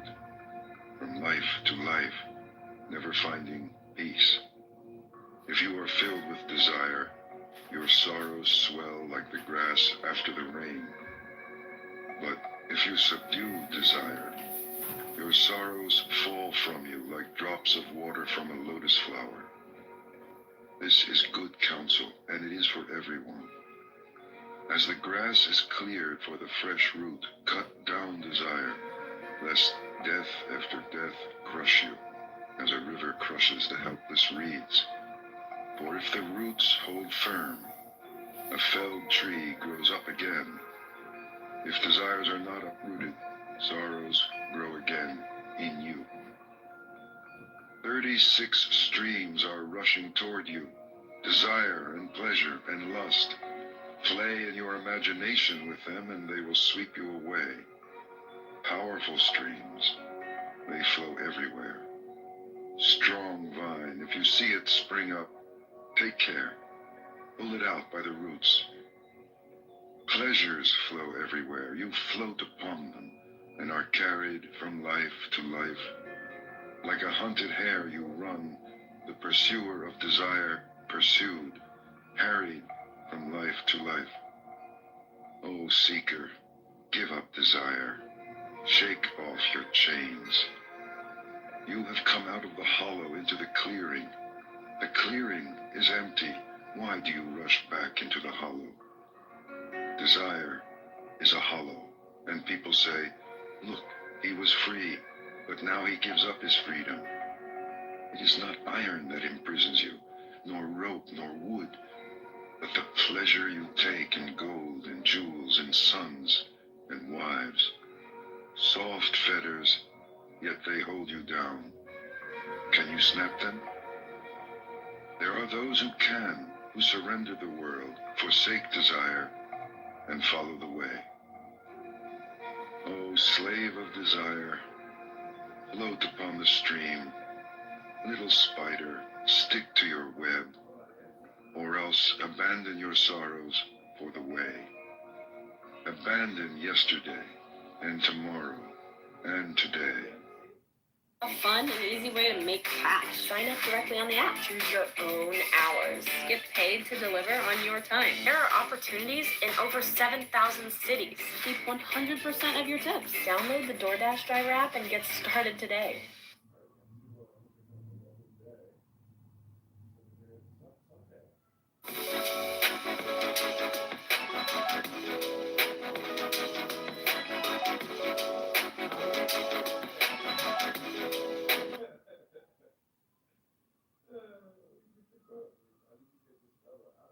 Day. Cross over to the farther shore, beyond life and death. Do your thoughts trouble you? Does passion disturb you? Beware of thirstiness, lest your wishes become desires, and desire binds you. Quieten your mind. Reflect. Watch. Nothing binds you. You are free. You are strong. You have come to the end, free from passion and desire. You have stripped the thorns from the stem. This is your last body. You are wise. You are free from desire, and you understand words and the stitching together of words, and you want nothing. Victory is mine. Knowledge is mine, and all purity, all surrender. I want nothing. I am free. I found my way. Whom shall I call teacher? The gift of truth is beyond giving, the taste beyond sweetness, the joy beyond joy. The end of desire is the end of sorrow. The fool is his own enemy. Seeking wealth, he destroys himself. Seek rather the other shore. Weeds choke the field. Passion poisons the nature of man, and hatred, illusion, and desire. Honor the man who is without passion, hatred, illusion, and desire. What you give to him will be given back to you, and more. The Seeker. Master your senses. What you taste and smell, what you see, what you hear. In all things, be a master of what you do and say and think. Be free. You are a seeker. Delight in the mastery of your hands and your feet, of your words and your thoughts. Delight in meditation and in solitude. Compose yourself. Be happy. You are a seeker. Hold your tongue. Do not exalt yourself, but lighten the way, for your words are sweet. Follow the truth of the way. Reflect upon it. Make it your own. Live it. It will always sustain you. Do not turn away what is given you, nor reach out for what is given to others, lest you disturb your quietness. Give thanks for what has been given you, however little. Be pure. Never falter. You have no name and no form. Why miss what you do not have? The seeker is not sorry. Love and joyfully follow the way, the quiet way to the happy country. Seeker, empty the boat, lighten the load, passion and desire and hatred, and sail swiftly. There are 5 at the door to turn away, and 5 more, and there are 5 to welcome in. And when 5 have been left stranded on the shore, the seeker is called O Gati Nati, he who has crossed over. Seeker, do not be reckless. Meditate constantly, or you will swallow fire and cry out no more. If you are not wise, how can you steady the mind? If you cannot quieten yourself, what will you ever learn? How will you become free? With a quiet mind, come into that empty house, your heart, and feel the joy of the way beyond the world. Look within, the rising and the falling. What happiness! How sweet to be free! It is the beginning of life, of mastery and patience, of good friends along the way, of a pure and active life. So, live in love. Do your work. Make an end of your sorrows. Or see how the jasmine releases and lets fall its withered flowers. Let fall willfulness and hatred. Are you quiet? Quieten your body. Quieten your mind. You want nothing. Your words are still. You are still. By your own efforts, waken yourself. watch yourself, and live joyfully. You are the master. You are the refuge. As a merchant breaks in a fine horse, master yourself. How gladly you follow the words of the awakened, how quietly, how surely you approach the happy country, the heart of stillness. However young, the seeker who sets out upon the way shines bright over the world.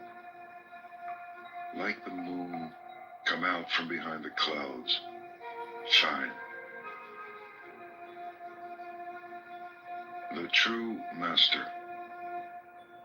Wanting nothing with all your heart, stop the stream. When the world dissolves, everything becomes clear.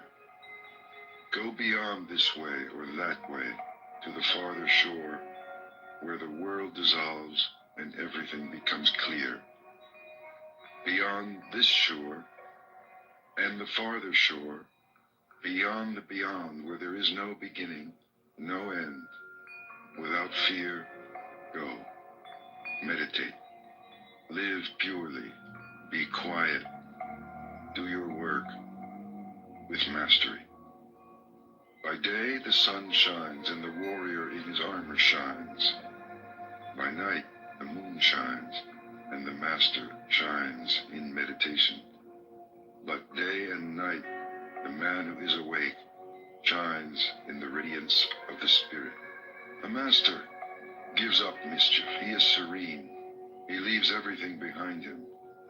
He does not take offense and he does not give it. He never returns evil for evil. Alas for the man who raises his hand against another, and even more for him who returns the blow. Resist the pleasures of life and the desire to hurt till sorrows vanish. Never offend by what you think or say or do. Honor the man who is awake and shows you the way. Honor the fire of his sacrifice. Matted hair or family or caste do not make a master, but the truth and goodness with which he is blessed. Your hair is tangled and you sit on a deerskin. What folly when inside you are ragged with lust. The master's clothes are in tatters. His veins stand out. He is wasting away. Alone in the forest, he sits and meditates. A man is not born to mastery. A master is never proud. He does not talk down to others. Owning nothing, he misses nothing. He is not afraid. He does not tremble. Nothing binds him. He is infinitely free. So cut through the strap and the thong and the rope. Loosen the fastenings. Unbolt the doors of sleep and awake. The master endures insults and ill treatment without reacting, for his spirit is an army. He is never angry. He keeps his promises. He never strays. He is determined. This body is my last, he says. Like water on the leaf of a lotus flower, or a mustard seed on the point of a needle, he does not cling, for he has reached the end of sorrow and has laid down his burden. He looks deeply into things and sees their nature. He discriminates and reaches the end of the way. He does not linger with those who have a home, nor with those who stray. Wanting nothing, he travels on alone. He hurts nothing. He never kills. He moves with love among the unloving, with peace and detachment among the hungry and querulous. Like a mustard seed from the point of a needle, hatred has fallen from him, and lust, hypocrisy, and pride. He offends no one, yet he speaks the truth. His words are clear, but never harsh. Whatever is not his, he refuses, good or bad, great or small. He wants nothing from this world and nothing from the next. he is free. Desiring nothing, doubting nothing, beyond judgment and sorrow and the pleasure of the senses, he is moved beyond time. He is pure and free. How clear he is. He is the moon. He is serene. He shines. For he has traveled life after life the muddy and treacherous road of illusion. He does not tremble or grasp or hesitate. He has found peace. Calmly, he lets go of life, of home and pleasure and desire. Nothing of men can hold him. Nothing of the gods can hold him. Nothing in all creation can hold him. Desire has left him, never to return. Sorrow has left him, never to return. He is calm. In him the seed of renewing life has been consumed. He has conquered all the inner worlds. With dispassionate eye he sees everywhere the falling and the uprising. And with great gladness he knows that he has finished. He has woken from his sleep. And the way he has taken is hidden from men, even from spirits and gods, by virtue of his purity. In him there is no yesterday, no tomorrow, no today. Possessing nothing, wanting nothing, he is full of power. Fearless, wise, exalted, he has vanquished all things. He sees by virtue of his purity. He has come to the end of the way, over the river of his many lives, his many deaths, beyond the sorrow of hell, beyond the great joy of heaven, by virtue of his purity. He has come to the end of the way. All that he had to do, he has done. And now, he is one. An afterword, written and read by Jacob Needleman. Buddhism was born in India. In its beginnings, it conceived of itself not as a new religion, but as a reconstitution of what is essential in the vastness of the Hindu tradition. Taken as a whole, the Hindu religion can be likened to an Olympian armed campaign with great generals dispersed abroad, their huge armies and infinitely variegated weaponry converging upon the enemy, the ego, under some divinely conceived master strategy. Compared to this, Buddhism appears upon the Indian scene as a direct hand-to-hand attack with no holds barred, striking instantly and mercilessly at the enemy's weakest point. By and large, Buddhism has retained this quality of one-pointed practicality, even amid the later flowering of a metaphysics and mythology which, in all of its aspects, rivals the entirety of Hinduism. Put succinctly, the Buddha, who is understood to have lived and taught in the 6th century BC, taught that the principal cause of all human suffering and desolation is the deeply ingrained belief that there is such a thing as a self or ego that persists through time and change. Everything else in Buddhism, its art, philosophy, rituals, and techniques, originated as tools for the destruction of man's illusion that he is a self. This doctrine of no self, or non-Atman, is, as it is said, the diamond which cuts through all errors and confusions of humanity. According to this teaching, everything in human nature is in flux, and a man is nothing but a serial bundle of sensations, thoughts, and feelings, one proceeding from another with nothing to hold them together either in life or death. And not only man, but all things in the universe are without self, without a fixed nature that abides from moment to moment. In the endless and rigorously determined chain of cause and effect that constitutes the universe, we human beings fail by fixing our interest or desire upon one or another phenomenal aggregate, either within ourself or external to ourself. Therein is the root of all our sorrow. What can liberate us is the deep and thorough understanding of all things, including the personality, as causally determined processes of becoming. Consciousness, meaning the totality of thought, feeling, perception, sensation, pleasure, and pain, is not a being, but a passion, not an activity, but only a sequence of reactions in which we, who have no power to be either as or when we will, are fatally involved. Individuality is motivated by and perpetuated by wanting, and the cause of all wanting is ignorance. For we ignore that the objects of our desire can never be possessed in any real sense of the word, ignore that even when we have got what we want, we still want to keep it, and are still in the state of desire. The ignorance meant is of things as they really are, and the consequent attribution of substantiality to what is merely phenomenal, the seeing of self in what is not self.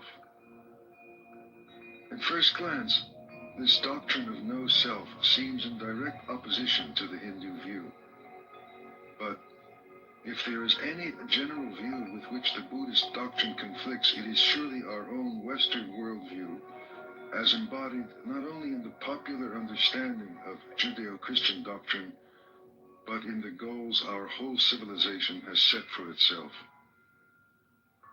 The religions of the West have imbued us with the idea of an individual, eternal soul created by God, also in His way an individual, infinitely precious and irreducibly real. As our modern society drew away from religious doctrine, it substituted for the soul the idea of individual personality, not immortal perhaps, but for that very reason all the more our own and precious. The establishment of our identity, our role, has been the banner cry not only of scientific psychology, but of all the major intellectual movements of modern times, including existentialism and humanism. We measure a person's strength by what we take to be the distinctness and vividness of his individuality, and we all seek to make our mark, either as artists, scientists, or business people. To the Buddhist, all this striving is the pursuit of a phantom. The identity we seek to establish is nothing more than a thought, a picture in the mind of what we are or can be. It is in no wise based on fact. Our sense of persistence and sameness through change is a trick played upon us by the automatic functions of memory, and buttressed by the fact that we are given a name and treated by others as though we were a self. Indeed, our whole society is but a vast collection of sleepwalkers, each addressing the other and conceiving of himself within his own dream of selfhood. All our ideas of morality and obligation, blame and praise are based on this dream and serve only to strengthen the illusion of its reality. Putting the Buddhist doctrine of no self in the above way, its congruence with Hindu thought becomes clearer. We might say that for the Hindu or Brahmanic religion, human ignorance is the ignorance of who we are, of our ultimate divinity, where for Buddhism, it is ignorance of what we are not. We are not this ego. It is in fact the cardinal trait of Buddhism that its teachings are in negative terms. Break down the illusion, the error, and the truth will appear by itself, for it is always there.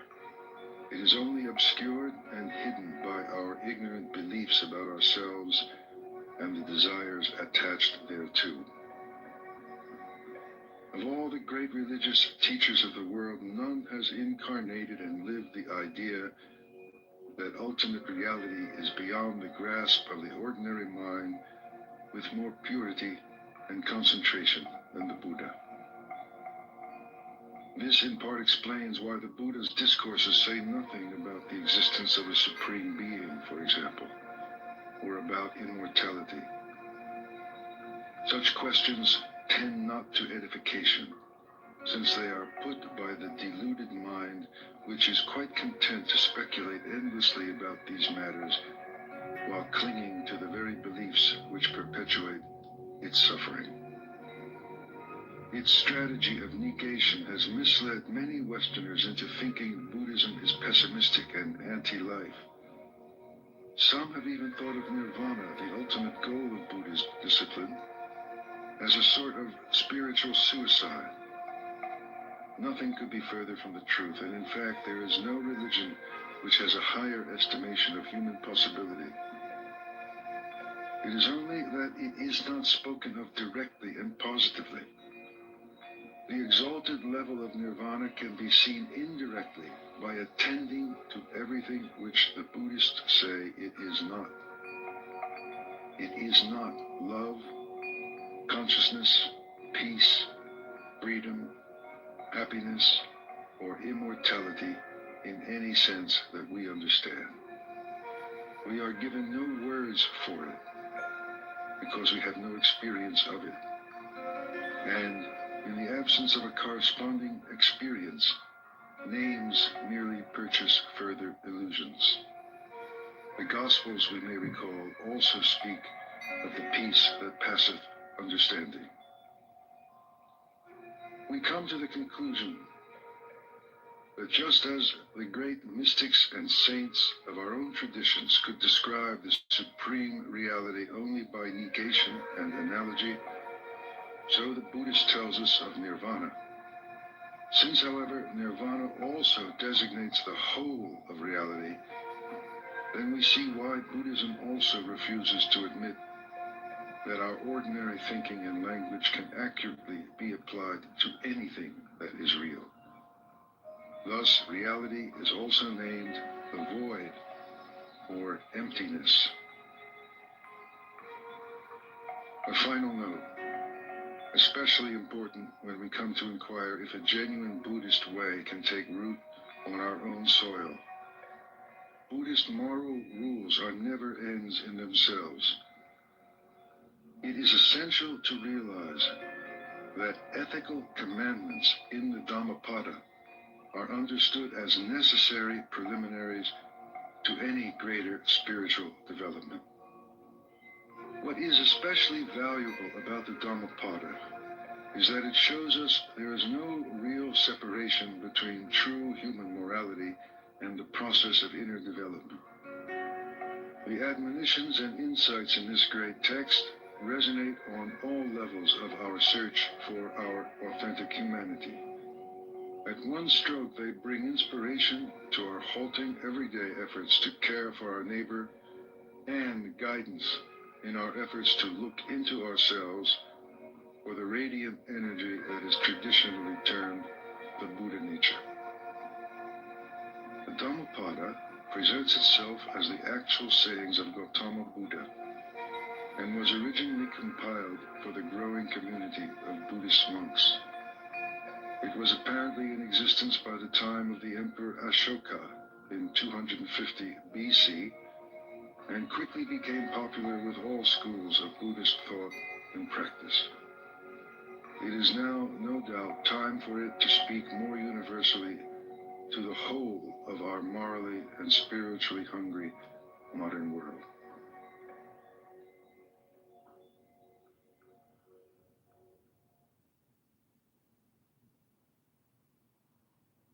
Does your dog hate bath time? You need to try this. This is our lick mat. We put some peanut butter on there. Look at how sad he is to get in the bath. He is sad, miserable dog. And then once he smells the peanut butter, He is completely fine. He doesn't even know he's getting wet.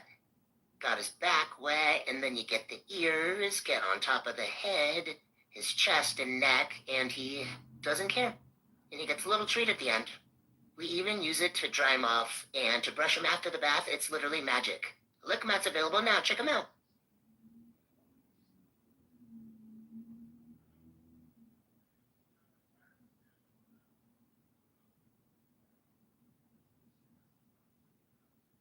Thoughts, Martin? Oh, should have bought Dixie. These weak store brand plates are risky business. Next time, get Dixie Ultra Plates. 3 times stronger than the leading store brand. Dixie, make it right.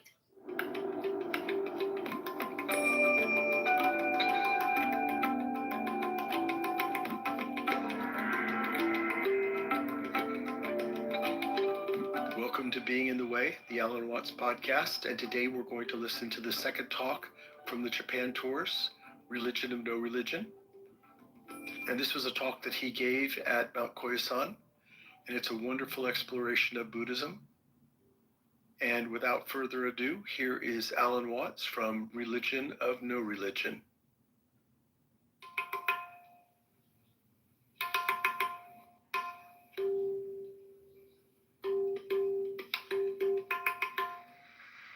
I was discussing last night the Bodhisattva doctrine in Mahayana Buddhism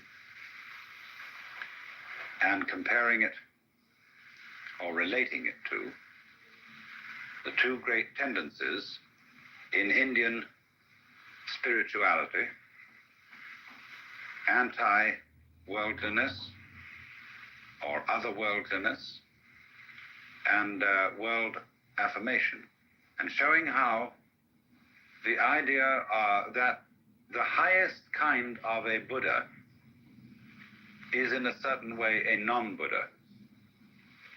The highest kind of a Buddha is like an ordinary person. And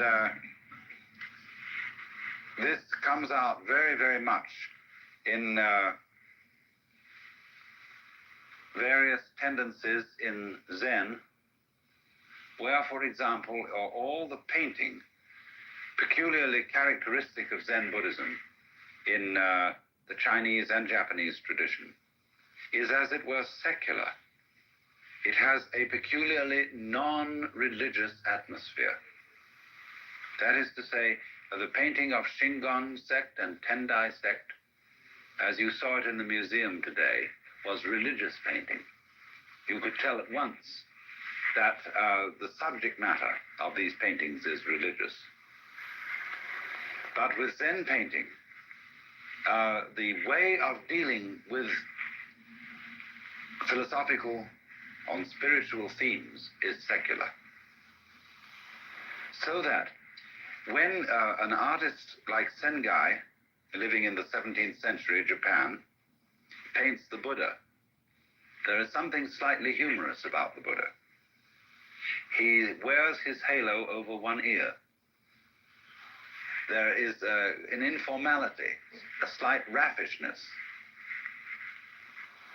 And so this comes from China, from those great Sung artists like Liang Kai, who painted the sixth patriarch of Zen chopping bamboos, looking like the most extraordinarily unkempt country oaf. So, also, the greatest Zen painting has as its subject matter not really religious themes at all. It uses pine branches, rocks, bamboos, grasses, everything of that kind. And you would never know that these things were icons. Likewise also in poetry, which we will go into more extensively in the future. The superb expression of Zen poetry is derived from the Chinese poet Hokoji, who says, "Wondrous action, supernatural power, drawing water, carrying fuel.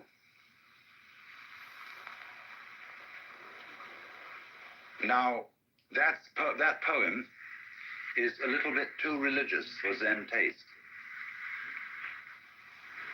And so, preferable to that is Basho's famous poem, The Old Pond, a frog jumps in, plop. Plop is the only possible English translation for the Japanese mizu no oto, which means literally the water's sound. Plop. But that poem, you see, is a very high-style Zen poem because it has nothing in it about religion. There is a poem on the edge, which also was written by Basho, which says, "When the lightning flashes, how admirable he who does not think life is fleeting." You see, the flash of a lightning is a Buddhist cliche for the transiency of the world. Your life goes by and it disappears as fast as a flash of lightning. That becomes a cliche. So, all religion, all religious comments about life eventually become cliches. And that's why religion always is falling apart and becoming a certain kind of going through the motions, a kind of imitation of attitudes. As if one would say, we've got a book called The Imitation of Christ. It's a terrible book. Because everybody who imitates Christ is a kind of a fake Jesus. So in the same way, there's all kinds of imitation Buddhas. Not just sitting on altars made of wood and gilded, but just sitting around in monasteries. So one might say then that the highest kind of religious or spiritual attainment has no way, a sign about it that it is religious or that it is spiritual.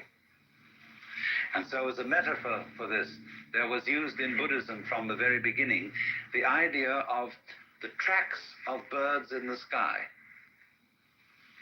They don't leave any tracks. And so the way of the enlightened man is like the track of a bird in the sky. And as one poem, a Chinese poem says, entering the forest, he does not disturb a blade of grass. Entering the water, he does not make a ripple. In other words, there is no sign about him to indicate that he is self-consciously religious.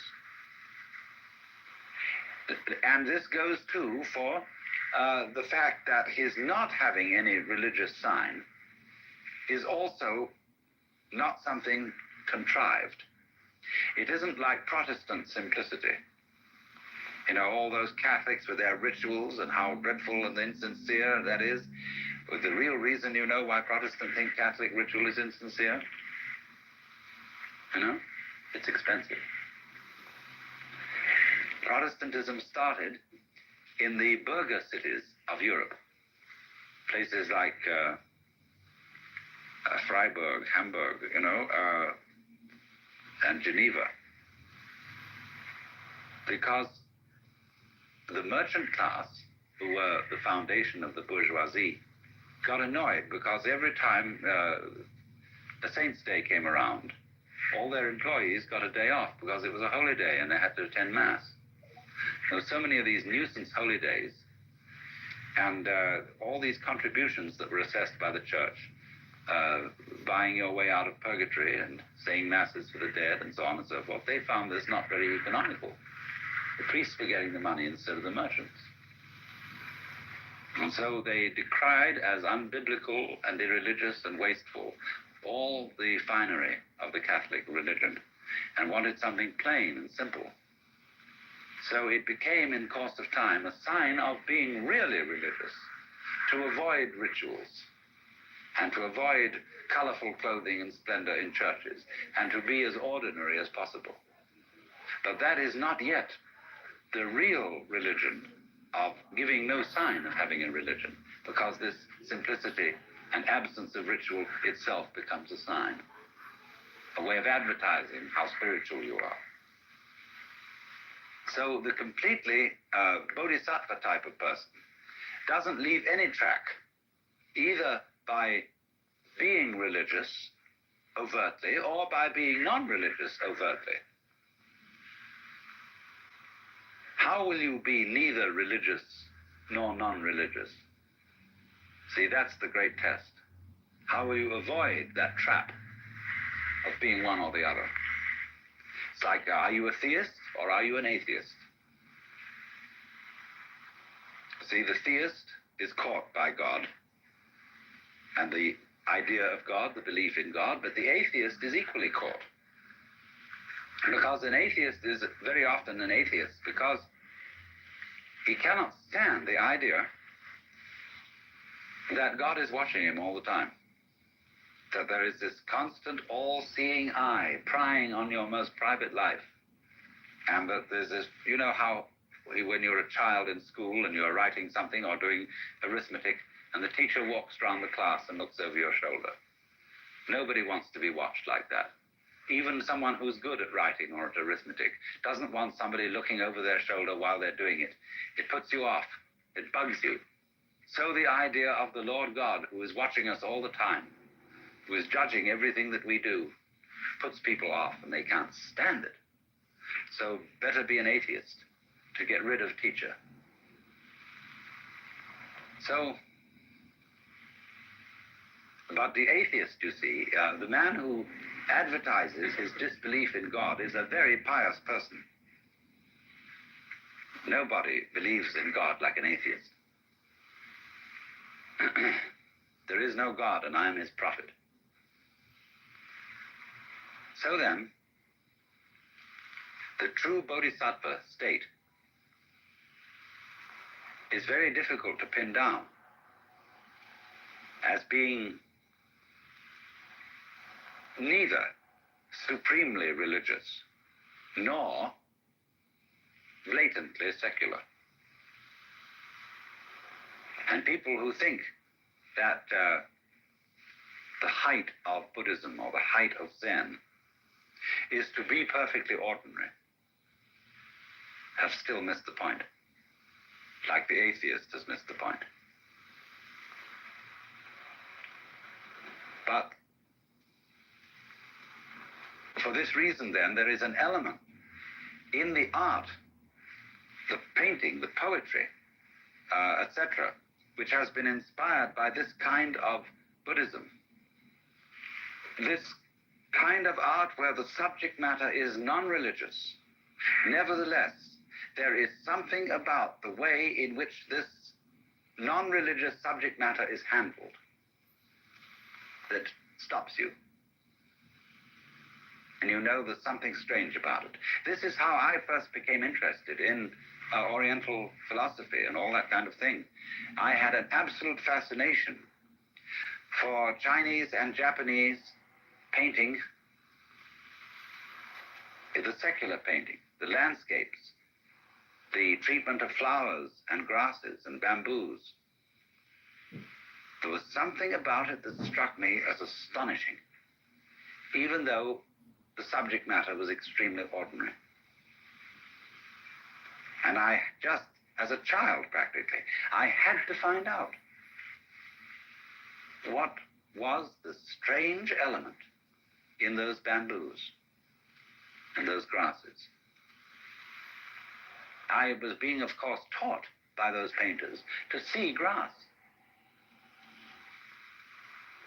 But there was something in there that one could never pin down, never put your finger on. And that was this thing that I will call the religion of no religion. The supreme attainment of being a Buddha who can't be detected. Who, in this sense, then leaves no trace You remember, some of you have seen those 10 paintings called the 10 Stages of Spiritual Ox Herding. And the author, there are two sets of these paintings. There's a heterodox one and an orthodox one. The heterodox one has as the man catches the ox, it gets progressively whiter, until in the end it disappears altogether, and the last picture is an empty circle.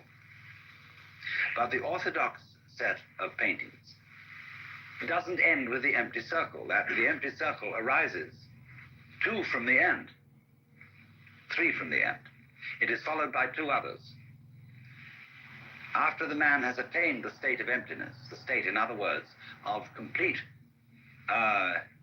iconoclasm, the state of no attachment to any spiritual or psychological or moral crutch, there are 2 more steps. One is called returning to the origin, which is represented by a tree beside a stream.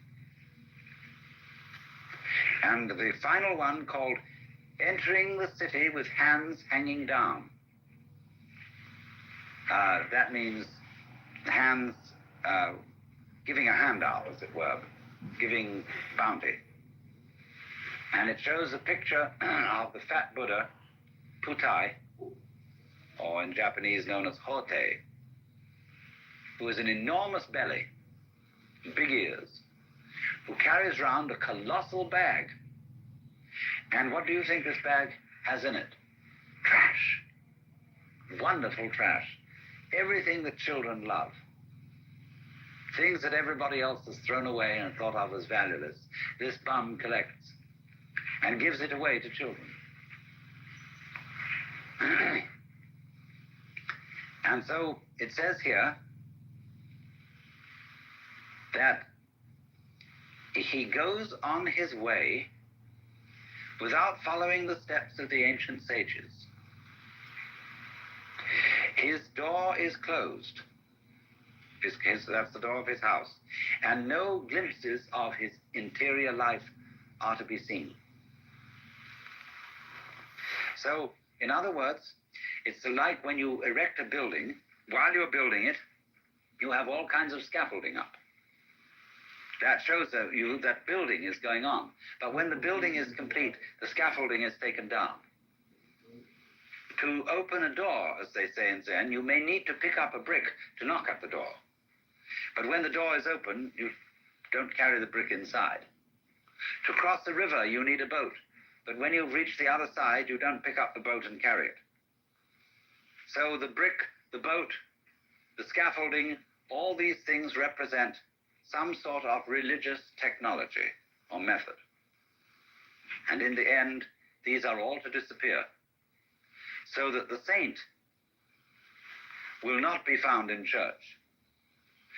Don't take what I say literally.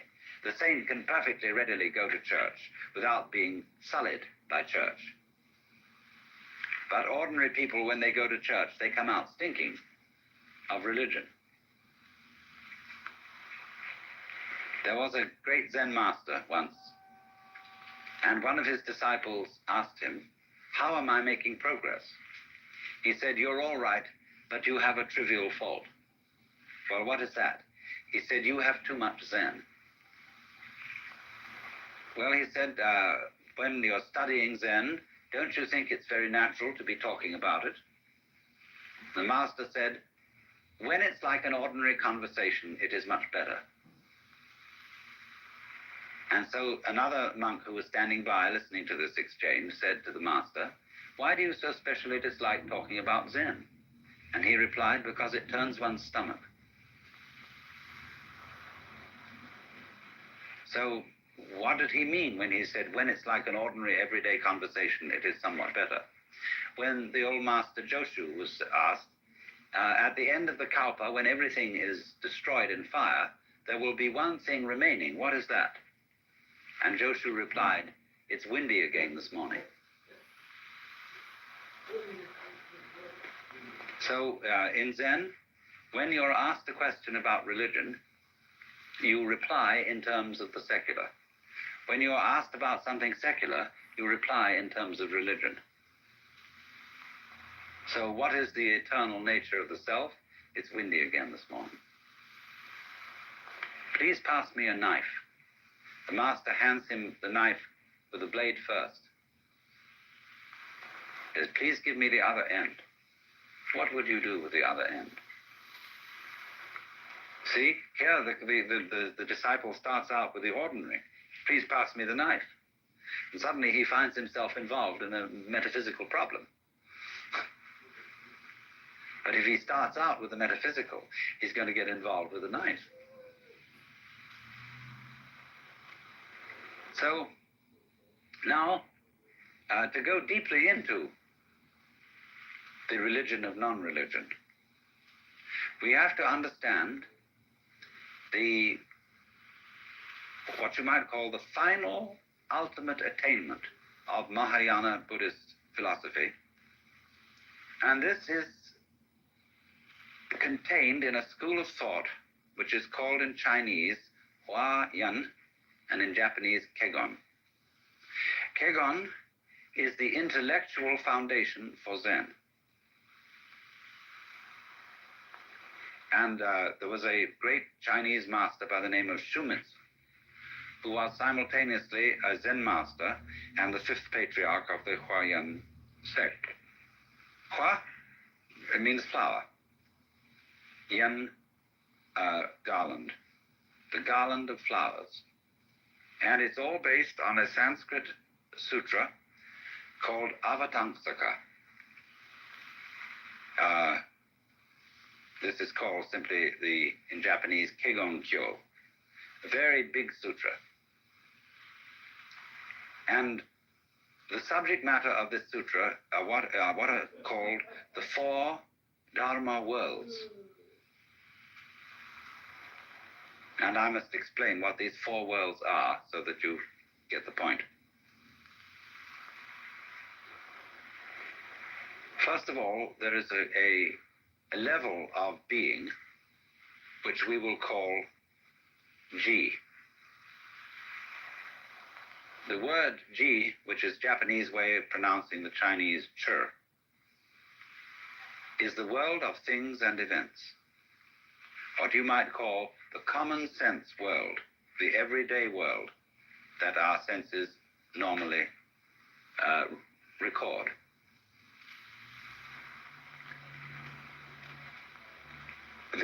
The word Ji, the character in Chinese, has a multiplicity of meanings because it can mean a thing or an event. It can also mean business. An affair, not in a love affair, but something in the way the French say les affaires, for business. Something important. It can also mean affectation. Putting something on or showing off. And so a person who is a master in Zen is called Buji, which means no business, no affectation, nothing special. The poem says, on Mount Lu there is misty rain, and the river Jiang is at high tide. When you have not been there, your heart is filled with longing. But when you have been there and come back, it was nothing special. Misty rain on Mount Lu, river Jiang at high tide. But this nothing special is not a way of putting something down. Do you see that? I could say, well, it was nothing special. It didn't really amount to anything. That's one way of saying it was very ordinary. But Buji, just as it doesn't mean it was very ordinary, in the same way that the person who has no religion is really the most religious. You see? He's not just a common, ignorant moron. He looks like one, but he isn't. And you have to know what he knows in order to see that he isn't and to recognize him for what he is. So nothing special, Buji. It doesn't stand out. It doesn't, as we would say it doesn't stick out like a sore thumb. So the world of G then means generally the world of particulars, the world of multiplicity, the world we ordinarily feel we're involved in. So that's the first world. The second world is called the world of Ri. Now, Ri, in Chinese, Li, is, as I explained to you when we were discussing the idea of the law of nature, the character means the markings in jade, or the grain in wood, or the fiber in muscle. But in the Huayan philosophy, the word Ri means the universal, underlying all particulars, the one underlying all multiplicity. The unitive principle as distinct from G, which is the differentiation principle. So, as it were, it's like this.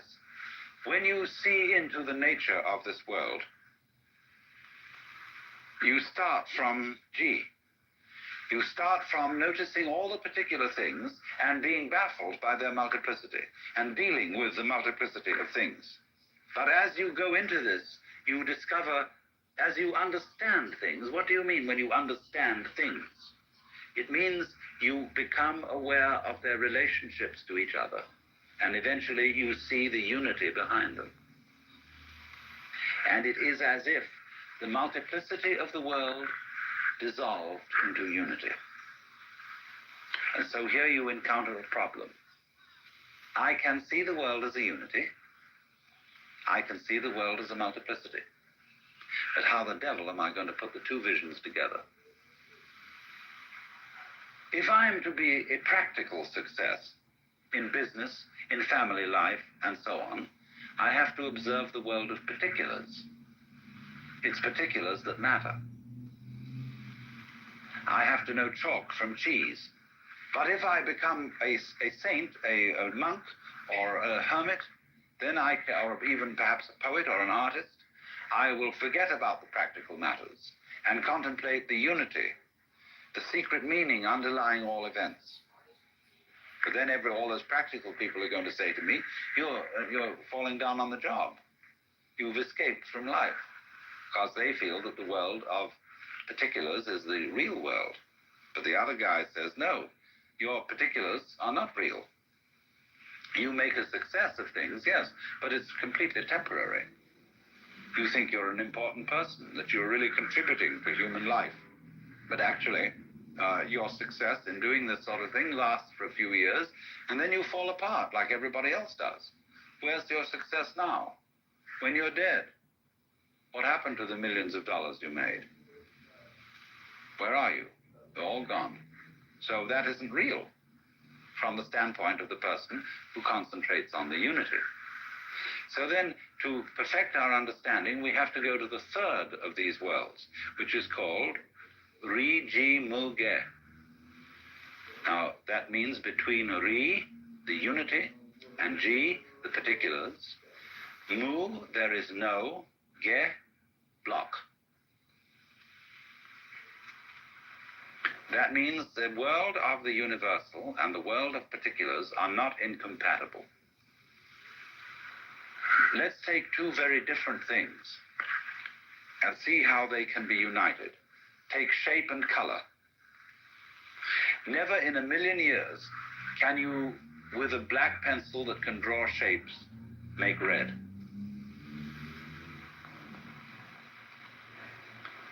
But if you have red, you can draw a circle.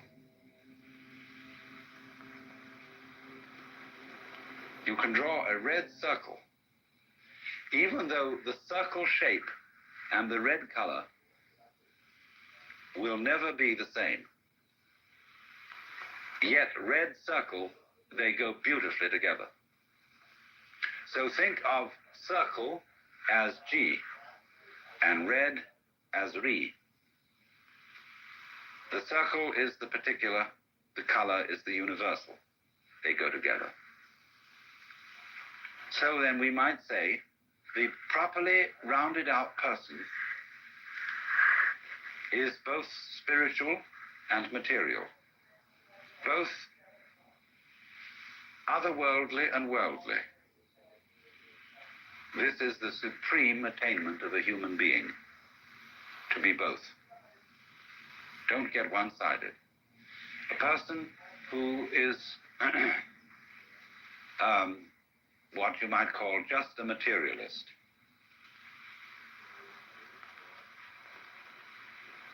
ends up by being very boring. It's, you know, you can live the successful life of the world and you can own every kind of material refinement. You can have the most beautiful home, delicious food, lovely women, marvelous yachts and cars and everything. But if you have no touch of mysticism, it eventually is all perfectly boring. And all those beautiful women turn out to be made of plastic. And you will get tired of it.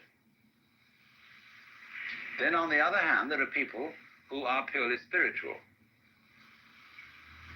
And they live in a kind of dry world where all luxury has been scrubbed away. And they are very intense people. When you are in their presence, of a very spiritual person, an excessively spiritual person, you feel inclined to sit on the edge of your chair. You are not at ease, because you know the eye of judgment is looking through you and going down into your very soul and finding that you're just a scallywag after all. And here's this absolutely sincere, this dreadfully honest and unselfish person. Now he is like a wine which has no body. It is pure alcohol, pure spirit. And on the other hand, the materialistic person is like a soft drink, which is all sweet and sugary, but no alcohol. Good drink, you see, like a very marvelous wine, is not alcohol. It has alcohol in it. And it's not poured in, you see. You don't add so much alcohol to grape juice to make wine. The alcohol in a fine wine is part and parcel of the whole substance of the wine. And also, it has its body, it has fragrance, and it has all this grown together. So in exactly the same way, a superior human being has sensuality, that's the body, as in the body of a wine, and spirituality, which is the alcohol, the heady, the intoxicating part. And thus, this is something which is always puzzling to people brought up in a Western environment, because great spiritual people are often very, very sensitive, because they can't be materialists in the ordinary sense. They can't be straight, open sensualists, because for them the world is too wonderful for that.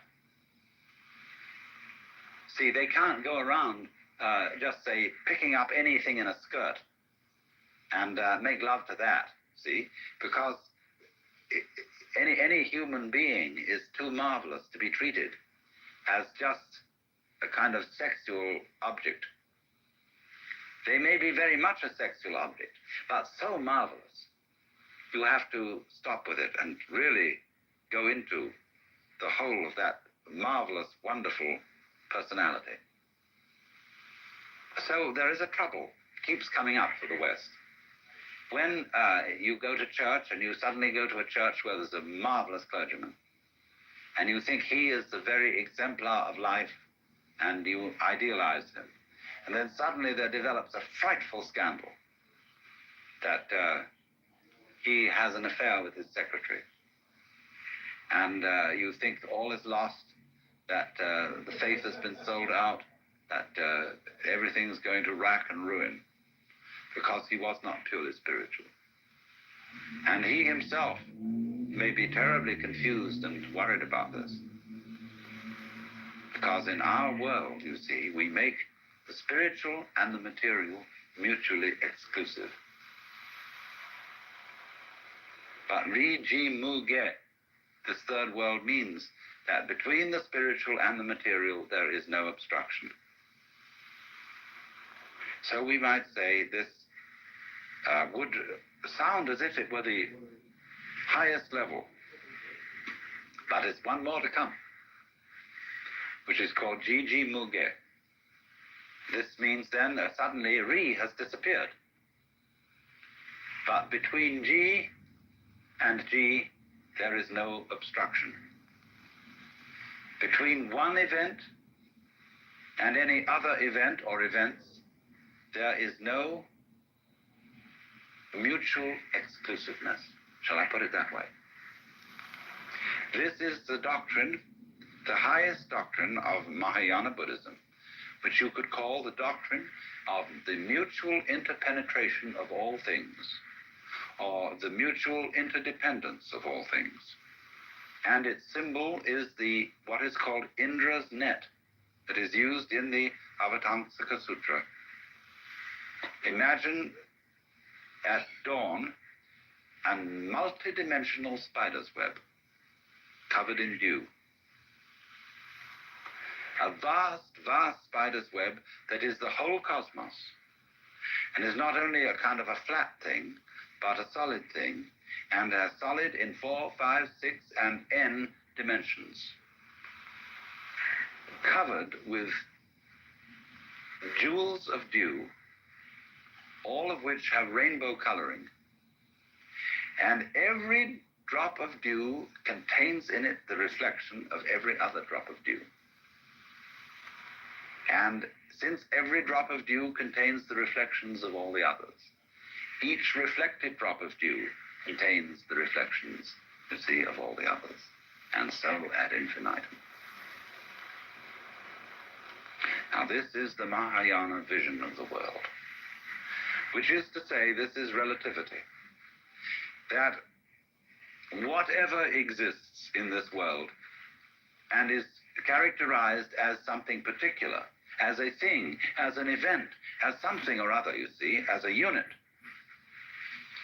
this does not exist without all other such things and events. So that you might say any one event implies all events.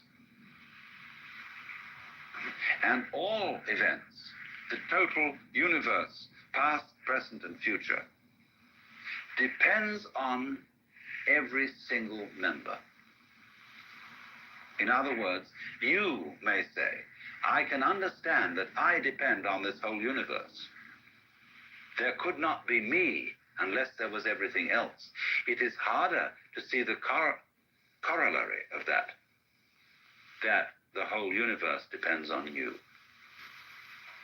You might say, well, how can that be? Because I come into being, and then I go out of being, and before I was born, I'm sure the universe was here, and after I die, I'm sure it will go on. How can you say then that the whole thing depends on me? Very simply. It depends on supposing you're dead, and we're talking about someone in the past. Let's say we're talking about Socrates. And I'm going to say this whole universe depends on Socrates. I may put it more exactly. It depends on Socrates having existed. You see your parents now. Some of your parents may be alive, but some of your parents may be dead. Without your parents, you would not have come into being. So you depend on your parents, even when your parents have gone. So everything, even when you disappear, the universe will still depend on you, on your having been here. Or if you have not yet arrived, it depends on your going to be here. So we can say, obviously, going back to Socrates, the fact that Socrates existed tells us something about the kind of world we're living in. This world once Socratized. And that Socrates and his wisdom was a symptom of the kind of universe we're living in just the same way as I showed you that an apple is a symptom of a tree. A certain kind of tree tells us something about that tree, what it functions, how it produces things. So a world which produced Socrates, or a world which produced John Doe, who was nobody in particular, and nobody ever remembered him or thought to write his biography. Nevertheless, for all his obscurity, the whole universe depends on him, and it depends equally on every fruit fly, every gnat, every vibration of every gnat's wing, and it depends on every last electron, however brief its manifestation may be. So that what this is saying is that everything that there is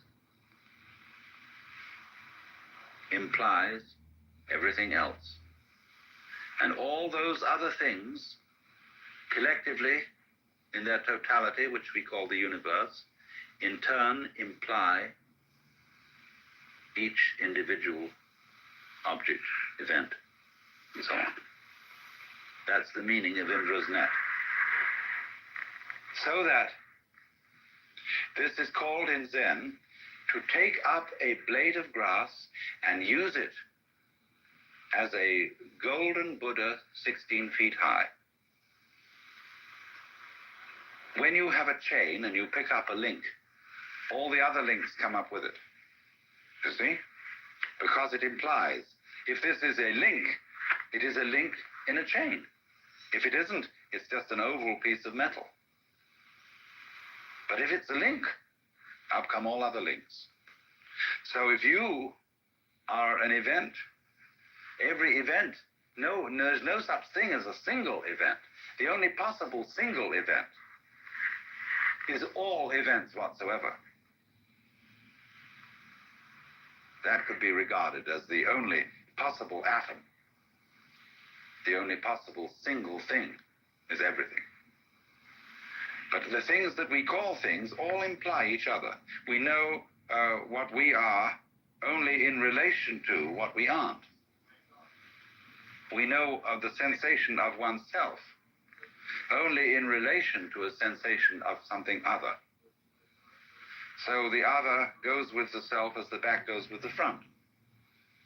And your life, however short, everything depends on it. If that did not happen, nothing would happen. So in this sense, the whole world bears your signature. It would not be the same world if it weren't for you. You've heard, haven't you, what is called the pathetic fallacy? This was an idea of the 19th century, which said that it was false and wrong to project human feelings on the world. The wind in the pine trees is not sighing. It's you who are sighing. The sun is not happy. It's you who are happy when the sun shines. So don't mix up your happiness with the sun. The sun has no feeling. The sun is not human. The wind has no feeling and is not human.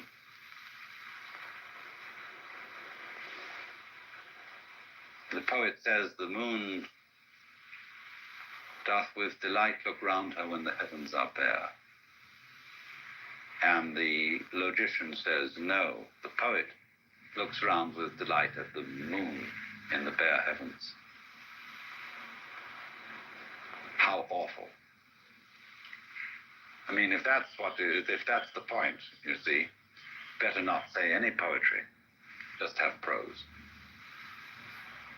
But actually the moon does look round with delight when the poet looks round with delight, because the world of which one symptom is the moon is the same world of which another symptom is the poet.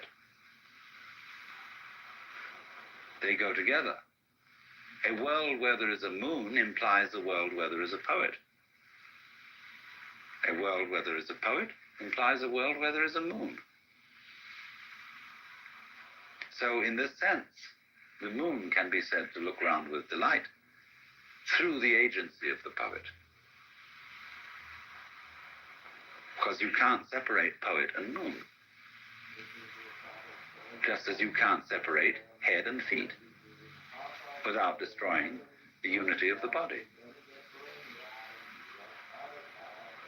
So in that sense then, this whole world is a human world. And we should not take the silly attitude or philosophy called the philosophy of the pathetic fallacy, which says outside our skins it's all inhuman and dumb and blind force, and only inside the skin is there the human world. All this world is human because it depends not only on the existence of humanity in general, but on the existence of Mary Smith in particular.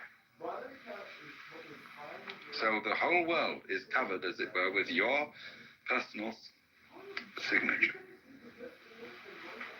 But at that moment when you suddenly seem to be everything, and to be Mr. A, you suddenly see the obverse of this, that your particular personality is nothing at all without everything else, without everybody else. In order to be Alan Watts, I need every single other human being and the uncontrollable otherness of all those other human beings that I can't do anything about. They are going to be themselves whatever I do. And yet at the same time, I depend on all their difference from me, and yet they all depend likewise on me. So that I'm in a very funny position. The moment I would be egoless and say, I'm nothing without you, then suddenly I find I'm the kingpin. They all depend on me. Then suddenly, when I get swelled-headed about being the kingpin, I find I'm nothing at all without them. So everything keeps going bloop, bloop, bloop, bloop. In other words, the moment you think you've got it in one state, it transforms itself into the other. That's the Gigi Muge. Now, in Gigi Muge, you see, you've got a vision of the world in which everybody is boss and nobody is boss. There is no one boss who governs the whole thing. It takes care of itself. It's a colossal democracy. But yet every man and every uguisu and every snail is king in this world. And at the same time is commoner. And that's how it works. And there is no great king, although in Hinduism they have an idea, a very strange one to us, called Ishvara. Ishvara means the supreme personal God, the top being in the Deva world. And many Buddhists believe that there is such a God. There is a ruler of the universe, but he is lower than the Buddha, because in the course of the endless cycles, Ishvara will dissolve into nothing. All gods, all angels are within the round of being. It's a very curious idea to our minds, and therefore, although Buddhists believe in God in that sense, they don't take it importantly. There are no shrines in Buddhism to Ishvara.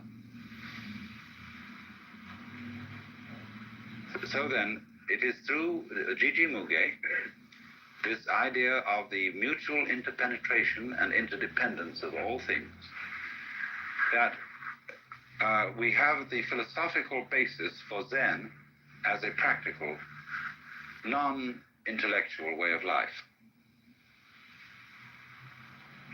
Because of that the most ordinary event, the charcoal brazier, the mat, soup for dinner, sneezing, washing your hands, going to the bathroom, everything, all these so-called events, separate events, imply the universe. So this is why Zen people will use the ordinary event to demonstrate the cosmic and the metaphysical. Only they don't rationalize it that way. To see infinity in a grain of sand and eternity in an hour is still Riji Muge and not Jiji Muge. Jiji Muge is when you offer somebody the grain of sand, for God's sake, stop thinking about eternity. Here's just the grain of sand. There is no difference between the grain of sand and eternity. So you don't have to think about eternity as something implied by the grain of sand. The grain of sand is eternity. So in the same way exactly, our sitting here at this moment is not something different from nirvana. We are nirvana as sitting here exactly like this, you see. So you don't have to say any philosophical comment on the grain of sand or on our sitting here. That's called legs on a snake or a beard on a eunuch. You put legs on a snake, you see, and you embarrass the snake in its motion. And a eunuch doesn't need a beard. We would say in our idiom, don't gild the lily. Or Zen would say, don't put frost on top of snow. So all what you might call specifically religious activity is legs on a snake. Eventually, this is going to be eliminated, just as eventually we hope that government will be eliminated and will become unnecessary, because every individual will be self-governing and therefore relate properly to his brother, and the state will vanish. So too, at the same time, the church will vanish. And that's why in the book of Revelation, in the New Testament, it is said that in heaven there is no temple, because the whole place is the temple. So when we achieve the fulfillment of Buddhism, there is no Buddha, no temple, no gong, no bell, because the whole world is the sound of the bell. And the image of Buddha is everything you can look at. So a Zen master was asked, mountains and hills, are they not all forms of the body of Buddha? The master replied, yes, they are, but it's a pity to say so.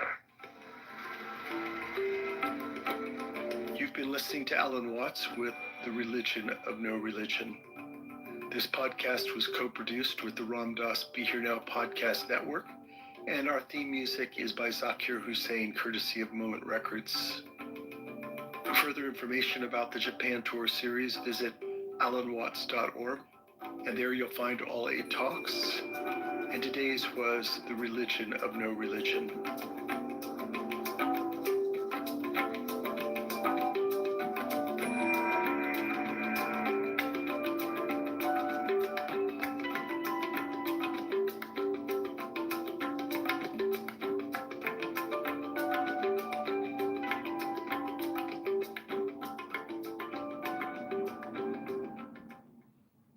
You probably know Vistaprint for business cards, but did you know we print everything you need to get your brand in front of your fans? We print banners and signs that help your business stand out. We print postcards and flyers that get people talking. And we print must-have merch like tote bags, t-shirts, and water bottles. Whether you want a few or a few thousand, we print on everything so that customers can go from noticing your brand to falling in love with it. Right now, new customers can get 20% off with code NEW20.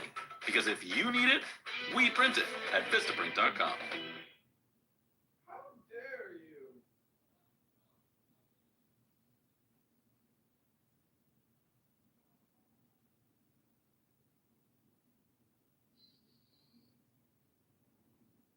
the Down syndrome sufferers coping room? What's happening here?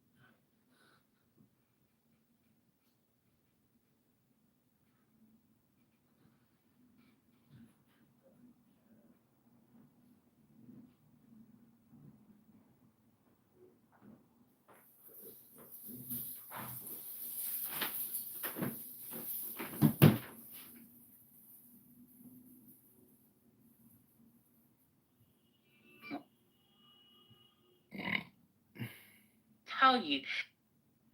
If people are sitting in that room and basically co-signing what's being said in Amir's room, you're either terrorist sympathizing or you're part of the.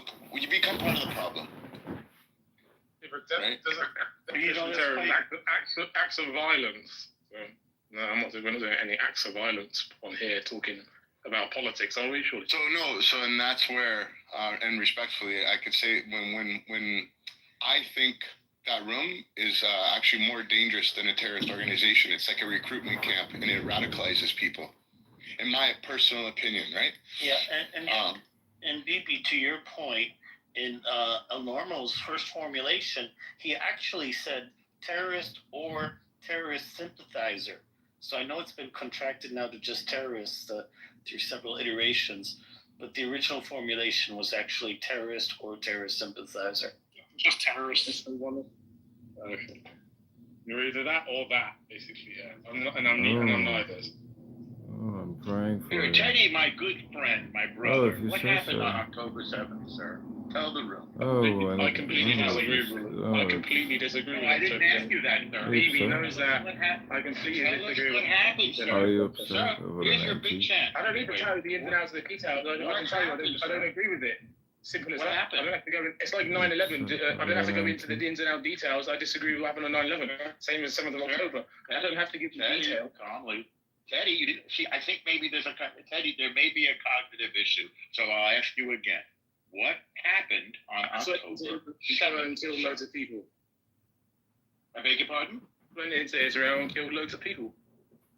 I can't. Please say it slowly because I can't hear you. What happened? Hamas? Israel and killed loads of people out of music festival. That's what happened. Did you say Hamas did this? And I completely disagree with it. Yes, Hamas. Yeah. Well, hang on. Did anybody else besides Hamas? Just at a music festival. Hang on.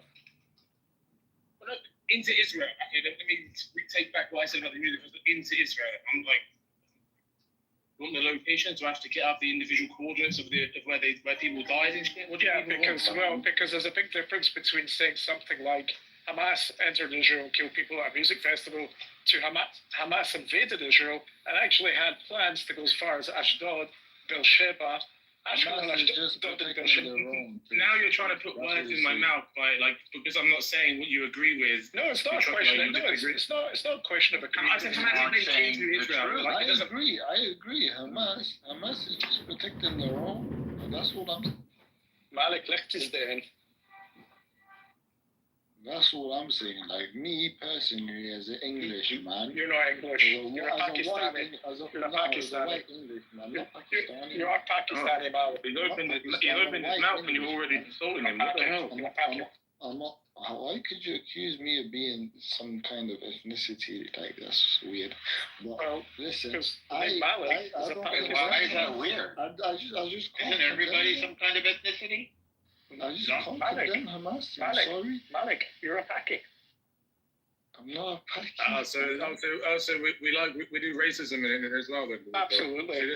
Absolutely. So you're a racist. So you're a racist to other people. You know what? So you're a racist to other people. And then when someone talks against Israel, they're anti-Semitic, and you cry. Wait. Is Pakistani a race now? I'm very confused. No, but Pakistan is the word he said, the P-A-K-I, that is like the N-word for Pakistani. You call us Jews. He knows that. Yes, he is. You call us Jews. So the first half of the word, the first half of the word Pakistan means the N-word? Where are you getting this stuff from? This is very creative. Teddy,